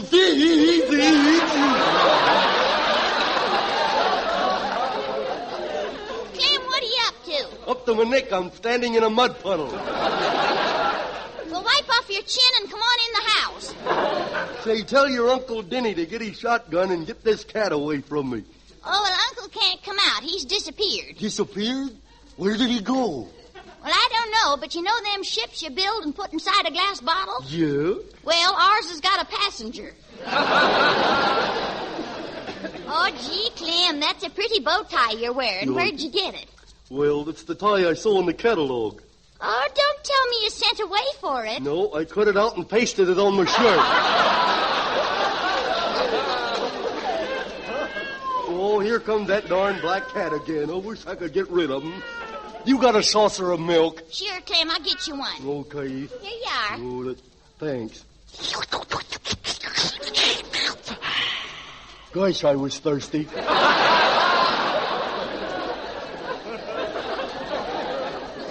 I know what I'll do with this black cat. I'll catch him and put him in this bag here and throw him in the river. It's bad, but I'll do it. Well, come here, kitty. Nice kitty. Now, Nice Clem, kitty. you be careful. No, don't worry your little head about me. I'll handle this cat all right. Come here. We'll put you inside this bag. Get in there.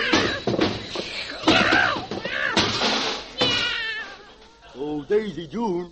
Yes, Clem? Where are you? Get a knife and cut me out of here, will you?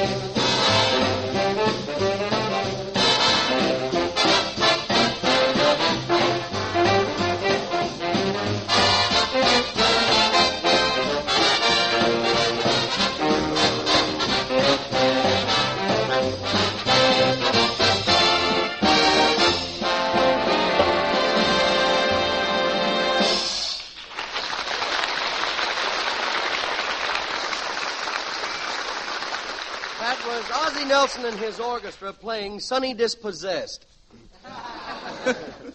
Say, Truman, you've been telling us all that Raleighs are made from the more golden tobaccos, haven't you? That's right, Red. Raleigh's cigarettes are undeniably made from the choicer, more expensive golden tobaccos. And I'm going to prove that to you right now. Well, how's that? Well, Red, I'm going to get someone else's opinion. I've asked a gentleman from the audience to come up here. Will you, sir, help us with this little test? If I can. You can, all right. Now, here are 5 opened packages of cigarettes, all leading brands. The names are carefully covered, of course. Now, look at the ends of each and tell us which has more golden tobaccos, will you, please? These cigarettes. Now, will you please remove the paper cover that hides the name and tell us what brand you picked?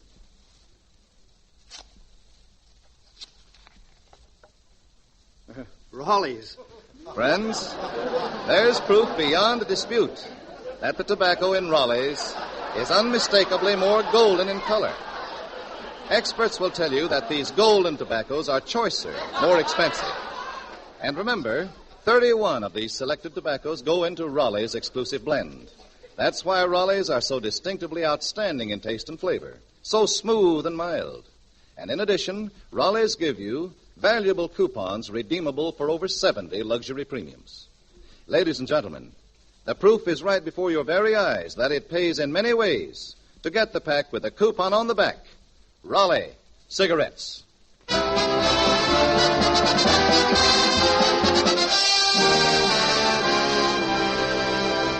Say, to get back to the superstitions, we have a lady and her little boy.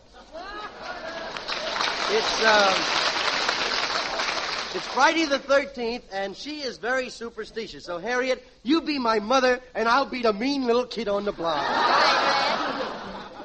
Mommy! Mommy! Mommy door! Gee, you suppose the man from the piano store took Mommy, too? Did you call me, Junior? Yeah. Where are you? Here I am, Mommy, up on the fireplace. Come down from there, Junior. Okay, just soon as I straighten this picture first. What's the matter with the picture? It's crooked. Napoleon's hand keeps sliding out of his bed. Hey, Mommy, you know what I did today? I learned how to whistle. You really learned how to whistle? Yeah, listen. Oh, there goes the last of me baby teeth.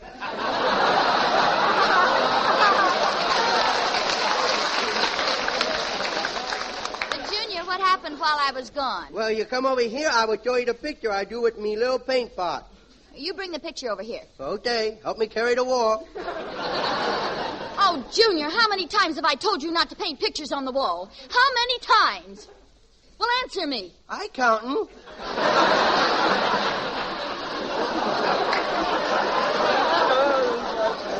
Oh, dear, just look at that wall. Why did you paint a picture on the wallpaper with paint? Well, this knife was too dull. Oh, Junior, you should be ashamed marking up my wall. Yes, I should. What happened to that phone number? What happened to that phone number I wrote down? You mean the one the Iceman gave you this morning? Oh, wouldn't you like to know? Mommy, can I marry Shirley Temple? Don't be silly. Shirley Temple's older than you are. She is? Yes. When did that happen? And Mommy. What you want, Junior? What you doing, What you doing, What you doing, I'm cleaning house. Cleaning house, and it's some job. Yeah. Junior, I have to wash the windows, so please stay away from the ladder, huh? Okay. If you run under it, it's bad luck. Okay, I will run under it just once, huh? Now, who tied my shoelaces together? Listen, you keep on, and you'll get a spanking so hard you'll think you're riding an electric fan side saddle. Hey, Mommy, can I take my tricycle out and go play in the street? No, you can't ride your tricycle in the street. Somebody might run over you and get hurt. Now, look, why don't you run along and play someplace else, huh? Okay, it's Saturday afternoon. Can I go down to the theater and see the cowboy picture? No, Junior, it's Friday the 13th. It is? You be careful. You'll have bad luck all day. I didn't know you were superstitious, Mommy. Why, Junior, didn't you know that if you step on a bug, it'll rain? I stepped on a bug yesterday. Did you get permission from the California Chamber of Commerce? No, I didn't have to. It was a Japanese beetle.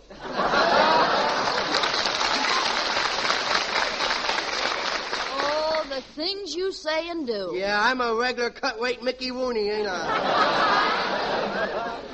I'm going out in the street and play. I told you, you can't go out into the street. Now, you let me go out and play or I would tell. You'll tell what? I would tell everybody that you got 4 pounds of sugar stashed away. Junior, you wouldn't. Yes, I would, too. I seen it. I know right where you got it head, too, boy. I know. I seen it. I know. Right next to them automobile stamps you swiped last night. Junior! Don't you hit me. I've got a good mind to spank your funny bone again. Mommy. Yes? There's something I gotta tell you. I mean, somebody gotta tell you. Well, what is it? My funny bone ain't where you think it is.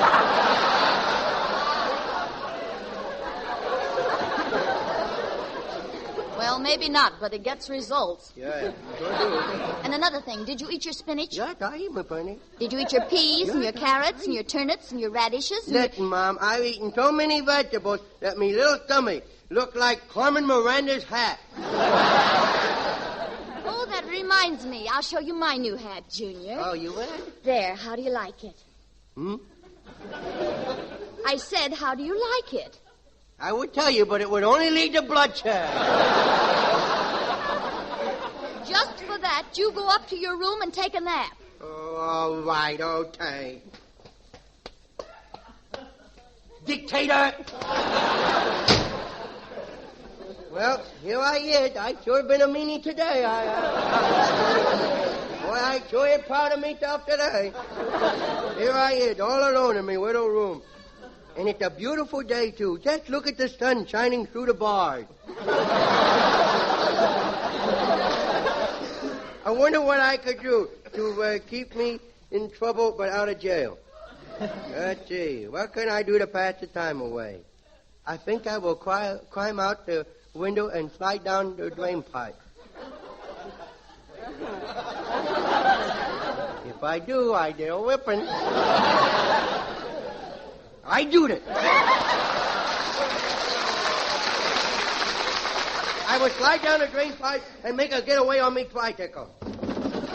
Oh, boy. Oh, look what's laying out here on the roof, a horseshoe. Somebody must have thrown it up here.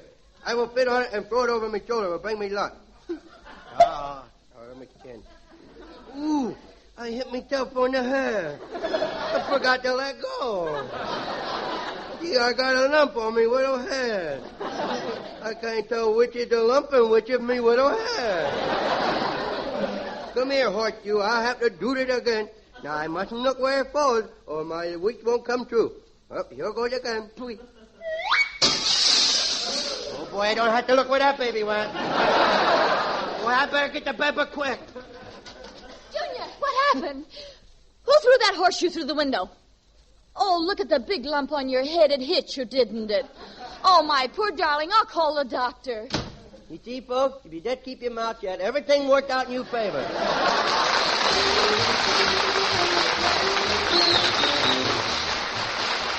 Ozzy and the orchestra recall pleasant memories with their playing of a hit tune of other years, Great Day. But for truly great days ahead, we ask you to listen to this interesting message. Pipe smokers, try Sir Walter Raleigh. Sir Walter Raleigh has a nut-like mellowness, a smooth, tangy richness that no other tobacco offers. It's full-bodied, mild, burns even and cool, never bites your tongue. With all of this, Sir Walter Raleigh has a more pleasing, fragrant aroma. It's the quality pipe tobacco of America, available at the price of just ordinary tobacco.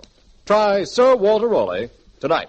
We'll all be back again Tuesday at the same time. Red Skelton, Ozzie Nelson and his orchestra, Harriet Hilliard, Wonderful Smith, and yours truly, Truman Brandy. Until next Tuesday, then. Red Skelton saying goodbye now. Thanks for listening. Red Skelton is heard on this program through the courtesy of the Metro-Goldwyn-Mayer Studio. The program came to you from Hollywood. This is the National Broadcasting Company.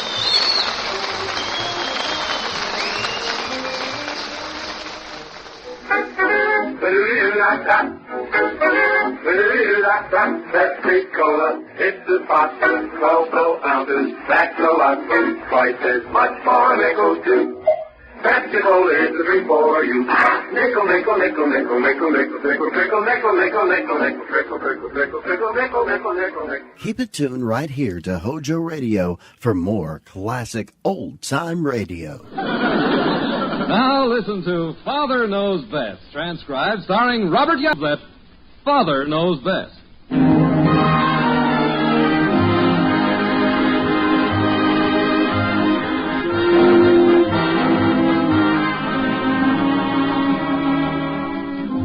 According to an old philosopher named Bovee, whom I've never heard of, it is seldom that we find out how great our resources are until we are thrown upon them. A firm exponent of this sage viewpoint of self-reliance is one Jim Anderson. However, little did Jim suspect what was ahead of him this noon when Margaret confronted him at the door with a telegram. Like this. A telegram? From your folks, you say? Anything wrong, Margaret? Oh, no. They're moving. Dad says they have to leave Toledo. He's been transferred to Omaha. Oh. Honey, why are there never any hangers in this hall closet? I can't find any place to hang my coat. Dad says they're moving right away. I've been hanging my coat on a hook so long, everyone thinks I have a pointed spine. Jim, how long is it since you've been back to Toledo? Oh, I don't know. A long time. Well, you ought to enjoy the trip then. Yes, it would be very... Wait a minute. Enjoy what trip? Well, they want you to come to Toledo. I'm not going to help them move. All they want you to do is look over all that stuff we have stored in their basement. Tell them what we want to keep and what we want to throw away. Oh. There's quite a lot. Some furniture and dishes, trunk full of clothes, your old saxophone. Gee, I'd forgotten that thing. I wonder if I could still play it. What do you mean, still play it? Could you ever? All right. I was good enough for Hoagie Schultz and his Campus Cats. Mother! I used to take a whole solo chorus of Moonlight on the Ganges. Mother! I'd like to get a hold of that thing again. Mother, has anyone called me? Who are you expecting? Nobody. Oh. But if Glenn should call, tell him you think I'm at the library. He likes the intellectual type. If Ralph calls, tell him I've locked myself in my room. I bet he'll be glad to get that news. He's so utterly old-fashioned. You'd think we were still living way back in the 1930s. Way back then? He's fuming. I mean fuming, simply because I went to that dance Saturday with Glenn. I finally told him I never wanted to speak to him again as long as I lived. Good for you. So if he calls, let me know, because I want to talk to him. Yes, Betty. Now, please don't bother us, because your father is planning a trip to Toledo. Now, wait a minute. You are, Father? Margaret, I don't see how I can get away right now. There's a lot of things coming up at the office. And... Oh, it would do you good to get away from that old office for a few days. Why are you going, Father? Oh, Grandpa and Grandma are moving to Omaha, and they want us to get our stuff out of there. Furniture and a saxophone. All they meant... Bud, Father's going to Toledo. He is? To get a saxophone. You can probably get one right here in town, Dad. What do you want to use it for? I don't want to use it for anything. Seems kind of silly to get one, then. Bud, the reason your father is going to Toledo is to check over a lot of things he and I accumulated during the period when we had to live with my folks. I wish you wouldn't always refer to it as the period when we had to live with your folks. Sounds like I couldn't support you. Well, I didn't mean... We just happened to move in there because we were... broke. Well, Dad, speaking of trips, that's what I wanted to ask you about. Joe Phillips and me are planning one. You are? Yeah, for this summer. We're going to Paris, France. Paris, France? On a cattle boat. On a cattle boat? Sounds like a pleasant voyage. Can I go? I can just see you and Joe and the cattle strolling up the Rue de la Paix. Well, the cattle aren't going right into Paris. Where are they going? Oh, they'll... Joe didn't say. They're probably just going along for the ride. Bud, you can't go to France. You don't know a single word of French. Well, that doesn't matter. Joe's uncle told us you can go anywhere in the world if all you know how to speak is just English. All you have to do, then, is learn how to speak English, and you'll be all set. Well, Jim, if you're leaving, I'd better start packing something for you. Margaret, I haven't said I was going. I think you'd welcome the opportunity to get away for a few days. Well, sure, but... I know sometimes I get pretty fed up with the daily routine around here. Feel like I'd like to get away. Sure, I know that, but... Hey, wait a minute. Maybe that's an idea. Why don't you go? Me? Sure, be a nice change for you. Oh, I couldn't go. Why not? Oh, well, I just couldn't, that's all. Why don't you go, Mother? You can decide what to do with all that stuff as well as I can. Oh, I don't know. They're expecting you, Jim. Mommy! I've got too much to do around here. What, for instance? Mommy, how long does it take for this junk to work? What junk, Kathy? This old... Oh, hello, Daddy. Hi, kitten. This old hair tonic. I put a half a bottle on my hair last night, and it hasn't grown a quarter of an inch even. You should have thought of all this before you got smart and chopped your hair off. Oh, it turned blue. Claude Manson's got a cousin who was bald at age 19. Well, now, there's an interesting bit of information. They called him Shorty. Well, that makes sense. Hey, Kathy, did you hear about Mother? She's going to Toledo. Are you, Mommy? Well, now... I'm going to Paris, France. Oh, gosh, I don't get to go anyplace. Well, I'm not going to Toledo. Your father's the one who's going. Are you going to drop Bud off on the way? Listen, Dopey, Paris, France is a lot farther than Toledo. And he's going with a bunch of cattle. I am not. They're just going to be on the boat with us. Why? I don't know. I've got to ask Joe more about that. All I know is that it's a lot cheaper to go that way. Well, there's probably a lot of wealthy cattle on there, and they're charging them more. Oh, I'll get it. It's probably Ralph. Ralph. Let's see now. That's the one she's not going to speak to anymore. Jim, do you want me to pack your gray suit, or do you want to wear it? Look, I'm not going on this trip. You are, remember? Oh, you know I can't go. I don't know why not. I'll go. Well, for one thing, I don't want to go alone. I never have traveled alone. Well, it's high time you started doing it then. The average housewife gets too much in the habit of depending on her husband. Yeah. You get into a rut with all your chores here at home. You don't get out enough. Actually, you're deprived of the opportunity of developing any self-reliance because you have no responsibilities. No responsibilities? But it's not your fault, Margaret. If it's anybody's fault, it's mine.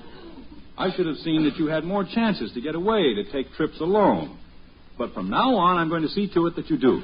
Jim, you know I can't just pick up and leave. There's a whole hamper full of clothes that need ironing. So what? They'll keep. They'll be right here when you get back. That's the whole trouble. Is there any other reason why you can't leave? Oh, hundreds of them. The man from the paint store is going to be here with wallpaper samples for our bedroom. I can get rid of him fast enough. And the PTA is getting ready for the room mother's tea. Mrs. Rodney has been appointed chairman, and I'll have to give her a lot of information on it. Have you got the information? Yes, it's in a folder. All right, I'll give her the information. That's simple enough. You worry about these things too much. I'm not worrying. It's just If that... you'd run your house more like I run my office, if you'd organize things, you'd have worlds of time to yourself. Oh, sure. It wasn't Ralph after all. It was Glenn. Did you tell him you were at the library? No. Glenn's awfully sweet, but sometimes he sounds so horribly juvenile. You'd never think he was 16. Well, Margaret, you'd better get upstairs and start packing. I'll call the depot and see if we can get you on that 4:30 train. Well, I don't know, Jim. Come on now, Margaret. It'll do you good. You can have a nice visit with the folks. Stay a few extra days if you want to. All right, I'll do it. Good girl. Or should I? Certainly you should. Now get going or you'll miss the train. Well, all right. I haven't got anything decent to wear, though. Women never do have. Father. I better call the depot right now. Father. What is it, Betty? Is there much difference in your and Mother's ages? Well, there wasn't much difference in our ages until she reached her 35th birthday.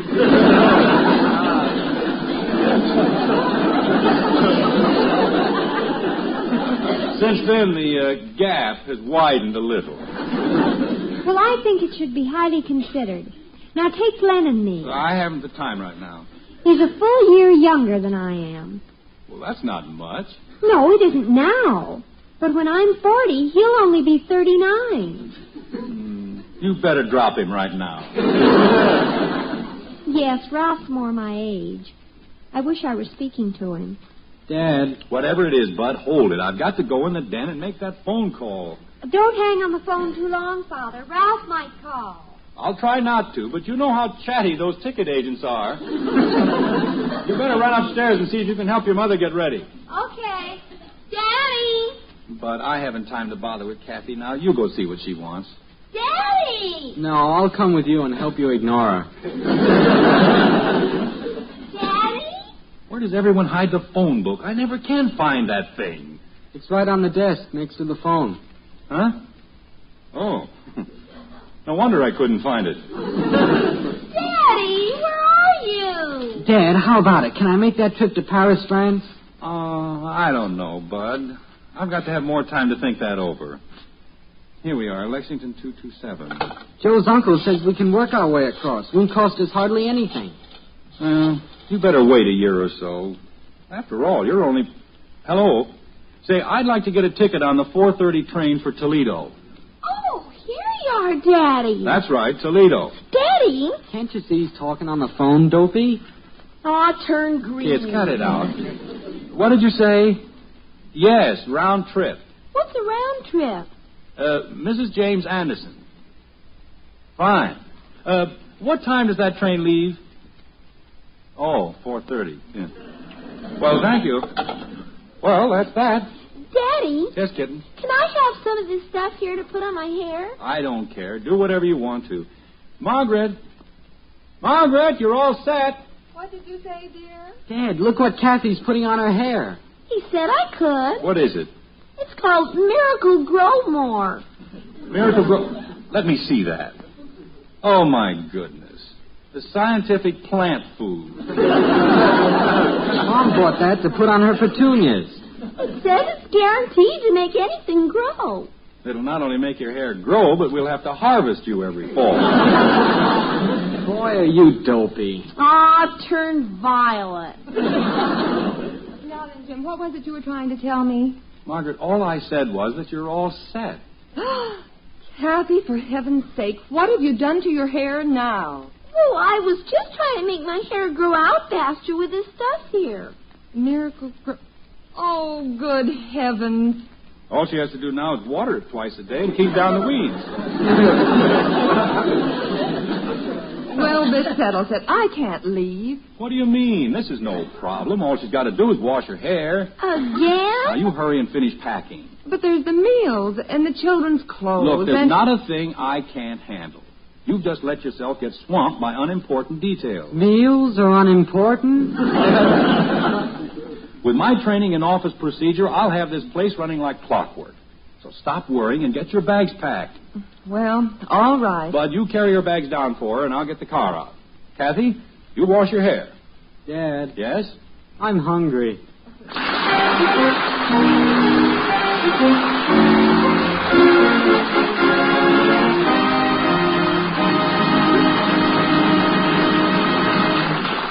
We will return to the Andersons in a moment. Greater happiness for more people. That's the result of many decades of proving that the American economic system is the best system in the world. Under this system, we've been able to outproduce any other nation, to turn out more goods and services per man hour, and to enjoy a steadily rising standard of living. Remember, the better we produce.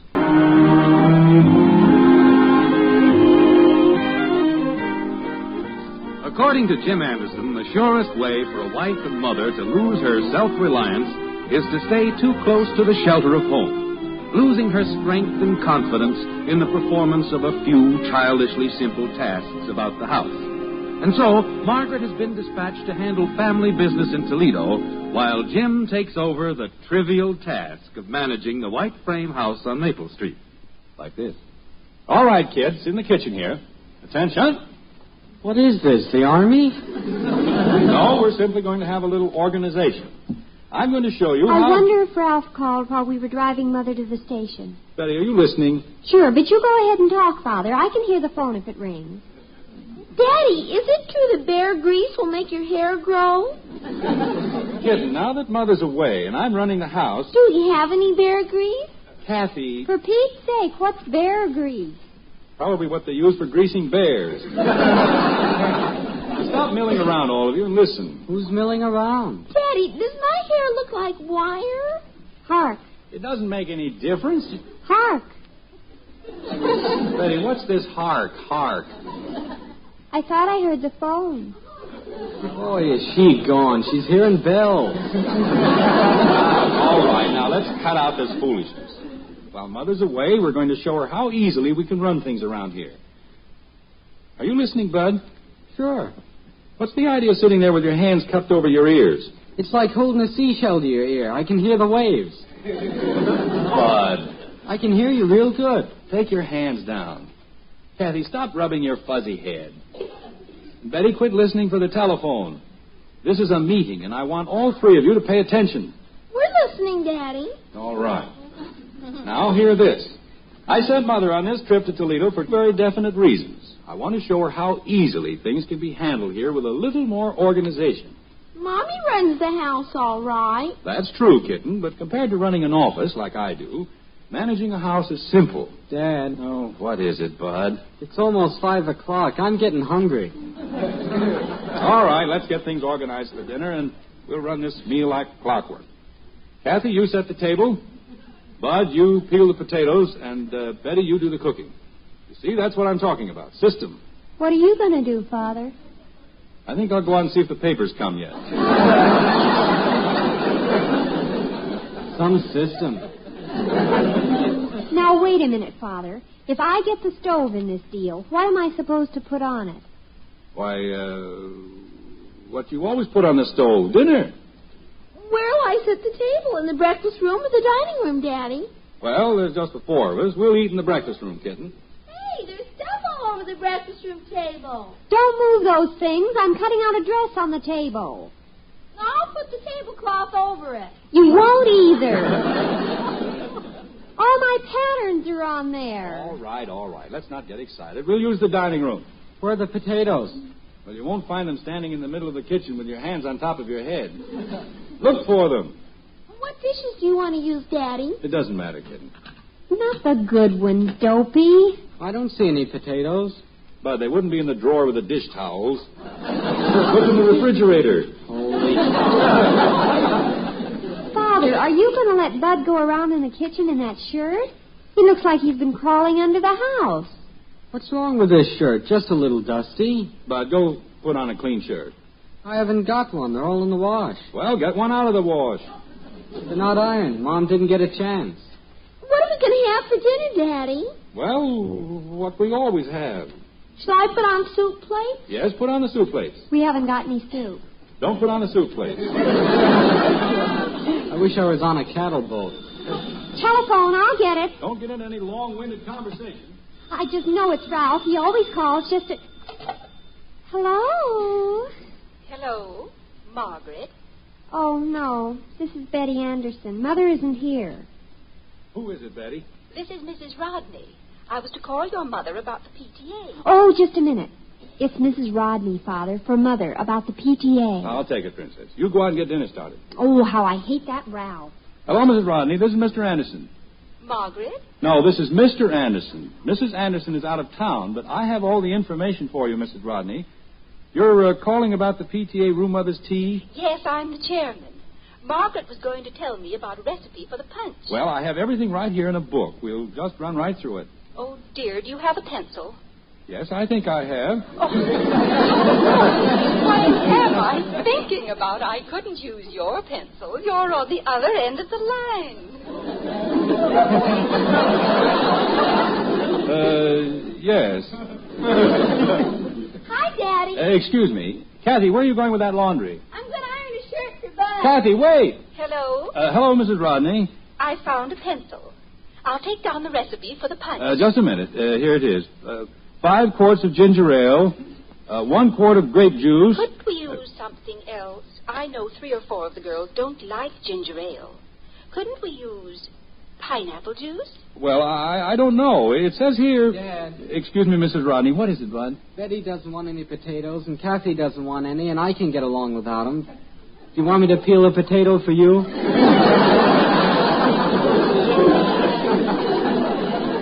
No, Bud. Skip the potatoes. Hello. Hello, Mrs. Rodney. I thought Mrs. Lippert was bringing the potatoes for the salad. No, I was talking to my son. Now, about the punch, Mrs. Anderson has here in the book... Oh, before I forget, will you be sure to tell Mrs. Ferguson that we'll have to use her car to pick up the ice. Mrs. Clark's husband has to use their car. Now, what about the chairs? Chairs? That should be in here somewhere. Father, do you have to camp on the telephone? Well, I don't think we should get the chairs from the junior high school again. Last time, half the girls got gum all over their skirts. Well, in the book here, it says... Please, Father. And I don't think we should try to have flowers on all the tables. Mrs. Love said her carnations are late this year. Excuse me, Mrs. Rodney. Father, Ralph may be trying to call me. Front door, Bud. Never mind, I'll get it. Somebody at the door, Mrs. Rodney. I'll call you back. Betty, go out and get dinner going. I'll answer the door. I can't find anything to cook. Well, open a can or something. All right, I'm coming. Good afternoon. Is Mrs. Anderson here? No, Mrs. Anderson has unfortunately left town. Oh. Well, I'm Mr. Huber from the paint store. Well, we don't want any painting done, not right now. Oh, I don't paint. I brought out the wallpaper samples Mrs. Anderson wanted to see.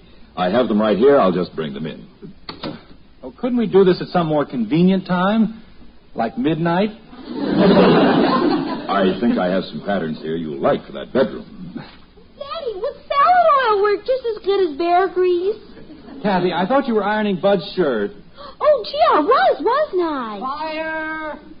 Did you leave the iron on Bud's shirt? Fire! It isn't on fire. It's just smoking. Throw something on it. Gee, I forgot. That's the coffee.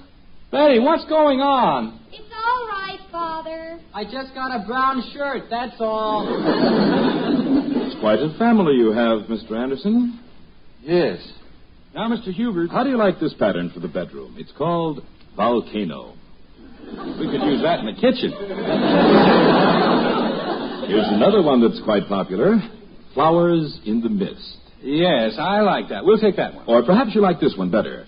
Ivy and Hummingbirds. Dad, excuse me. What is it, Bud? The organization in the kitchen is falling apart. Just a minute, Bud. Mr. Huber... Now, if your bedroom has a southern exposure, here's a nice one. It's called Waiting for the Robert E. Lee.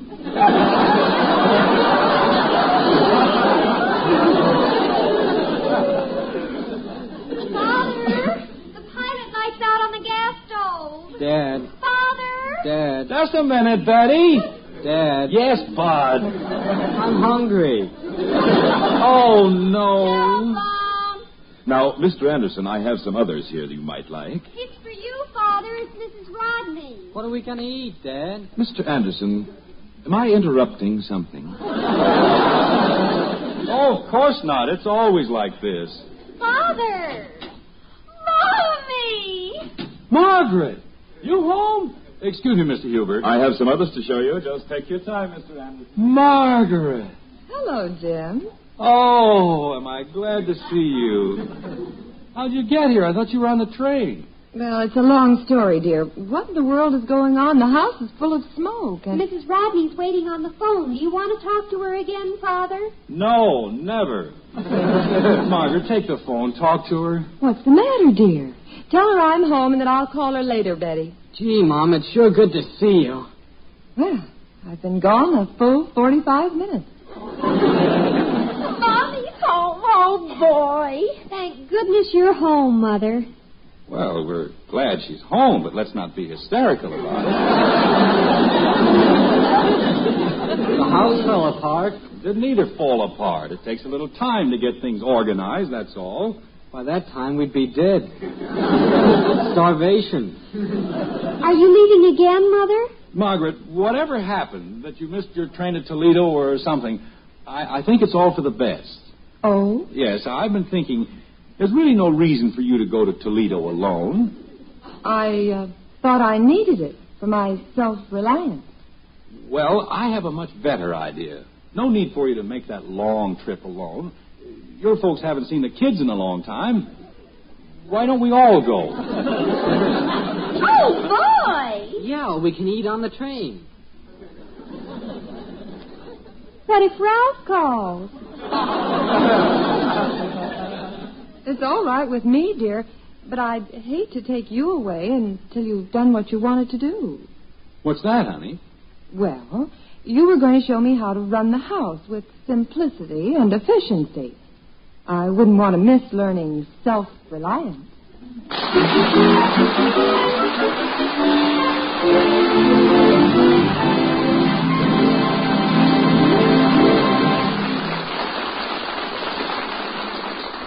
The Andersons will be right back. This is a call to service for 50,000 young women.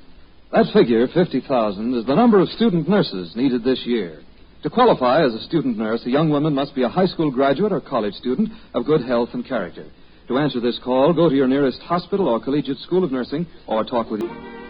Well, the good ship Anderson had rough sailing this afternoon with Jim at the wheel. But now the regular skipper is back at the helm, and it's full speed ahead and steady as you go. It's a few minutes later in the Anderson living room, and the last remnant of the afternoon storm is being sent on his way. Like this. Thank you for stopping by, Mr. Huber. Thank you, Mrs. Anderson. Goodbye. Goodbye.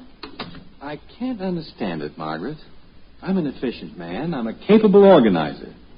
What happened in this house when you stepped out the door? I can't understand it. Well, dear, it was probably just one of those days. I know darn well it wasn't my fault. My business depends on efficiency, knowing right where everything is, knowing exactly what's going on. Of course, dear. How in the world did you miss the 4:30 train? I made the reservations myself. I got the time right, I know. Well, you got the 4:30 right, dear, but it was 4:30 tomorrow morning.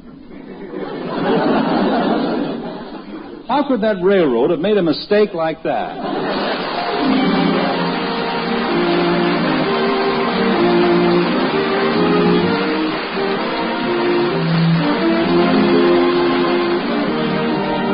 Again next week, and we'll be back with Father Knows Best, starring Robert Young as Jim Anderson. In our cast were Ted Donaldson as Bud, Gene Vanderpyle, Rhoda Williams, Norma Jean Nilsson, Lynn Whitney, Howard Culver, Bill Foreman, and Don Stanley speaking.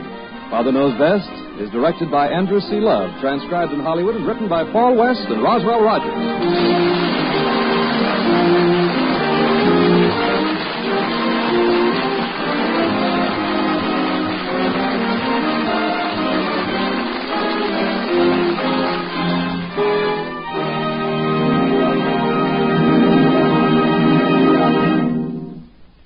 Three chimes mean good times on NBC. Every Friday evening, there's a trio of top programs on this station. The Mario Lanza Show presents that fine singing star in person, along with a lovely guest artist. Then, for Western song and adventure, listen to the Roy Rogers Show. And for top satirical entertainment, go inside Bob and Ray. Yes, Friday is fine when you tune this station and hear Mario Lanza, Roy Rogers, and Bob and Ray. Now, it's Frank Lovejoy with Night Beat on NBC. Never borrow money needlessly, just when you must. Borrowed and where loans are a specialty from folks you trust. Borrow confidently from HFC. Household Finance Corporation offices are listed in your telephone book. Keep it tuned right here to Hojo Radio for more classic old-time radio. From Hollywood, Colgate Tooth Powder for a breath that's sweet and teeth that sparkle presents The Mel Blanc Show.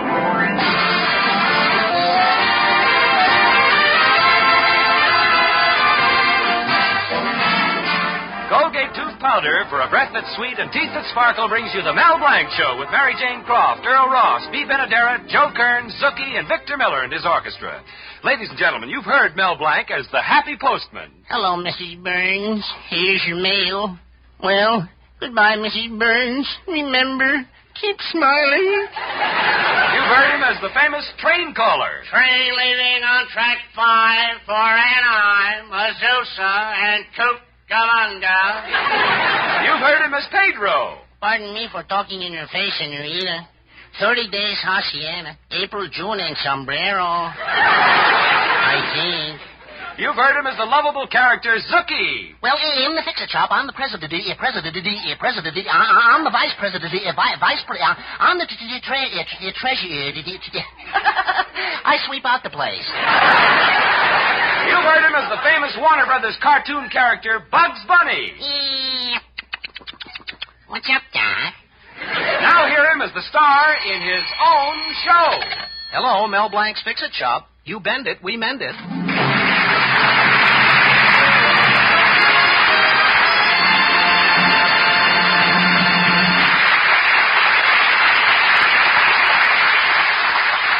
Say, do you have a broken chair in your house? A broken table in your house? Anything that's housebroken? Well, don't try to fix it yourself. Don't ruin it. Bring it to Mel Blanc. Let him do it. Right now, in the Fix-It Shop, Mel's uncle is talking to our hero's general assistant, Zookie. Zookie, come here, will you? I can't. I'm too busy. Here I am. What time is it, Zookie? Well, according to me and my clock, it's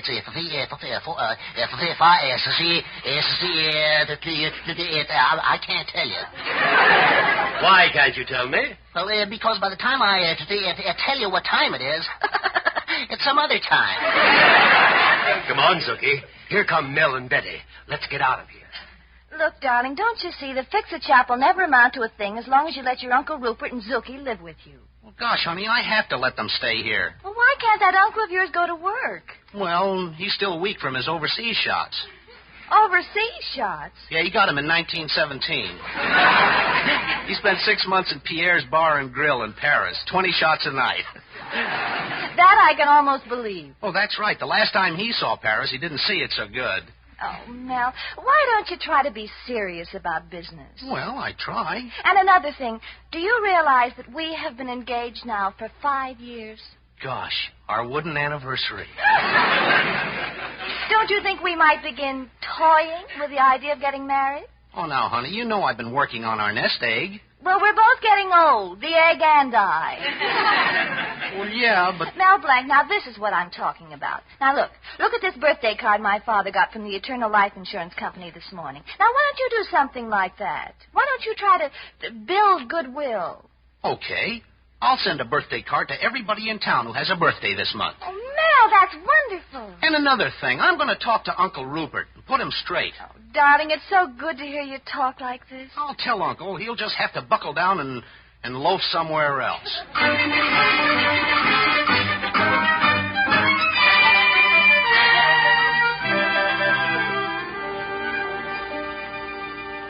I'm sorry, Uncle Rupert, but that's the way it's got to be. Melvin, my boy, I'm hurt. Haven't Zookie and I been everything to you? Well, not exactly. I haven't been everything to you? No. That's why I want to get married.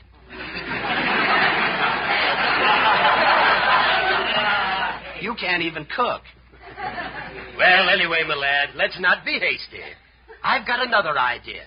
Why don't I go on living here and work for you? Oh, but Uncle Rupert, I can't afford to pay you anything. Oh, that's all right, nephew. After a while, you'll owe me so much money, I'll own the Fix-It Shop. Well, yeah, Then you can go to work for me until you earn enough money to get it back. Say, both of us can make a darn good living like that for years. Now, wait. Doesn't hit you, eh? No. Uncle Rupert, you're not talking me out of this. I see what you mean. Well, Melvin, if this means the parting of the ways, I shall simply have to ask Widow Longnecker to marry me. Oh, but you said yourself marriage is a serious thing. Are you sure Mrs. Longnecker's your type? Why, of course Clara's my type. She's rich, isn't she? Yeah, but you should marry for love. Well, I love money.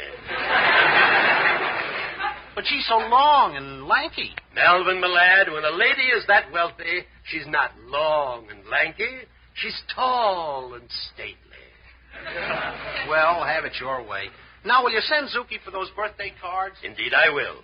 Oh, Zookie, will you come here, please? Well, I can't. I'm too busy. Here I am. Nell wants you to go down to City Hall and get a list of people's birthdays. Oh, people's... Yeah? And stop off on your way back and pick up some birthday cards in the 5 and 10. Yeah. Have you got that straight now? Yeah.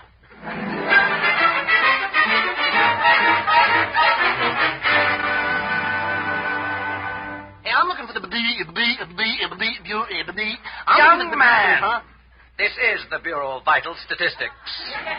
Yeah, I know. Oh. We have records on everybody from the cradle to the grave. Records on men, records on women. Also Spike Jones playing the gypsy. What can I do for you? Well, I'm looking for the birthday, rockabye. Yeah, I bet you was a beautiful baby. Oh, yes, indeed I was. Why, my mother used to... Oh, so that's it. You're expecting a baby. Oh, how could I have a baby? I'm not even married. Well, you should have thought of that before. Marriage licenses are down the hall. But I'm a confirmed bachelor. I don't believe in me. I'm footloose and fancy. Nobody wants me. Now, make up your mind what you want. Our files are complete from the cradle to the grave. We have the cross index to ZY, counter-cross to AAL, and criss-cross to YYZ, ending with the fiscal year MCM XLV. Now, what do you have? Let me hear Spike Jones playing the gypsy.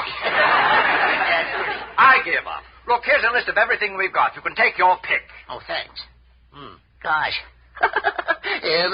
This printing is sure close to the paper.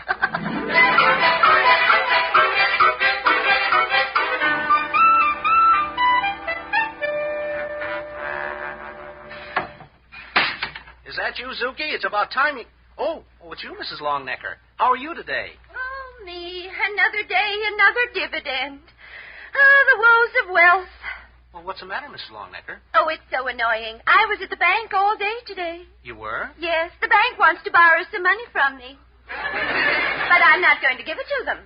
Why not? They haven't paid the last loan I made them. If they don't pay me back soon, I'll just have to foreclose. I get more darn banks that way.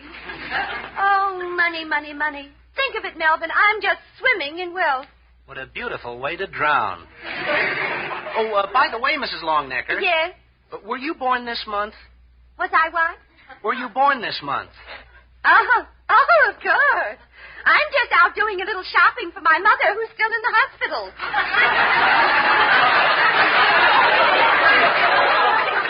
Well, you see, I'm sending birthday cards from the Fix-It Shop to everybody in town who has a birthday this month. Well, what on earth for? Oh, it's a great business idea. Make a lot of money, so Betty will be proud of me. Money. Doesn't that fiancé of yours realize the terrible things money can do to a human being? Why, just look at me. Yeah, maybe I ought to warn her.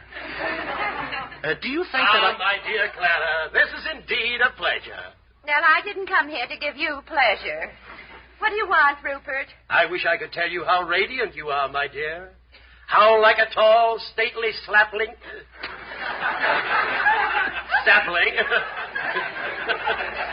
sapling in the breeze. Yes, I wish I could tell you, but I don't have the words. Well, considering you did it without words, it was okay. Please, Rupert, I'm in no mood for your nincompoopity. Nincompoopity? Oh, Melvin, I've quite forgotten what I came in for. I'm giving a reception tonight at the mansion, and I want you to come up and fix a loose floorboard on the front porch. A loose floorboard? Yes. Every time somebody walks into the house, the board comes up and slaps them in the face. Gee, that's embarrassing. It's even more embarrassing when they walk out. Goodbye, Mrs. Longnecker.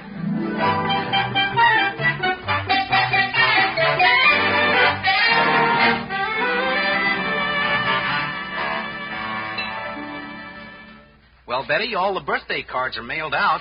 Oh, Mel, I can't wait to see what happens. You know, I wouldn't be surprised if someday I have to use a velvet rope to handle the crowds in front of the Fix-It Shop. Yes, honey. Why, the Fix-It Shop will become a household word. You know, like Drano. Yes, darling. Can I see one of the cards? Oh, sure. Here. Oh, they're pretty. Let's see, it says, best wishes on this most joyous of all occasions, your very own natal day. Yeah, natal day. That means birthday. I looked it up. Now, wait a minute. What's this? What's what? Behind this little flap on the card. Look what it says. Oh, I didn't notice any flap. It says, I hope the gift I'm sending you under separate cover will brighten this most joyous of all occasions, your very own natal day. That means birthday. Oh, Mel, what did you do? I looked it up. Don't you realize what this means? Oh, yeah. Means I've got to get 98 birthday presents for all the people I sent cards to. Oh, if I don't, they'll never come near the fix-it shop. And you were going to keep the crowds back, with a velvet rope, no less. Well, I can still find use for the velvet rope. For what, for instance? Well, not everybody can afford to hang himself with a velvet rope.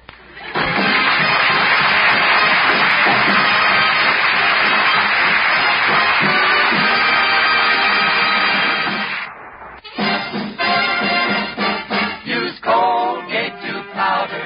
Keep smiling just right.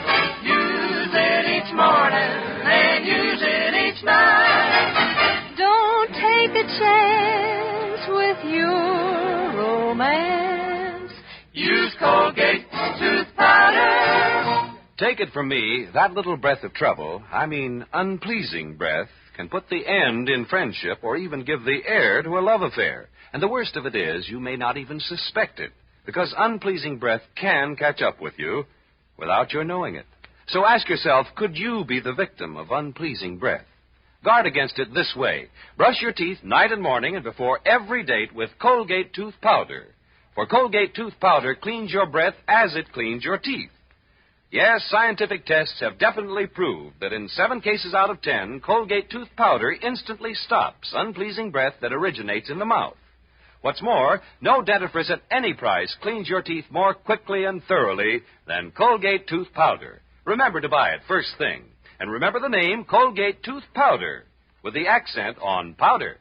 Don't take a chance with your romance. Use Colgate tooth powder.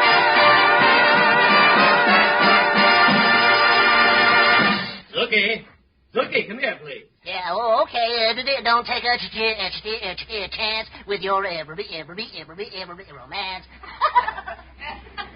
Oh, Mel, I wish I could think of some way to help you. Gosh, Betty, what am I going to do for presents for those people? I've thought of everything. Well, it's no use worrying about it now. I guess something like this could happen to anybody. Yeah, but it always happens to me. Oh, Mel. Betty, you know you're the only girl in the world for me, don't you? Am I? You're the only girl who'll have me. And you're so pretty, too. You know, every morning I think of you while I'm shaving. I'm glad. Sure. I look in the mirror and I say to myself, gosh, you're beautiful. Oh, Mel. Oh, well, you know what I mean. You're so sweet, and I'm such a worthless, brainless, shiftless, stupid... Gee, aren't you going to interrupt me? Oh, don't worry, darling. Everything will be all right. The world always has an opening for someone like you. You just have to find it. What do you mean, find an opening? Look at the hole I'm in now.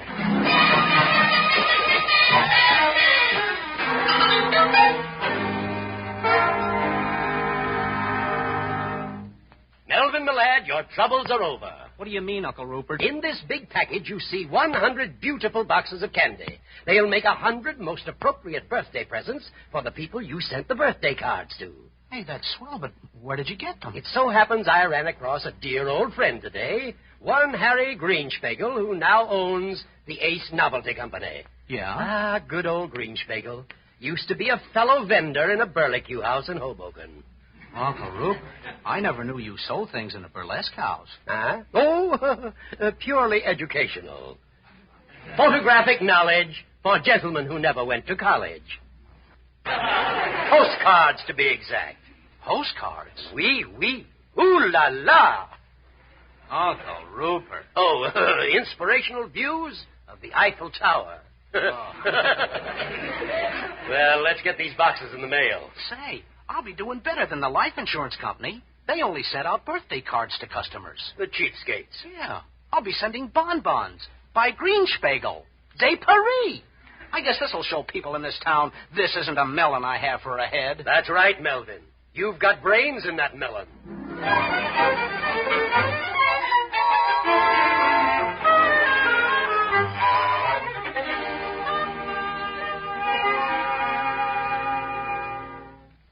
Uncle Rupert, it was nice of you to get that candy for Mel. You know me, Betty. Unselfish to a fault. Yes. Well, anyway, I don't understand it. We mailed that candy out 2 days ago, and we haven't received one thank you note. Not even a phone call. Oh, look, here comes Mrs. Longnecker. Ah, maybe this is my chance to win her hand. The one that signs the checks. I have just one box of candy left. I'll try it on her and see how she likes it. Well, good luck to you. I'll leave you two alone. Ah, Clara, my dear. Hello, Rupert. So glad you dropped in. Now, Rupert, I'm in no mood for your nincompoopity. But, Clara, I have a beautiful gift for you. A gift for me? Oh, how nice, Rupert. Yes, a box of French bonbons, direct from Paris, made by my very good friend, Monsieur Greenspiegel. Oh, you shouldn't have done it. Oh, it's quite all right. A gift for the fairest of the fair. They come to you untouched by human hands. Greenspiegel wrapped them himself. Well, I must open them immediately and try one. Try one of the peanut clusters. Oh, but these are not peanut clusters. These are ordinary peanuts. If I'd known you were coming, my dear, I'd have clustered them myself. Yes. Well, no, I think I'll try one of these caramels. Mmm. Delicious, aren't they, my dear? Mmm. Stop jumping up and down, Clara. What the devil's the matter with her? Hey, Uncle Rupert, what happened to Mrs. Longnecker? Maybe she hasn't learned how to use her new upper plate. Learn? What does she do, take lessons? Hey, what happened anyway? Hold on. What's this inside the candy box? What? Oh. Ace Novelty Company's #1 joker. Be the life of the party. Treat your friends to Sure Pucker Alum Candy.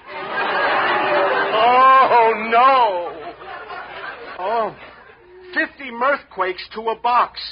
Laugh yourself to death. There's been some mistake, nephew. Oh, some mistake is right. I can just see 98 people chasing me down the street, all of them yelling, "Kill Bill Black! Kill Bill Black!" Now, take it easy, take it easy. What are you doing? Can't you see? I'm laughing myself to death. Laughing! Gosh, I feel awful.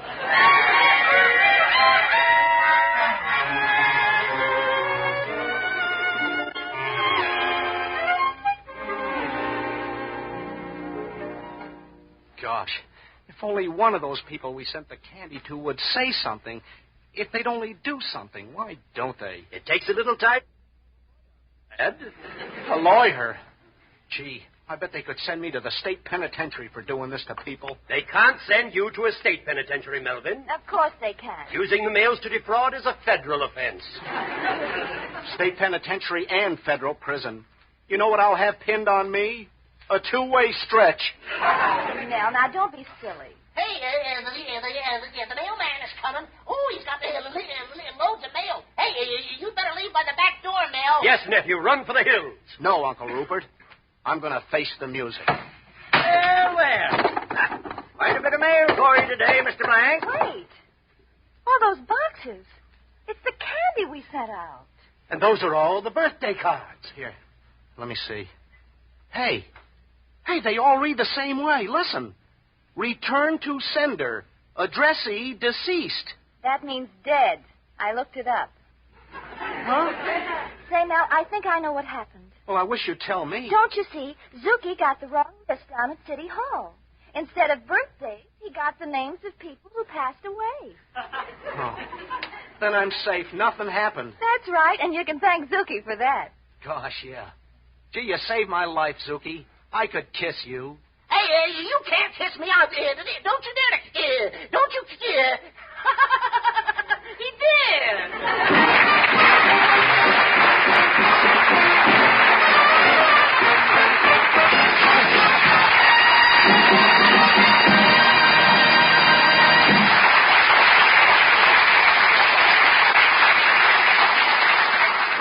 back in the Fix-It shop in just a minute for a Zookieism. What's a Zookieism? Wait and see. Use Colgate tooth powder. Keep smiling just right. Use it each morning and use it each night. Don't take a chance with your romance. Use Colgate tooth powder. Take it from me, that little breath of trouble, I mean unpleasing breath, can put the end in friendship or even give the heir to a love affair. And the worst of it is, you may not even suspect it, because unpleasing breath can catch up with you without your knowing it. So ask yourself, could you be the victim of unpleasing breath? Guard against it this way. Brush your teeth night and morning and before every date with Colgate tooth powder. For Colgate tooth powder cleans your breath as it cleans your teeth. Yes, scientific tests have definitely proved that in 7 cases out of 10, Colgate tooth powder instantly stops unpleasing breath that originates in the mouth. What's more, no dentifrice at any price cleans your teeth more quickly and thoroughly than Colgate tooth powder. Remember to buy it first thing. And remember the name Colgate tooth powder, with the accent on powder. Don't take a chance with your romance. Use Colgate tooth powder.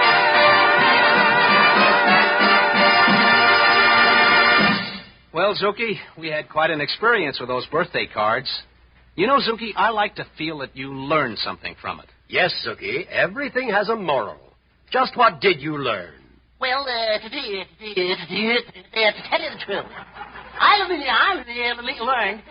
anything with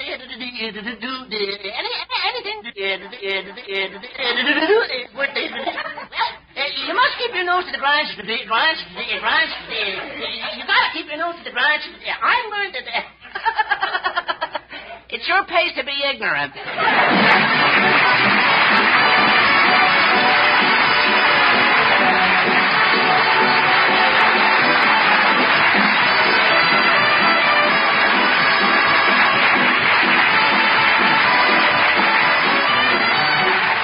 Easton reminding you that Colgate tooth powder for a breath that's sweet and teeth that sparkle brings you the Mel Blanc Show every Tuesday at this same time.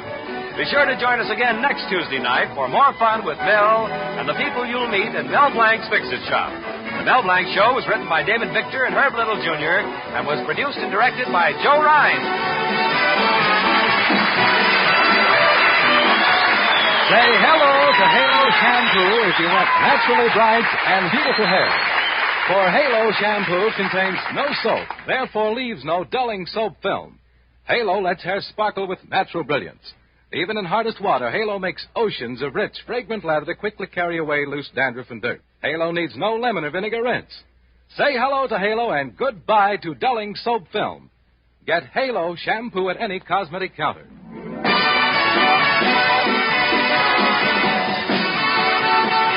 This is CBS, the Columbia Broadcasting System. Where there's life, there's fun. At a concert or a show, in your own backyard, wherever you go. Budweiser beer is for folks who know where there's life. There's Budweiser.